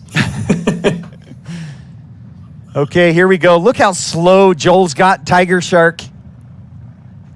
He's just hovering out there, just making it look easy, very smooth on the controls. You don't see him gyrating around wildly, just very, very smooth. Wow, unbelievable. Joel Milloway putting on a clinic as well. This sport class is absolutely on fire. It is. This is one of my favorite classes to watch simply because it comes down so frequently to pilot skill. While you can build a bad race plane and make it something insane, something like Steve Henry has done, which of course combines his skill both in the airplane and on the airplane, seeing guys flying very similar aircraft like this is just inspiring. Yeah, this is really amazing. I hope you're watching, and I hope you're getting inspired by this, because these guys are putting on an absolutely great show here. Look at how, unbelievable. That would have been probably the shortest landing of the day. Joe Eiding really laying it out on the line. He's hungry for some short landings. That was absolutely an impressive performance, but unfortunately just fell out from underneath him there as he touched before the line. Watching right now, this wind is jumping between 15 and now 36 knots. Not sure how much I can trust our wind gauge right now with that. But the forecast is for 31 knots this afternoon, so this very well may be accurate. These pilots obviously fighting a slight crosswind, but they're going to have these airplanes down to a ground speed that's almost non-existent. Yeah, I really think that bodes well for the unlimited class coming up. But here is Electric Fox, piloted by Kyle Patterson. What a fantastic show of pilotage. Just under 150 feet. Fantastic performance from Kyle. As he clears the runway, I'd like to talk about the Pinedale Aquatic Center, one of our local supporters here. Locals know this place is the pack. It's so much more than just a swimming pool. This is a family-friendly rec center. It has 2 pools, a climbing wall. It's got a hot tub, showers, a full fitness center. Wow. They donated a one-time experience to all of our pilots, knowing that they will definitely come back for more. So all the pilots that participated at National STOL today have an opportunity to go check out the pack.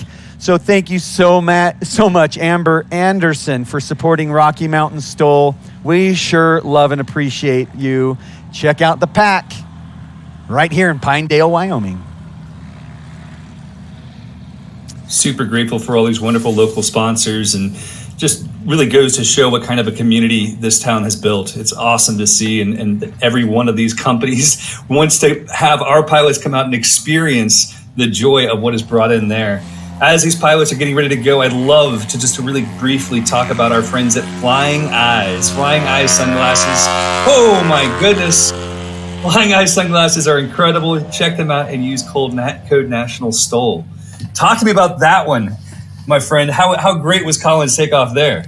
You know, it was about on par with his last one. He's about 102 feet on that one. His last one was 105, so he has an opportunity to improve his score on this next one, and he has to against this man, Rick Boardman, because Rick has been putting in the work. He's been first to fly every day. He's been last to fly every day. Smoke on! It's showtime, Rick Boardman! Oh, my God. Once again, I think he pulled too late. What an incredible amount of energy in that airplane there, and it looks like he's climbing to the moon.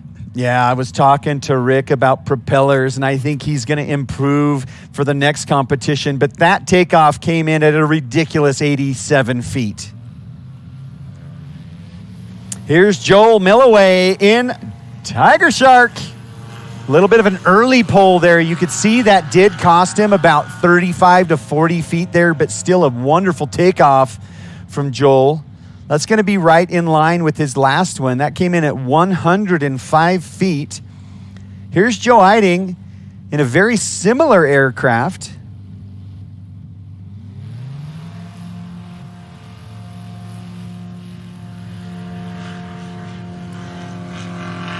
Engine sounds a little bit more aggressive than Joel's engine, but a beautiful takeoff roll, very, very short. That's how you know Hal has touched your engine. It just sounds angry from then on. Right. Yeah, that one came in for Joe at 115 feet officially. What a great takeoff performance from him. And here's Kyle Patterson, been putting on great takeoffs all day, his shortest being 123 feet. Let's see if he can best that. I love watching our numbers dropping. Our top 5, our 5th place competitor right now with a total score of 281. That was 360 just a few minutes ago. Fabulous control. Yeah, absolutely fantastic there. And I think Kyle just did it. We'll wait for the official result, but that did look like it was shorter than 123 feet. So he'll be happy with that takeoff. Yeah, it was 120. As we're waiting for these guys to come in, I just wanted to give another huge shout out to one of our sponsors. And that, my friends, is AirTech Coatings. They make paint fly. Absolutely incredible covering system. There's some of the most beautiful paint jobs you'll ever see. But now let's focus on Colin Kaniva. Yeah, this is his only opportunity this afternoon to beat Rick. He's got to make up some distance here. He's got about 30 feet that he needs to make up on Rick. So he's pushing really hard. I don't know what the call is. Lexi's holding out the blue flag. I'm going to result to the replay there because that was such a great landing. I hope it counts for him, but let's see the replay here. Here comes Colin. Let's play it frame by frame. Ooh, that is so close. I think he touched. I think that left for Colin Kaniva. It's going to put him down in the rankings. He's not going to be happy with that. But this man, Rick Boardman, currently holding first place. Just so dramatic, the angle of attitude there. Absolutely short. Now, ladies and gentlemen, this is a carbon cup. This airplane weighs about 1,000 pounds empty. You're watching an airplane put on an absolutely breathtaking performance.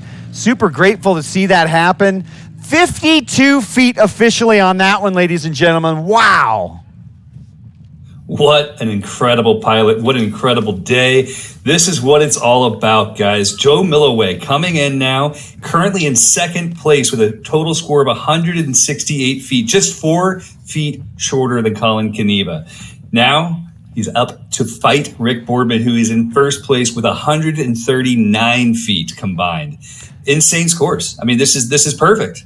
Yeah, and Joel on his last one was really, really short, so he has an opportunity here. He's going to have something in the neighborhood of about 35 feet in order to beat Rick. So he's got a really tall challenge ahead of him.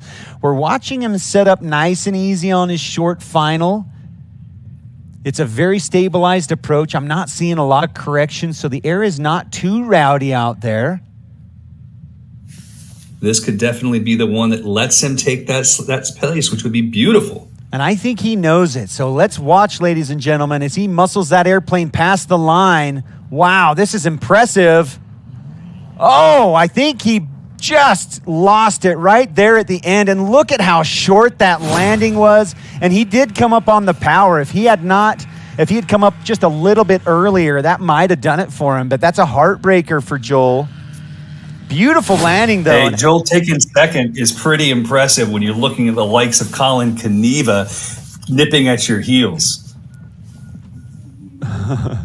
Got my camera here being blown around in the wind, just a testament to the gusts that are happening here. It fell over a minute ago. Here's Joe Eiding in the White Rands S7.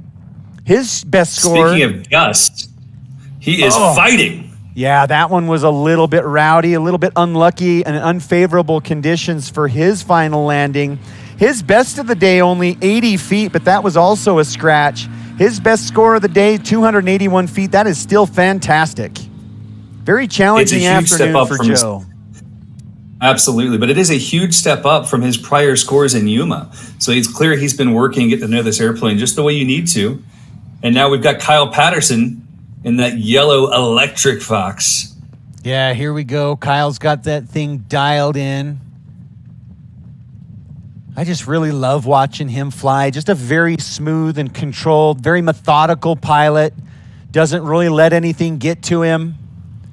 Just absolutely beautiful landing from Kyle Patterson.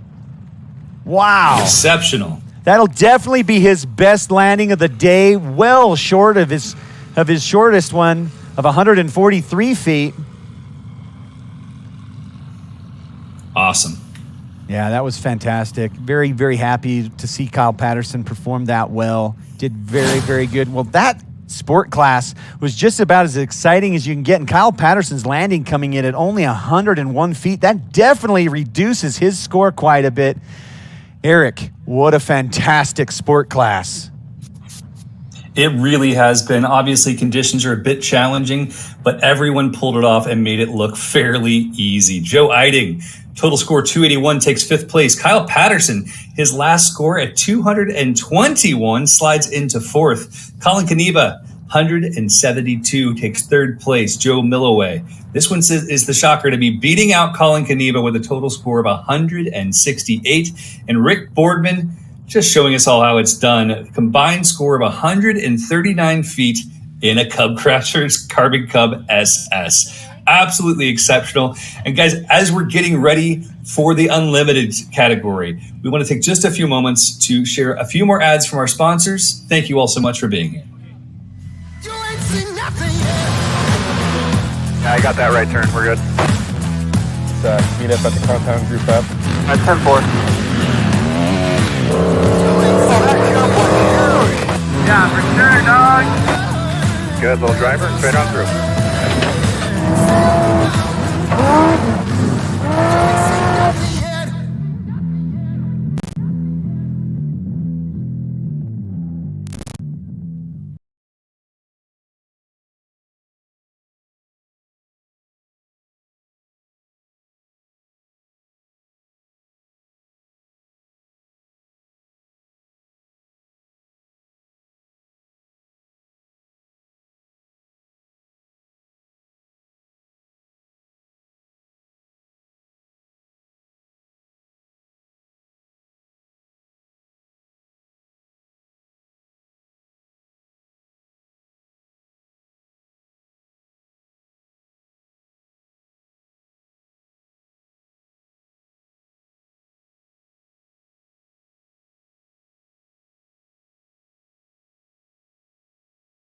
All right, ladies and gentlemen, we are back here in Pinedale, Wyoming, and this is the Unlimited class. And let's continue to get to know our pilots. This is Steve Henry doing something pretty fun. This is like pit crew style NASCAR. This is how fast he can change a tire. Hey Josh, my right tire is completely flat, so we're gonna need to bring the four-wheeler with the jack, and I better change them both. Off to work. That didn't make it very long, did it? Let's put them on. You got the tires. Everything. Everything. We ain't got time to mess around. Oh, we got time. They got to make 3 laps.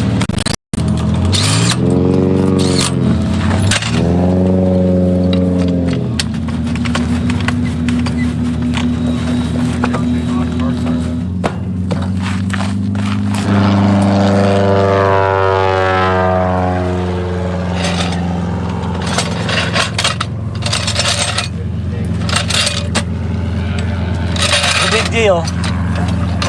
Yeah. Well, it's only flat on the bottom, Steve. It's only flat on the bottom. I don't know what his problem is. You'd think a professional would be able to just work around it.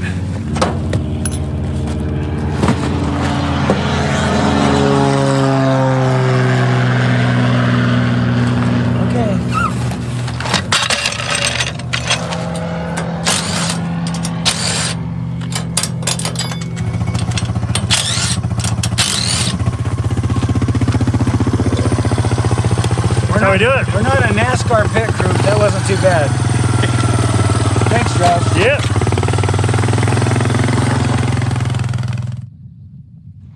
Wow, Eric, that is so cool to see how fast Steve Henry and his crew chief changes out both of his tires, had a flat tire, and they whipped it out. I don't know how long that took, but the video was only like a minute and a half. It was pretty darn fast. And I have to say, though, Josh Richling is the Chuck Norris of STOL, right? That guy can do anything. And it's amazing to see him there. It makes my heart happy. These guys, we say it over and over again, but from the bottom of my heart, the truth is this community is like a family. Whether you've got the weird Uncle Hal or the crazy Uncle Steve, you've got a family here in STOL. And it's just a deep pleasure to be a part of that crew for so long here in the Unlimited class. This is the run what you brung, no rules, extra money on the line class with Steve Henry and Hal Stockman. Steve obviously building this airplane originally designed around 80 horsepower, now with over 400 horsepower, nitrous, turbos, all sorts of shenanigans, longer wings, longer gear, weird knobby tires, you name it, it's got it. And then of course our good friend Hal Stockman, the most famous man on the internet who's not on the internet. Hal is an incredible machinist, engineer, designer, has taken a different direction than Steve. He built the lightest possible airplane and he put as much power in it as a Rotax can provide. Super exciting race for us today, guys. This is going to be the one you talk about for ages when you see the performance of these two men and these two incredible airplanes. Ladies and gentlemen, he's on the ground. He's in the cockpit. He's looking right at you. Let's hear it for Steve Henry. He's flying Yeehaw number 8. This is the 8th one he's built, and this is by far the craziest contraption I've ever seen to take the skies in the Unlimited class. Not to be outdone by this man, Hal Stockman. Lawnmower 3, it's his 3rd revision, and I'm told he has a 4th revision in the hangar right now being built. So we haven't seen the last of Hal Stockman's chase for the Unlimited glory. Both of these guys are Reno air racers in the STOL drag race. Ladies and gentlemen, Hal can see ya. Let's give him some love. Hal Stockman. Now let's turn our eyes to the line as Hal makes his way behind Steve Henry. We're going to take a minute. I want to talk a little bit about Half Moon Lake Lodge as the excitement builds for Unlimited. Many of our pilots and their families enjoyed an opening dinner Thursday night and will relish the idea of returning to take advantage of all that Half Moon has to offer. This scenic location offers opportunity to enjoy rustic cabins, paddle boards, or pedal boats, maybe even a horseback ride. Let's go fishing. I recommend trying their deep fried s'more with a scoop of ice cream. It's glorious. It goes down your mouth smooth, and I love the taste. As a unique after-dinner treat, huge thanks to Christine Olson for hosting the Paint and Sip brunch, which a bunch of the ladies had a great time, as well as providing Saturday morning breakfast, which was delicious this morning. Thank you so much to the Half Moon Lake Lodge, one of our local supporters here in Pinedale. And with that said, ladies and gentlemen, you watch the airplane just transform in front of you, the tail wheel sinking into the fuselage, and away he goes! You don't even have time to make any announcements. There's no critique. It's too crazy. It's filthy. It's disgusting. It's your crazy competitive Uncle Steve Henry. I don't even know what the official score was. I have no idea. That was 13 feet, ladies and gentlemen. That's a 1-3, sub 20-foot takeoff. Now, Hal Stockman, no stranger to chasing Steve Henry from Elko, Nevada. Pouring the calls to it, into the nitrous, and away he goes. Absolutely fantastic takeoff. You know, it's almost silly to say that it was quite a bit longer than Steve Henry's, but that takeoff roll was only 46 feet, but it might as well have been a mile compared to 13 feet. Bring it on, says social media. Absolutely. It is time to bring it on. Not just social media, but Dan Reynolds, the multi-time champion and one of the few who have taken on Steve Henry and won. It's great to see you in here, Dan. We wish you were down south with us. I know that you're going to be joining us, hopefully for Music City and also for the finals. Looking forward to it. That would be really great. Dan Reynolds is really a fierce competitor in the Chinook. But let's turn our attention to the approach end as Steve Henry brings that aircraft behind the power curve. All that horsepower is useless right now to Steve Henry, and now it all comes down to the modifications he's made to that aircraft to bring it in nice and short, and he's no stranger to that. You can see all kinds of gadgets and gizmos hanging off that airplane, making it the most fierce competitor in the world. Holy cow, ladies and gentlemen, Steve Henry, sub 70-foot landing, unbelievable. I don't know if I've ever seen an aircraft squat and just not even think about bouncing. It just stopped, didn't move, and he got it, locked up the brakes and got it stopped. Absolutely awesome control. And we can see his Aero LEDs. Aero LEDs is an industry pioneer. They're one of our sponsors. We absolutely appreciate them. They donate gift certificates to our pilots who win their categories. Huge thanks to Aero LEDs. That's what's on Steve Henry's airplane. And man, are they bright. But Hal Stockman now playing a different game. Hal is going to be in here as smooth as possible. Go ahead, Corey. I'm going to give you a number. It's 76. Hit it. That's not a landing number. That's a combined number, ladies and gentlemen. That's Steve Henry's number, a crazy short 76 feet combined. Unbelievable. 76 feet. Wow. In these conditions at this altitude, that is unheard of. But Hal Stockman's hoping to show just how slow that S7 can go, absolutely hanging on its prop. Beautiful across job. the line. Unbelievable. But that landing roll coming in probably around 70 feet's just not going to do it. But unbelievable still. It's so much fun to watch these guys go head to head. You got Hal Stockman dragging the shovel through the ground. Just absolutely amazing performance from these competitors.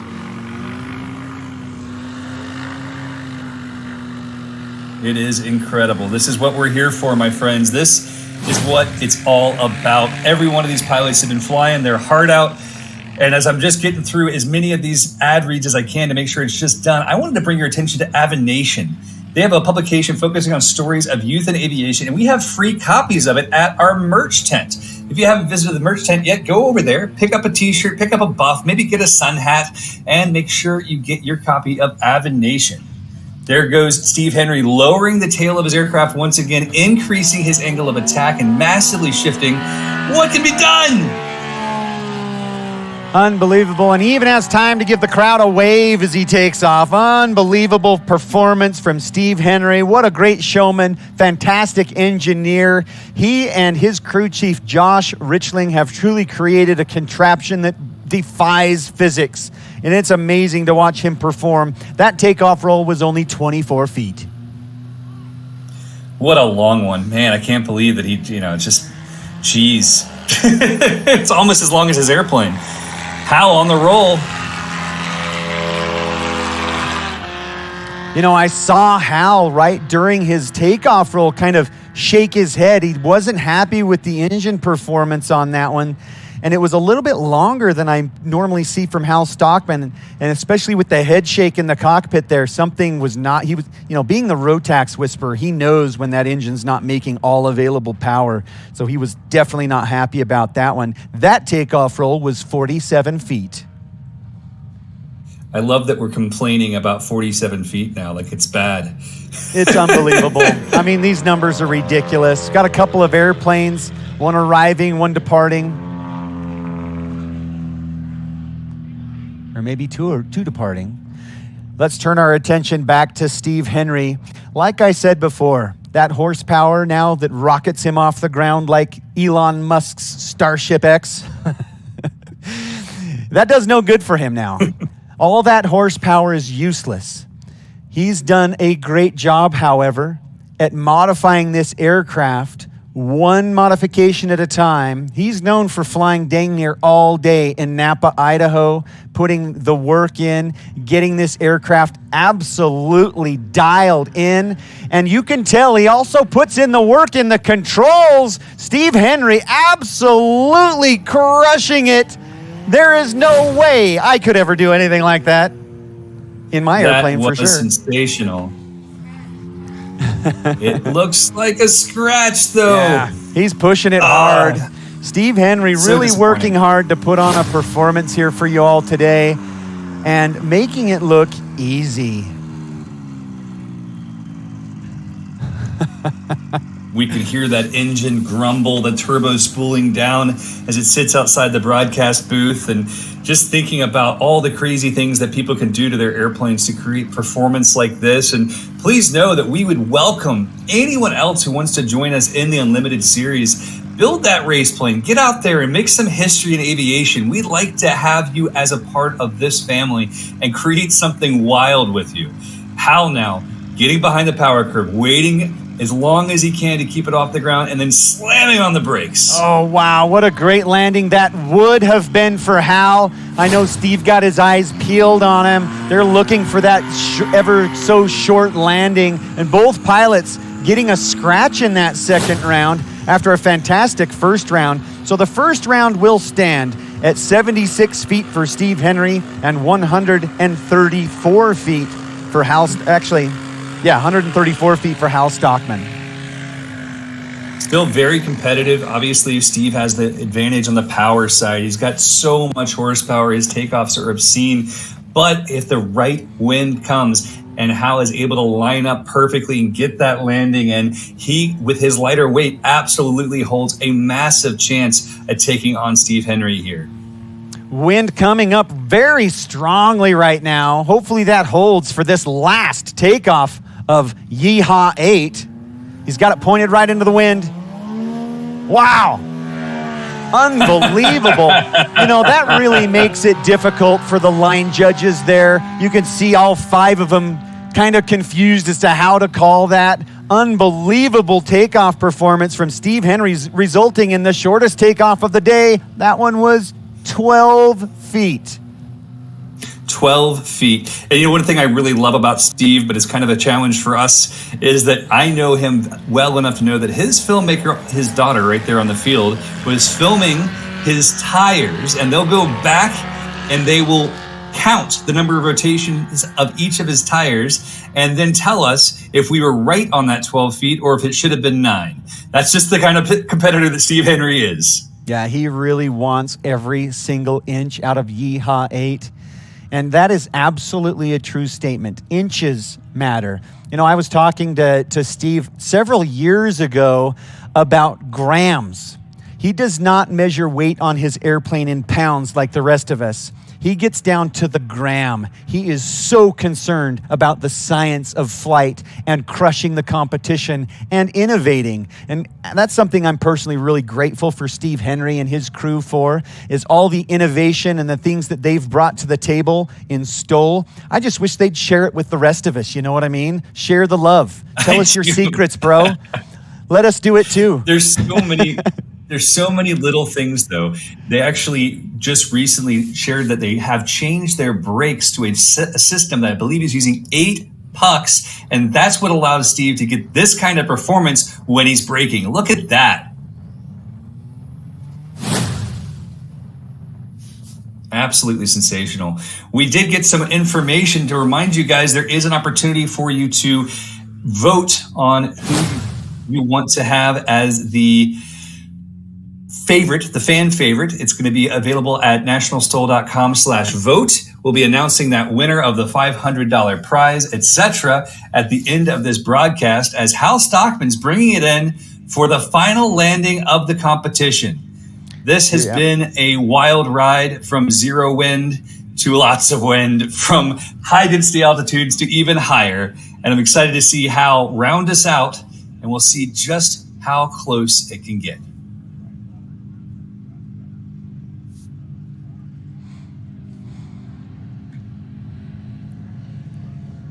Absolutely fantastic. One of our favorite pilots. And speaking of favorite pilots, Eric just said it, but I'm going to ask you to take out your phones right now and go to nationalstol.com/vote and vote for your favorite STOL pilot of the day. Fantastic performance from all of our unlimited competitors. Eric, unbelievable day. Let's talk about everything that happened. I just can't believe how much fun today was. It was great. Man, it has flown by, and I'm not saying that as a dad joke. It has just been perfect to see all of these different pilots, the way that they're working together, the way that they're fighting it out. We saw this massive upset, Michael Lindstrom showing up in the middle of the night, surprising everyone. Today's standings for Unlimited class: Steve Henry's best run of 76 feet, taking on Hal Stockman with a best run of 134 feet. Really impressive there. Obviously, there's lots more standings to be shared, and these will be affecting our national standings. So as we continue, our first place winner in touring class, Brandon Korn. Matt Schanz following him in his 180B, only 10 feet separating them. Then to Kurt leaders, Mark Cameron, Jason Brown, and Dan Williams. Absolutely amazing seeing touring class built out that well. That was brought to us by Hartzell Propeller. Talk to us about the next one. What was rookie class like, Corey? Oh, man, the rookie class was ridiculous. Brought to you by Aero LEDs, Aero LEDs. We've got William Meacham in the Rans S7S, coming in at a combined score at 614 feet. That is fantastic. Jamie Burgess at 985 feet in his beautiful 182. Then we've got John Douglas, one of the hosts of Pinedale, in his 182 at 1,132 feet, followed by Brad Hofer in his 182 at 1,256 feet. Now, all of those pilots making it through the rookie class in style. Yes, indeed. And our backcountry class, guys, presented by Ladd Gardner Insurance. Again, they're our partner for insurance at this event, and they brought it, guys. These guys, it's crazy. It really is crazy because we had so many different shootouts in this class, with Robert Druin taking 6th place with 723 feet. Bob Jones just barely edged out of 4th in 5th place with 627 by his son in 4th place with a score of 607. Austin Clemens with a 474 combined score. Jeff Pohl with 382. And of course, the bent metal king, Michael Lindstrom, with a 364-foot run. Really incredible right here at Rocky Mountain. Absolutely. What a fantastic day. Unbelievable scores. Let's round it all out with the adventure class, brought to you by Legend Aircraft. And it Doesn't make any sense for Legend Aircraft to sponsor it unless Brian Shirley's on top of the board. But let's start in number 4, Trevor Walsh in the 1954 PA-18, coming in at 332 feet combined score, followed by Keith Lang in third place, 262 feet. Jody Card in his Kit Fox Model 7, crushing it at 252 feet. And then the Legend Moac Cub, the beautiful orange and gray glorious airplane, 226 feet. Brian Shirley taking it home in the adventure class. What a day of flying. Unbelievable. So much fun. That class to watch. And I can't decide if I enjoyed that class more or the sport class presented by Sarasota Avionics and Maintenance, because it was a battle on battle with the two S7s. Joe Eiding coming in 5th place with a score of 281 feet. Then Kyle Patterson in his Kit Fox 4, the only odd man out, came in 4th place with a score of 221. Colin Kaniva battling Rick Boardman came in 3rd at 172. Joel Milloway, Rans S7, 168 feet. And then Rick Boardman with the most insane landing approach we saw today with a score of 139 feet. Beautiful work from everyone in the sport class. It has been a joy to watch these guys. Absolutely. Well, that wraps it up here in Pinedale, Wyoming at Rocky Mountain STOL. My name is Corey Robin. You can find me all over social media at @FlyCorey. On behalf of Eric Farewell and the rest of the National STOL crew, thank you so much for coming. I'd also like to issue a special thank you to our hosts here in Pinedale. It's been such a fun weekend, and we're still going to have a lot of fun later tonight. Thank you so much. We love you. That's National STOL.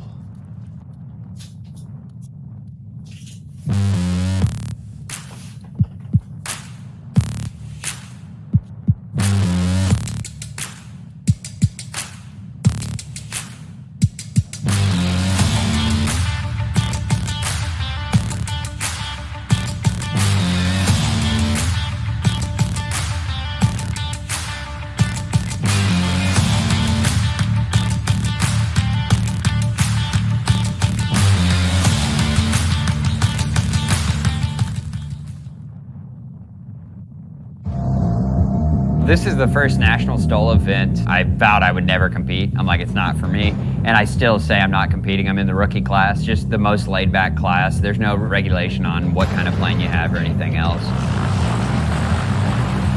So the touring class, it used to be just touring airplanes, and now that we've switched around the classes, because the 170Bs would always win, so they ended up putting us in the Bush class, which it's a touring airplane, and the word has it, Austin Clemens isn't coming, because the Super 170's in his class. 2 170s, tough battle, but Husky will win at the end of the day. My name's Justin Tisdale. I'm flying a Zenith 750, flying in the Spark class. My dad and I would always go to events and things like that, and I would always look up and just see people flying. And for me, it was something that I dreamed of doing. It's something that he dreamed of doing. We grew up like kind of poorish, and he was a cop and couldn't really afford to do that kind of stuff. So after I got out of the military, I started looking at aviation. I was like, man, I think I could do that. Wound up completing that dream of his and mine to become a pilot. And anyone can do it. I know if I can do it, other people can do it.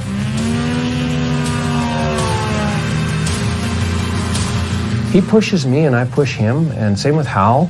We're challenging each other. Everyone's like, whoa, this is gonna be close. I have beat him, but not often. I gotta be really on my game, and he's gotta be off his a little bit.